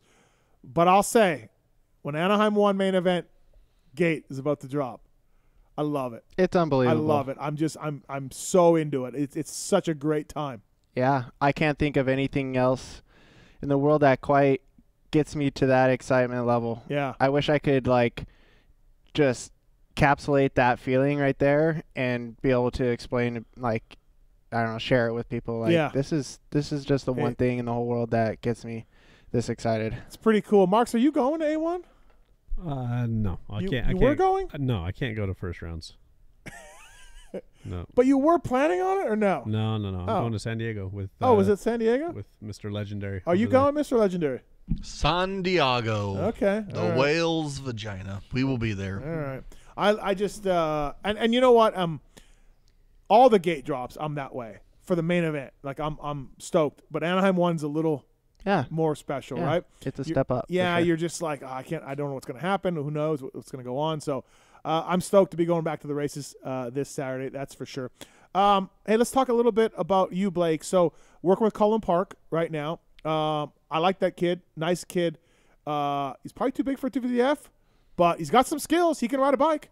Yeah, definitely. I've been working with Cullen for a few years now. He's a super rad dude, very outgoing, just fun to work with, and he's really motivated, and he's kind of in a spot where he could have a breakthrough year and surprise some people. But yeah, he is quite big. That's a little bit of a disadvantage for him, but. We saw him do 450 motocross last summer. Yeah, exactly. But no, I just always enjoy my time every time. I mean, I talk to him every single day, and I've got all the time in the world for him because he listens really well. He'll do whatever you say, and he's very hungry to keep getting better. Yeah, like I said, he's very honest with himself, which I like. Yep. Yeah. Could he be too hard on himself, or he's all right? A little bit. Yeah. And I try to monitor that and control it a little bit. But then again, I'm like, if he's pissed, I'm like, dude, be pissed at yourself. Yeah. Go ahead. Right. Yeah. You've worked with Chase before, obviously Kenny. What if working with those Chase you worked with earlier, Kenny later, and Kenny you obviously talk to all the time. What can you learn from those guys? And you were a pro racer too. You know, let's you got to a pretty high level. What can you learn from Chase and Kenny that you tell Cullen, that you pass on to Cullen? Oh, I'm doing that all the time. You know, I pick up on a lot of the things that I've learned from working with Chase, and Chase has also evolved over time. I started working with him just before his very first pro race, and I've just kind of seen his mentality change, and I've seen kind of the relationship that he has with him and his dad, and Chase is also another guy that's like pretty hard on himself, and Dad's hard on him too, right? Like yeah, and a lot of times that doesn't work out, but somehow those two, right, it works. Well, Jeannie was really hard on Ricky, to the point where I'm like, wow, and it worked. I think at the end of the day, Chase understands that his dad's there because for a good reason, and because he wants to see him succeed. So he they might go back and forth a little bit, but at the end of the day, they do a pretty good job at putting it behind them. But yeah, a lot of it is just on the mentality kind of side of things. With somebody like Cullen, that's how he's going to make the biggest step up, is changing just the way he thinks as an athlete. Okay. And sometimes like demanding more from himself or expecting more, or what do you mean? A little bit more like actually going back to some of the stuff that Joey was talking about on I guess race tactics and strategy and kind of like how are you kind of talking to yourself in on race day, and there's always so many things to share with somebody like Colin, and he's really good at just listening and absorbing it all. Yeah, he's got some talent. You can tell he knows how to ride a bike. You know what I mean? And seems like a really nice kid. He was in Paris and absolutely loving it. Yeah. So that was cool. So your accident, you were working with Ken Roxon, crashed a Supercross track, right? Yep. Yeah, Supercross track. How's it going? How's the recovery? It's been years now. Have you reached a plateau? Do you feel like you're getting any better? I feel like it's slow, and with people who suffer the injuries that you do, it's a slow rebuild. Yeah. I feel like today is I guess in 2 weeks from now it'll actually be 4 years. 4 years. Okay. So it's from thinking back to that day, it's just been a steady climb back and trying to figure out like who's this new me. Yeah. And just trying to figure out what life is all about and what my new purpose is, because it's kind of like, starting over. You're not the same person anymore. You don't have really the same hobbies and the same capabilities that you used to. So it's been nothing but a grind and work, a lot of work mentally to, just stay at it and not give up. It's been a roller coaster ride, but some dark moments, I'm sure. Oh, absolutely. Yeah. And in a way, I'm like kind of thankful for those dark times. It's taught me a lot, but no, we're doing good. Yeah. Are you getting better? Do you see improvements? Sometimes it plateaus. Like, do you feel a little more? I'm getting better, but more just like at how to handle life now. Okay. It's not really like better in physical wise. Yeah, like past a certain point, you don't really get any movement back. Okay. So it's until something comes out that's gonna be like in medicine and things like that, that's gonna really be an answer. Like all I can do is just work on keeping myself fit and healthy and waiting for when there's an opportunity like that to show up. Right. Do you do much rehab? Are you still grinding away at that?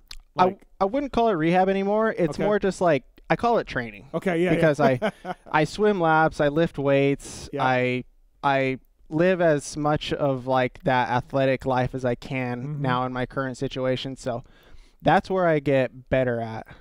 Okay. Making sure that I'm keeping my body fit and healthy. Can you walk? You can walk a little bit, right? Like does it just tire you out to do that? Like I feel like I saw you more walking at the races at one point, and then now not so much. Like is it just because it's tiring and so hard and mentally and physically on you? I still have all those same capabilities of being able to walk a little bit, like in a pool, for example. But it's I just don't share it as much anymore because like past a certain point, probably a year and a half in, that's where I hit a plateau. Yep. And so I still do that every single day. But I just don't really share it as much anymore. Right. How'd you crash? Was it something dumb? Was it a big one? Yeah. I mean, it was it was not a big one. Okay. With all things considered, like the crashes that I've had in the past. Yeah, for sure. Ernie was the same way, right? I know people who saw Ernie's and they were like just waiting for him to get up. Yeah. Because it wasn't, a real big one. Yeah, and that's literally how it was for me. Yep. Just came out of this corner and it was a rhythm lane. Sorry. Yeah, no worries. Some water? Oh no, it's all right. And it was a rhythm lane that I was doing all day, and just came out and I think I just got a little bit of wheel spin in case the first triple in, and it just sent me kind of like right into the next one, and I think that the bike flipped and must have like hit me and kind of assisted in the injury. Driving you in the ground, Yeah. And you don't mind talking about it, right?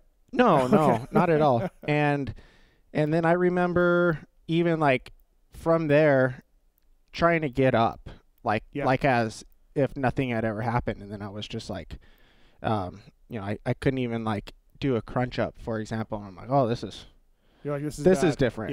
Yeah. And I kept it pretty calm with all things considered, and it was a tough day. I bet, man. Like you said, life changed, right? The new Blake Savage started. From that moment, completely starting from scratch. I feel like you've worked with Kenny and different people. Cullen, now, like, you're making the best of it. I feel like you're, the one thing you can do is, and you can't blame somebody in your situation, but you can feel pity for yourself and feel shame for yourself and feel pissed off at the world. But that doesn't really do you any good, right? No, that's the harder decision to do is feel sorry for yourself. It's been it's still something that I it kind of creeps up in the back of my mind, and it's just all about like, I have to be very regimented with myself and with my day, and it's just it's a fine line of trying to keep myself from, I don't know, keep the straight and narrow. Yeah, absolutely. No, for sure. And I mean, you were into training before and were going that direction, right? Your Supercross career was kind of over. You were doing some work stuff. You were just helping Kenny out. So yeah, it's just pushed you into like something that you enjoy anyways, right? Like training and aspect and that kind of stuff. So yeah, I was doing that before, and thankfully I had most of my guys, I had working with some really good guys at that time, and they stayed loyal to me and kept working with me. And I just I think it was only like 2 days after my injury, like I'm already back at work, and those guys are like, let's just keep this going. And really thankful for that. And I've just had to kind of find my way that I can have value to those guys. And I'm really thankful for the job too, because it keeps my mind engaged still in the one thing that I love the most, and that's racing. And still love learning about training and how the body works, and just how to optimize performance for those guys. Even though the one thing I miss the most is being able to just test that stuff with myself physically. I was getting into doing some triathlons and things like that, and I just love the lifestyle that job brings. So you won't even go get the custard thing in St. George. You won't even go to the custard. He's really missing out on that one. He's so dedicated. If you ever have a cheat day, Blake, Nielsen's is where I'm pretty dang strict with myself still. Yeah. Well, Nielsen's is not getting your business over there in St. George. Maybe I might have to take Travis's word on that. All right, do it. I want to talk to you about Kenny too as well, and all of this on the show. But motorsport.com, Fly Racing, Decal Works, X-Brand Goggles, Michelin Motorcycle Tires, Renthal, Racetech Suspension and Engines, at Cherubies, Firepower Batteries and Chains, Maxima USA, OGO Power Sports, ORW, Renegade Fuels, Pro Filter, FMF Drop going on now, by the way, celebrating 50-year anniversary in 2023, so they are dropping their exclusive drop members something special to help them celebrate. Please check it out. If you're not a member of the drop, go there to save $10. FMFapparel. Wow, just go to my link tree. How's that, Marks? Nice plug. I got a link tree on my Instagram, and you can save $10 off your first drop by going there. Thanks to FMF. Guts Racing, awesome. You know what? Guts Racing has a 2023 Yamaha YZ450 seat covers in stock. How do I know that? They did one for me. It's ready to go. Atlas Neck Brace, atlasbrace.com. Works Connection, PulpMX 20 is the code to save. MotorcycleIndustryJobs.com, Ride Engineering, WUSA, Get Data, Intense Cycles, Suspension Direct, Manscaped, Wiseco Piston, all on board with us as well. Blake Savage here in studio. I want to talk about Suspension Direct, the 9 o'clock hour. Brought to you by those guys. The code is PulpMX to save. You get the E-Click shocks. You can go mobbing like Marks in the Raptor.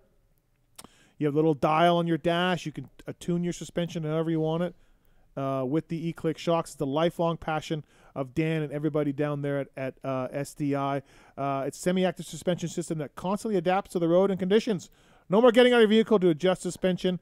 Available for Jeep JK and JY and JT and everything else models. Ford Raptors, UTVs, and more. Toyotas are coming. Please check out these guys at Suspension Direct. They also have hard-to-find suspension parts for WP, Showa, Walker Evans, Fox, KYB. SuspensionDirect.com. Code is PulpMX, so go to SuspensionDirect.com. Suspension without compromise. Thank you to those guys for coming on. All right, Blake, let's talk about Kenny. So as much as you want to share anyways, what I don't understand, I'll tell you what I don't get about Ken Roczen. Great guy, hell of a rider. Won Paula, won Anaheim 1, left Factory Honda. Could have stayed at Factory Honda. Had a deal for him. He wanted to do World Supercross for a bunch of money, which I get. I like money too. But they didn't want him to do Factory World Supercross. He made that deal. Honda said, if you do those races, we can't have you back on the team because they don't want to support it. And they said, sorry, we want to do these races. Wasn't that happy with his bike, but still won races. He's still Ken Roczen. Why did he want to do the World Supercross and get okay, so let's put the number at $400K for 2 races of World Supercross. I don't even know if it was that much, but let's just say it's $400K. The Honda deal, 4 race wins is $400K. Mm-hmm. Let's say he just wins 2 and has a bad year and wins 2. That's half of that money from the World Supercross that he gave up. Bunch of other podiums. He's probably going to make $400K from the World Supercross at Factory Honda during the year of Supercross. Okay. He's got a factory bike. He's going to get his Fox money, his Red Bull money, all of that. I don't know why why do you want to do the World Supercross so bad that he had to leave Honda? Why? That's what I don't get. I think he's going to win races on the HEP Suzuki. I get it. But to me, it looks to me like he took the World Supercross money over a Factory Honda ride, and I don't get that. Yeah, that's basically what it was. And I mean, I kind of have these questions myself because, I don't work as closely with him anymore, and I don't really ask questions anymore. And right.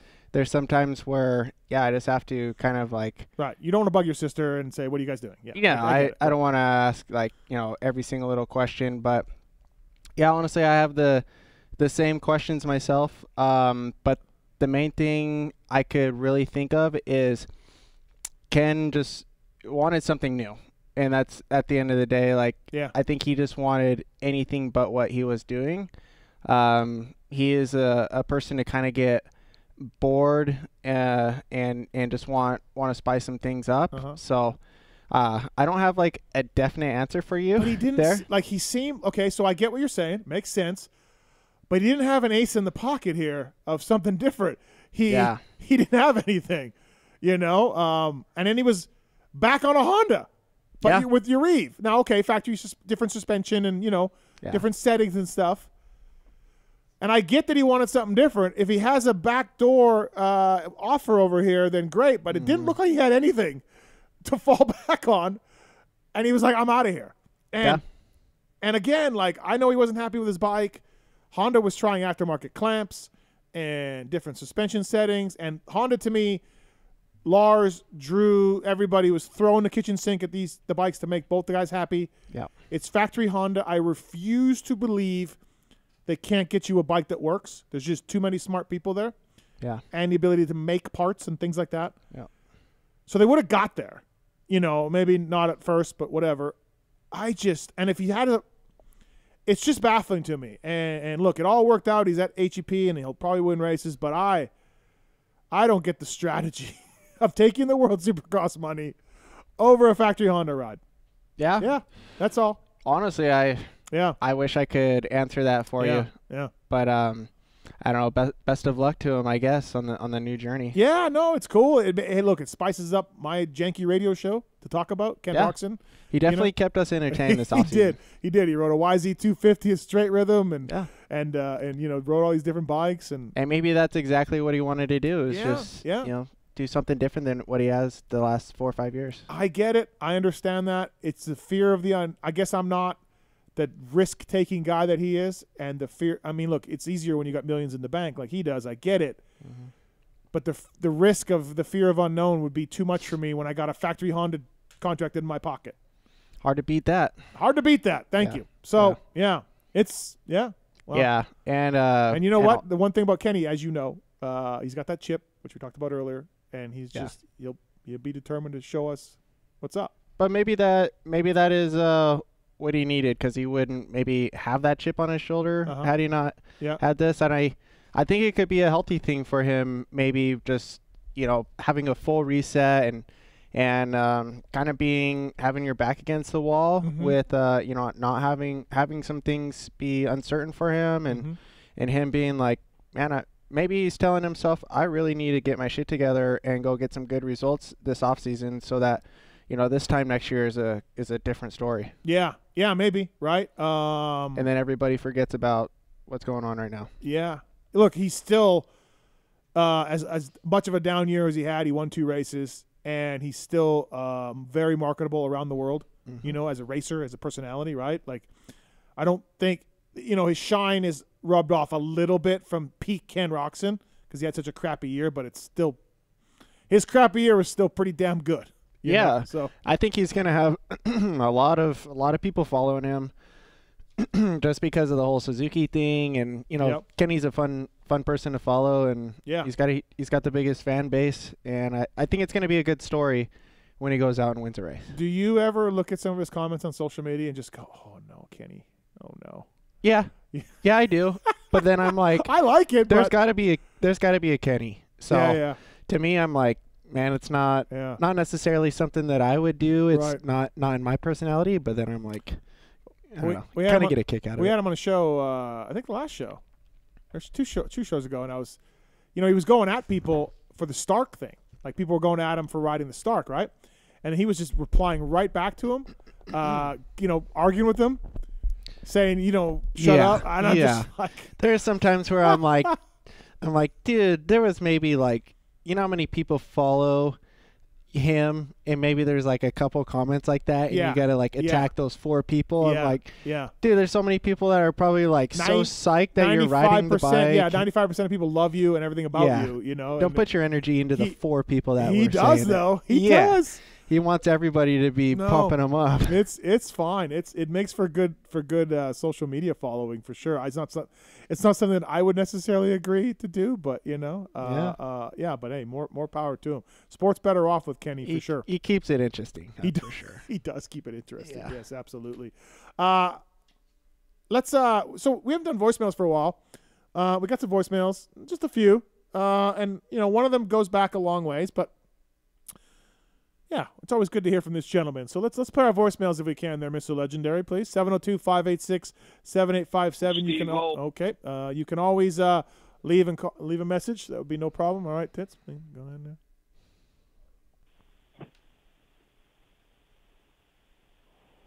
Yo, Steve-O, what's going on, man?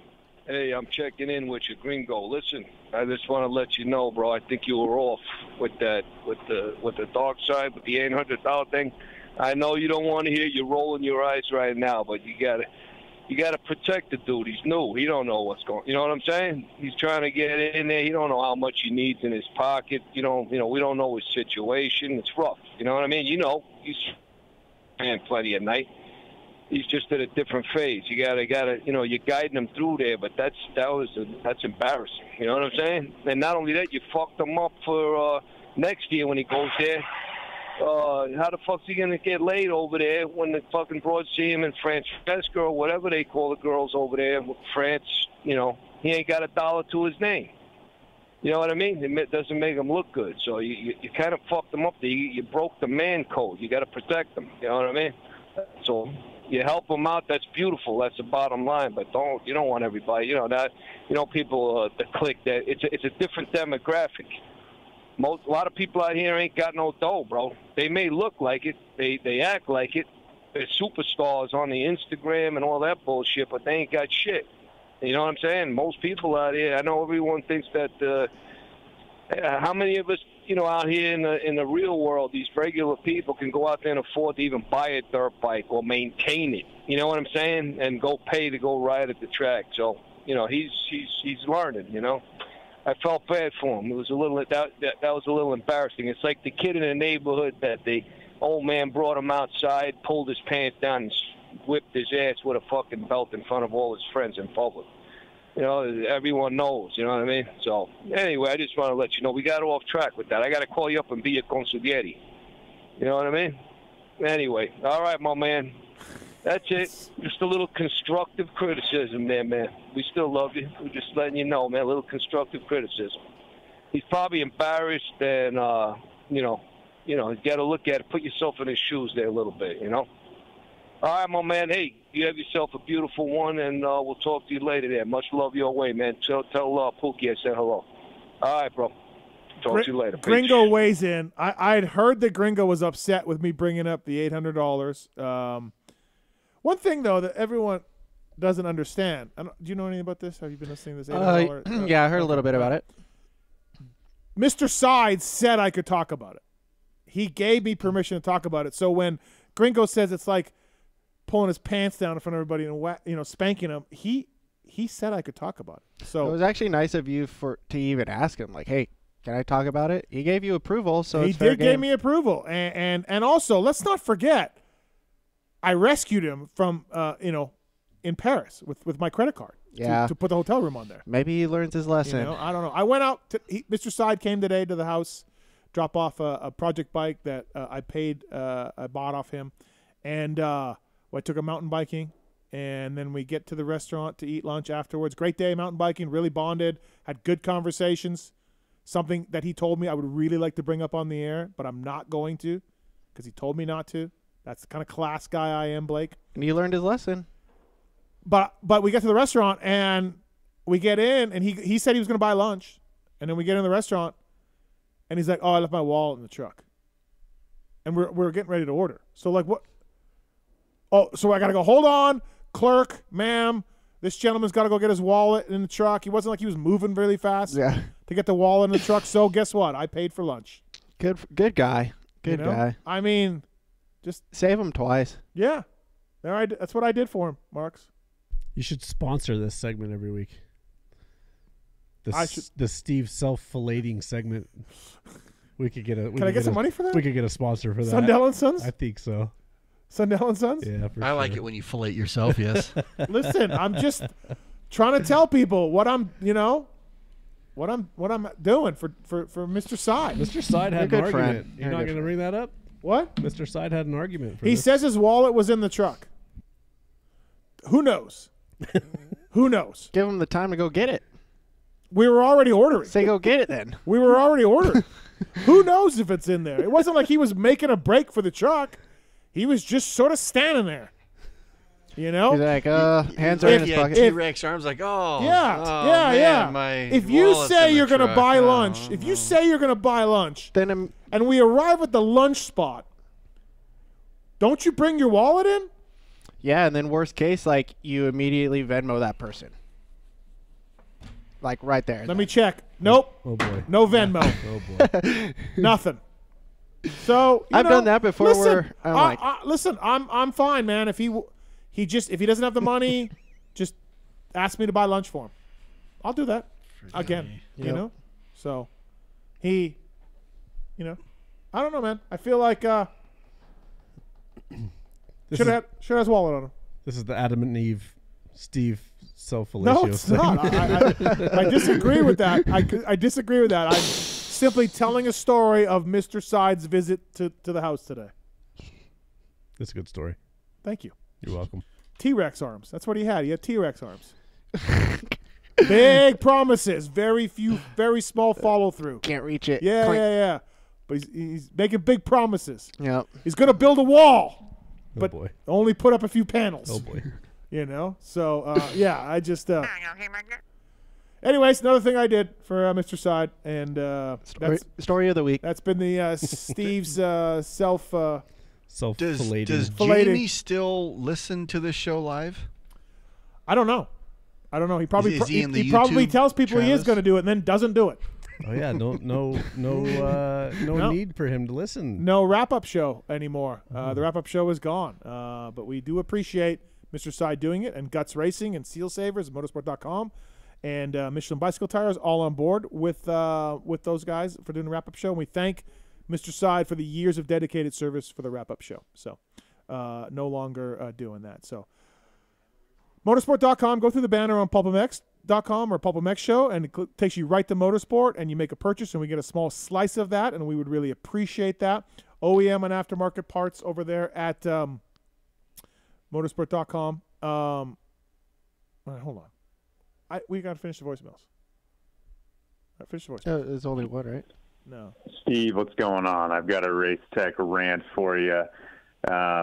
Just popped onto Racer X and I'm watching this SMX Insider, and although Blair and Weege do a good job, I noticed for the first time that this SMX brand looks like absolute dog shit. How is it possible that in 2022 this is the best that we can do?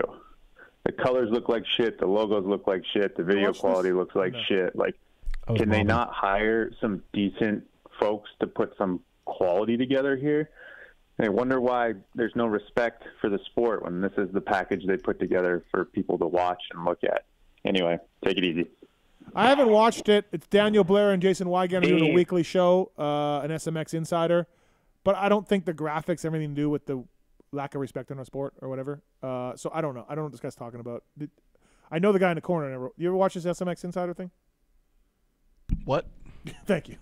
Okay. I think I watched a little bit. Did you? And did you feel like the graphics were embarrassing or anything? I mean, I'll be honest. I think that the color combination is just it's a little bit random. Okay. All right. But I mean, it's not that bad. Right. They got bigger things to worry about, I think. Yeah, I feel like hey, more content is fun, and you know what I mean. And then the listeners and viewers will decide whether it's any good or not, right? I'm just glad that there's an SMX Cup. So I don't know, getting a little picky with how the logo and everything. Yeah. No, I'm kind of with you on that. All right, is there another voicemail? Yeah, I think there's. Hammy. I'm just wondering when we're going to get some PulpMX fantasy pods. Under a month away.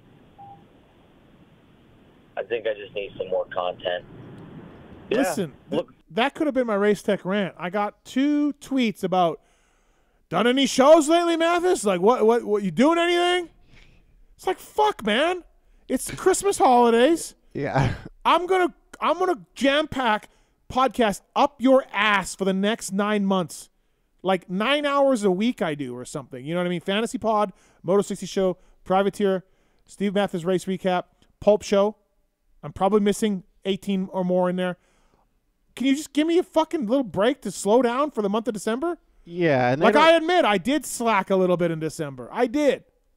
But everyone needs an off season. I mean, you're about to be freaking pinned for the next, through the rest of the year. Fuck, man. There's a lot of work that goes in behind the scenes to do these podcasts. It's not like you just show up here, Monday night, push play, and just ramble. And again, I admit, I didn't put on a lot of shows in December. I did a couple Privateer ones and whatever. I got some stuff in the hopper that I'm coming out with. We had to go to dinner. We did Monday night dinner with the staff. That's work. Cost me a fucking arm and a leg. Yeah. Yeah. Worth it. But leave me alone. Fuck, man. Mm-hmm. I don't know if there's a media guy in the sport that puts out as much content as I do in the season. No, I agree. What about the Adam Cincerillo podcast? You didn't listen to that guy? I put that out. Yeah, that was great. Thank you. Listen to it. Fuck, he probably did. And then, literally, I'll put out a podcast, and someone will be like, "Hey, man, great podcast with Adam. When's the next thing coming up?" You're like, bro, it just came out this morning. You know what I mean? I get it. I'm honored to the people who want more content from me. I could be putting out. People could not give a shit. Absolutely. So I like the fact that people give a shit. But fuck me, man. Can I just chillax a little bit on the shows? Yeah. Fantasy's pod's coming Wednesday. I got a pod coming out tomorrow. I put one out today with Anthony Rodriguez, who's back racing 250 class over here for MCR. That came out today. Pulp Show today. Moto 60 on Thursday. So on and so forth. I just take it as a compliment. Thank you. Yep. I should do that. Yep. Instead of getting mad at these people. It was almost my rant. Do you ever just refer them to the Pony Pod? Tell them to go listen to that? Pony Pod probably promises he's coming out with a pod, then doesn't do it. Kind of like dinner or lunch. So there's a lot of stuff out there Jamie. to watch right now, though. Dude, the SMX Cup show. There's a lot of there's preview podcasts shows everywhere. There's a NBC show. I didn't watch it. Do you guys watch the NBC thing? Nope. Was mobbing. Yeah, I mean, Okay. I listen to so many different podcasts and a bunch of different subjects. So like, I'm never bored. I don't know, man. Just lay off me, please. Fuck. Like, it's starting now. Now I'm going to be pumping out content, okay? My observations column that I type out, coming out. So just, can I just fucking relax in December? Lay off me. Apparently not. You two Twitter people. You don't get a Christmas break. Two fucking people on Twitter. All right, Marks. What's your name? Tits. That would be legendary over there. Oh. Are there more voicemails? Whatever I say. Do it. I'm ready for another year. I want to hear start talking about it. Come on. That's about it. Okay. I think that is Hammy. That's all it. Merry Christmas. Huh. This is Flagger Scott from Paula, the last Paula. I'm hoping that we can talk about media, about internship, wrap-up show, practice trackside, journalism, and anything else to get off this job site ladder and house painting, and maybe be the new Jamie, but maybe not crash Bradshaw's bike. All right. Scott, we were just listening to your voicemail. Oh, is that me? I thought I heard me on the. That was you, buddy. You want to? Can you get me off the ladder, off the job site? I got my own credit card. I can. Well, shit. If you have $800, yeah. If you have $800, you're in. Yeah, I got $800 on a credit card, off a credit card in my pocket. I know how to speak English, use a keyboard. Wow. Well, you're already up one up on some people. Work for a couple Canadian companies. We're not doing the wrap up though anymore, though, Scott. We're not doing a wrap up. Well, you must need someone to carry a notebook for you around the track, right? What do you think those cargos are for? And start asking some questions. Yeah. I don't know, man. I don't have an opening right now here. I mean, we may have an opening for a phone producer if the gentleman in the corner doesn't, You need a video guy that you keep talking about. Someone when Marks gets sick. I got a Canon 7D. Yeah, someone who shows up all the time. I'll be sitting. I show up. I'm 3 hours away. I'm at all the practice tracks during the week doing nothing. Scott could be like an inside the practice tracks or something. TMZ, instead of TMZ, PulpMZ. Yeah, I've been accused of that. Scott a few sounds times. like he wants to change that. What if I could bridge the gap between you and Anderson? I think there's enough like TMZ Moto stuff out there these days. It seems like it. Does seem like it. I see it all over the place these days. Yeah, there's a lot out there. There's a lot of loon balls. Yeah. Well, I'll be flagging it, Anaheim. I'm hoping to get a flag out there. If you see me, come talk to me. Maybe we can do something. 10-4. I'll try to see what we can do, Scott. All right. Merry Supercross to you guys. You too, man. Thanks, man. Bye-bye. See ya. Maybe we'll find something for Scott to do. Yeah. He's a flagger. He's a flagger? Yeah. That's the only credentials you need to get a job at PulpMX? Well, look at you. Fair enough. All right, we got a rant from Jason. Jason, you got a Race Tech rant. Hey, Steve. I guess not so much of a rant, more concerns or complaint, really. So Peacock, great. Having SMX all together, Supercross, Motocross. It is. Can't get any worse than MAV TV last motocross season. But Peacock last season, trying to pause the race, step outside, come back in the race. You press play, it comes right back to where live TV is. You got no rewind. The live race doesn't come out until many hours after. You look at what Amazon is doing with Thursday Night Football and how far along that is. Peacock has got to be like stepping up the game this season because it just was not getting it done last season.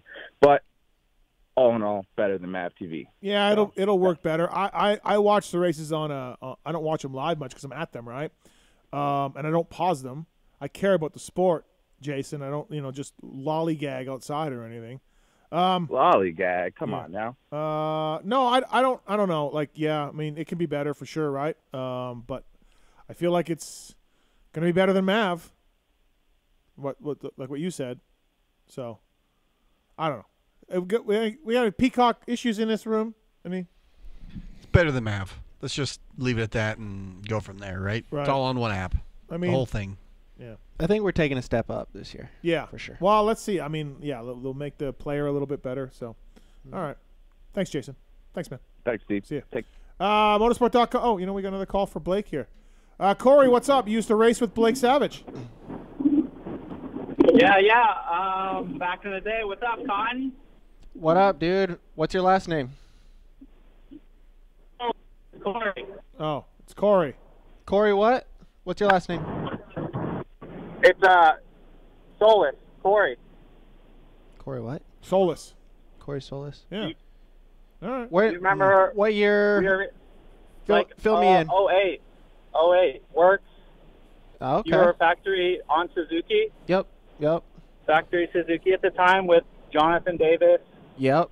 I actually just saw Jonathan about a month and a half ago or so. He did the Ironman in town, and I went and had dinner with him. I haven't seen him since basically probably 2009, 10-ish. But yeah, back then. Oh, Corey, yeah, Yeah, I do remember. Yeah, when I stayed up at Jonathan's house.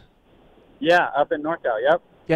Yeah. What up? Yeah, dude. I just hope you're. I didn't reach out when you got hurt, but glad to see you're doing well and still prospering, even though you're dealt with some of the riders' worst nightmares, really. But dude, glad to hear you're doing well. Yeah, thanks, man. I'm making the most of it. So getting better. I appreciate it. Yep. All righty. Thanks for the call. Of course, no problem. Have a good night, guys. Thanks, man. Have a good one. Thank you. Appreciate it. Look at Blake just ending the call when he knows it needs ended right there. He's a pro already. Yeah. Taking the wheel. Motorsport.com. These are questions submitted at PulpMX Show. The guy in the corner picks the best ones and puts them all out there. And anytime you want to ask a question, go at PulpMX Show, and we'll try to get it answered. All right. Tits Legendary, let's do this. We interrupt this broadcast to bring you this important bulletin from Motorsport.com. It's the Tweets at Tits Q&A segment where your twatted questions find answers. Tits. All right. First one is from Patty McMullen. Steve, a few years ago, Honda released the 450 with ECU issues, and now the new Yamahas are having clutch issues. How much testing is actually done on track with these bikes before the public gets access? Honda's got clutch issues? No, the Yamaha. I mean, Yamaha's got clutch issues? I haven't heard any of this. That's what he's saying. Patty McMullen. Well, Patty doesn't know what he's talking about. My bike clutch works fantastic. I don't know what Eli will find out. He'll look it up. If anybody will find. I honestly don't know anything about clutch issues. I did hear something about clutch issues. Yamaha guy said, "Huh?" And that's all I paid attention to. So yeah, I don't know. Okay. From Calf Dog, who claims the title of most money ever made in 1 year? In this sport, obviously. Good question, because Carmichael's stuff was... I mean, I still think Carmichael in the Suzuki years where he's paid everything as if he'd win both titles. I think he got $5 million or something. 24-0?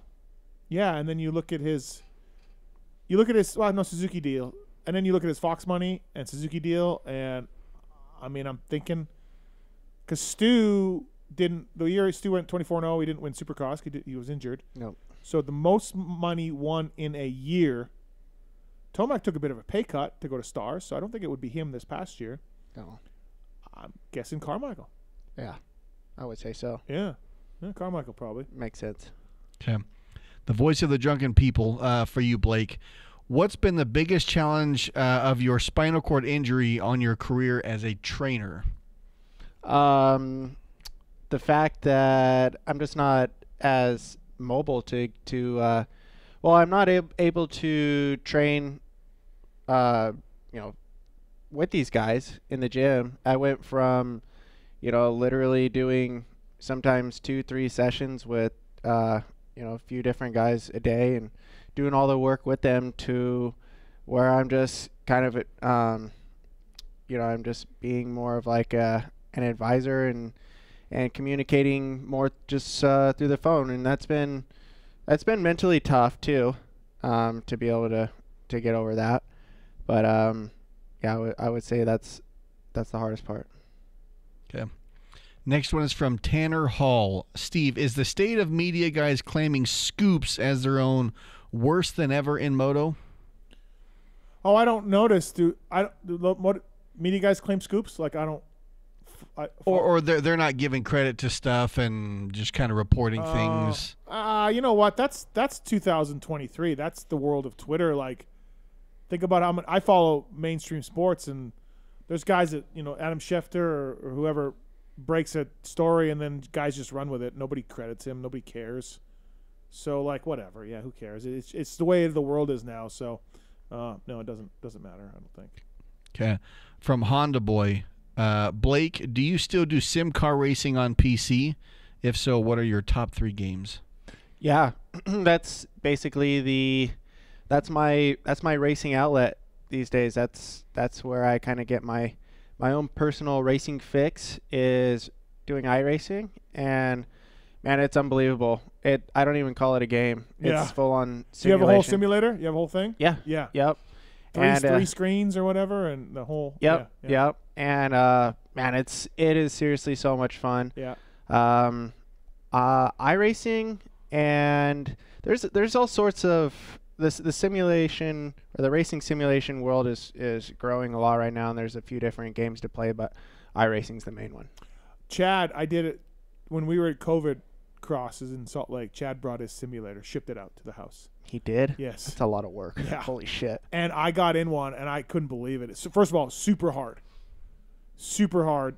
You could pick all your cars you wanted, and and I mean, I could barely stay on the track. Yep. And how crazy addicting could that be? Holy smokes, I could see that being. It is, but like I'll do like an hour session or like an hour and a half, and I get off, and I'm just like, I'm exhausted from it, because you really do get super immersed in it. Have you guys ever seen that? Those simulators that people do at homes? Oh yeah. Like they're nuts. Mm-hmm. They're so realistic. They're so cool. I should start sharing a little bit more about it. It's cool. Why don't you? Yeah. All right. From 924 Moto, Steve, would you consider Mookie a title threat? No, I mean he could. Stranger things have happened, but I just gave my 5 guys to win the title, and I think you got to win a race before you can win a title. I was just gonna say that you got to win a race first. Yeah. So, no, but he's right there. Next one is from Brandon Payton. Blake, do you have any plans or hopes of trying Neuralink in the future? Sure. Yeah. I mean, that's the one thing where I kind of say that it's going to take that, bridge that gap. And I guess for the listeners that don't know exactly what it is basically just this chip that has the brain interface, and that has all the neural network of the brain, and can kind of bridge the gap in between where the injury spot is with the spinal cord. And it's for real. It's for real. It really works. And yeah. That's the post I posted a short little clip about it. Oh, okay. But they say in the next 6 months they're going to start doing human trials. And really? So it's starting to become a real thing, and who knows if that is available at the end of this year or in 3 years or 5 years. And it's a surgery you'll get, and they'll put it in past the part of the injury, and that's connected to what? That's so if your kink in your spine is here, they'll put it underneath, right? There's probably got to be a spot underneath that injury that kind of bridges the gap in between that. Yeah. Wow. Like crazy. Yeah, but it basically has all the neural network information within that chip, and they're working on it right now, and it's making some big improvements. Is it really? So it's really working on animals or mice or whatever? Yeah. Yeah, and it's Elon Musk's project, and he even made a comment that like if his kid were to get in a car wreck today and have like my injury, for example, he would put one in it. So that makes me feel pretty good about it. Right. Yeah. Next one is from Abide. Steve, what happened to Jeff Spencer? He was the trainer of the Stars and disappeared after Armstrong got pinched. He had nothing to do with Armstrong getting pinched. He was a chiropractor for Lance. So he'd love to tell everybody he was training Lance. Who is it? Jeff Spencer. Oh. Love to, but he was just a chiropractor.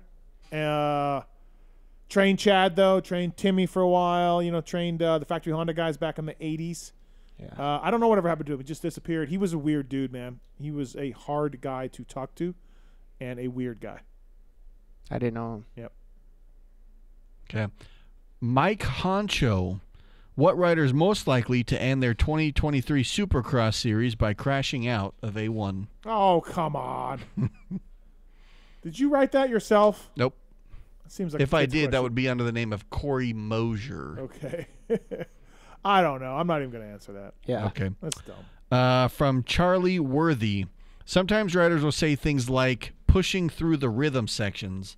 What does that actually mean, and what does that look like on the bike? Blake, you want to tell him?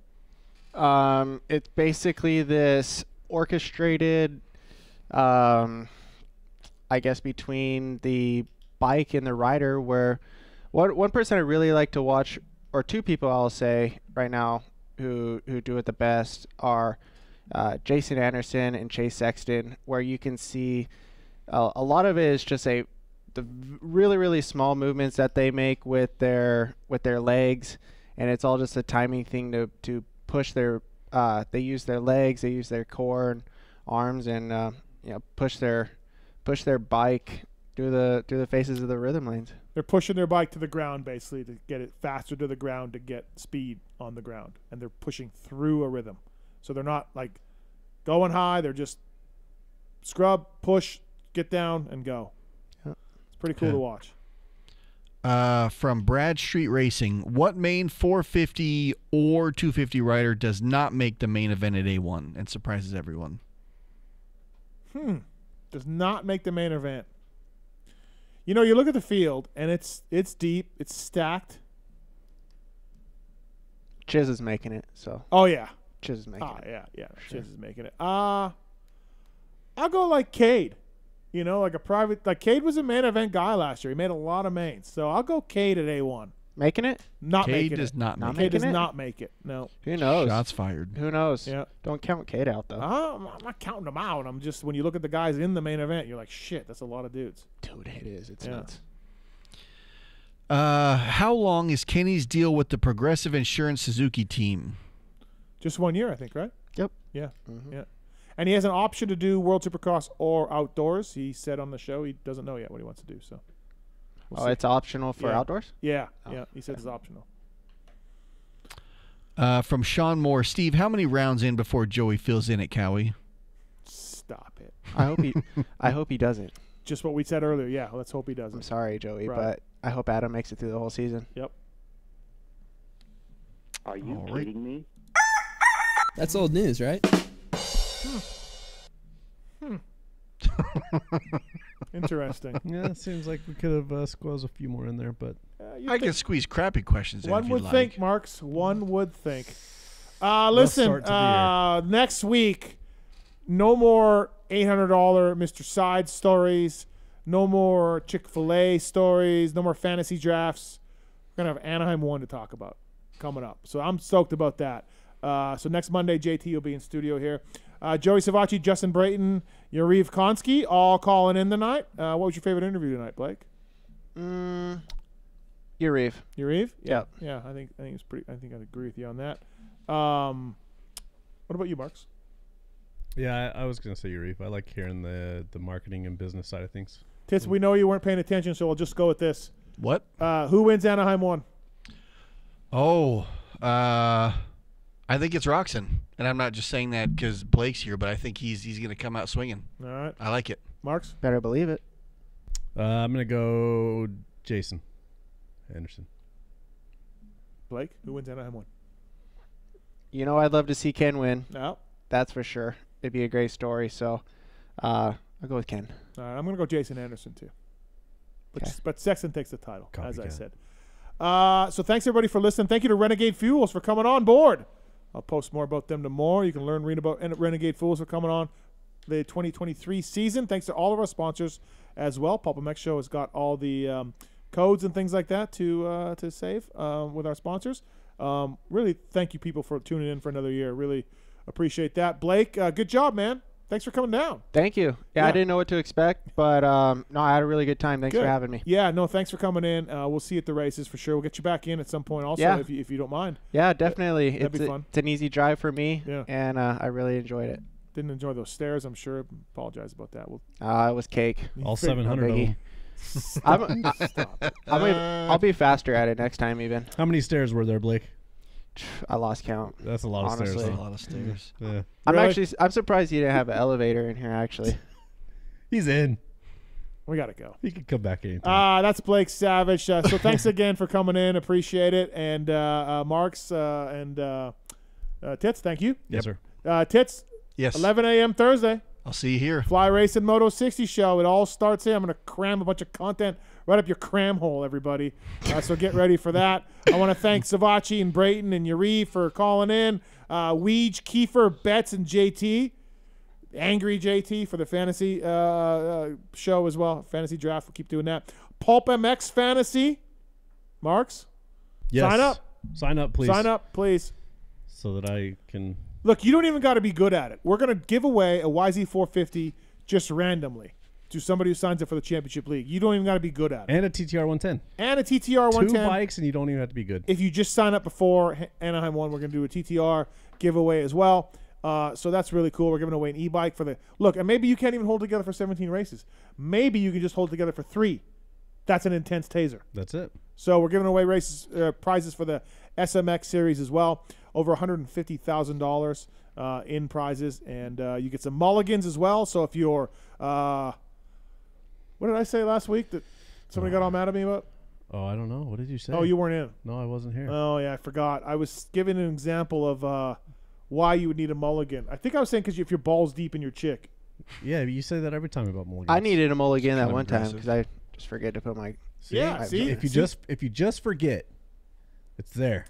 You don't ruin your whole season. It's 3 mulligans for $10. 1 for 5 or 3 for 10. So 3 just for $10. 3 for 10 because there's 31 races this year. So and they'll pick a team for you out of the expert pick. So you can do that. You can have experts' advice as well. You can see what we're picking. Myself, you're not on it, are you, Marks? I am not, and it's probably a good thing. Is Roto in it? Nope. Okay. It's you, Dan, Me, JT, Dan, and Paul. Right. So 4 of us. You can see who we pick. We can pay extra for that.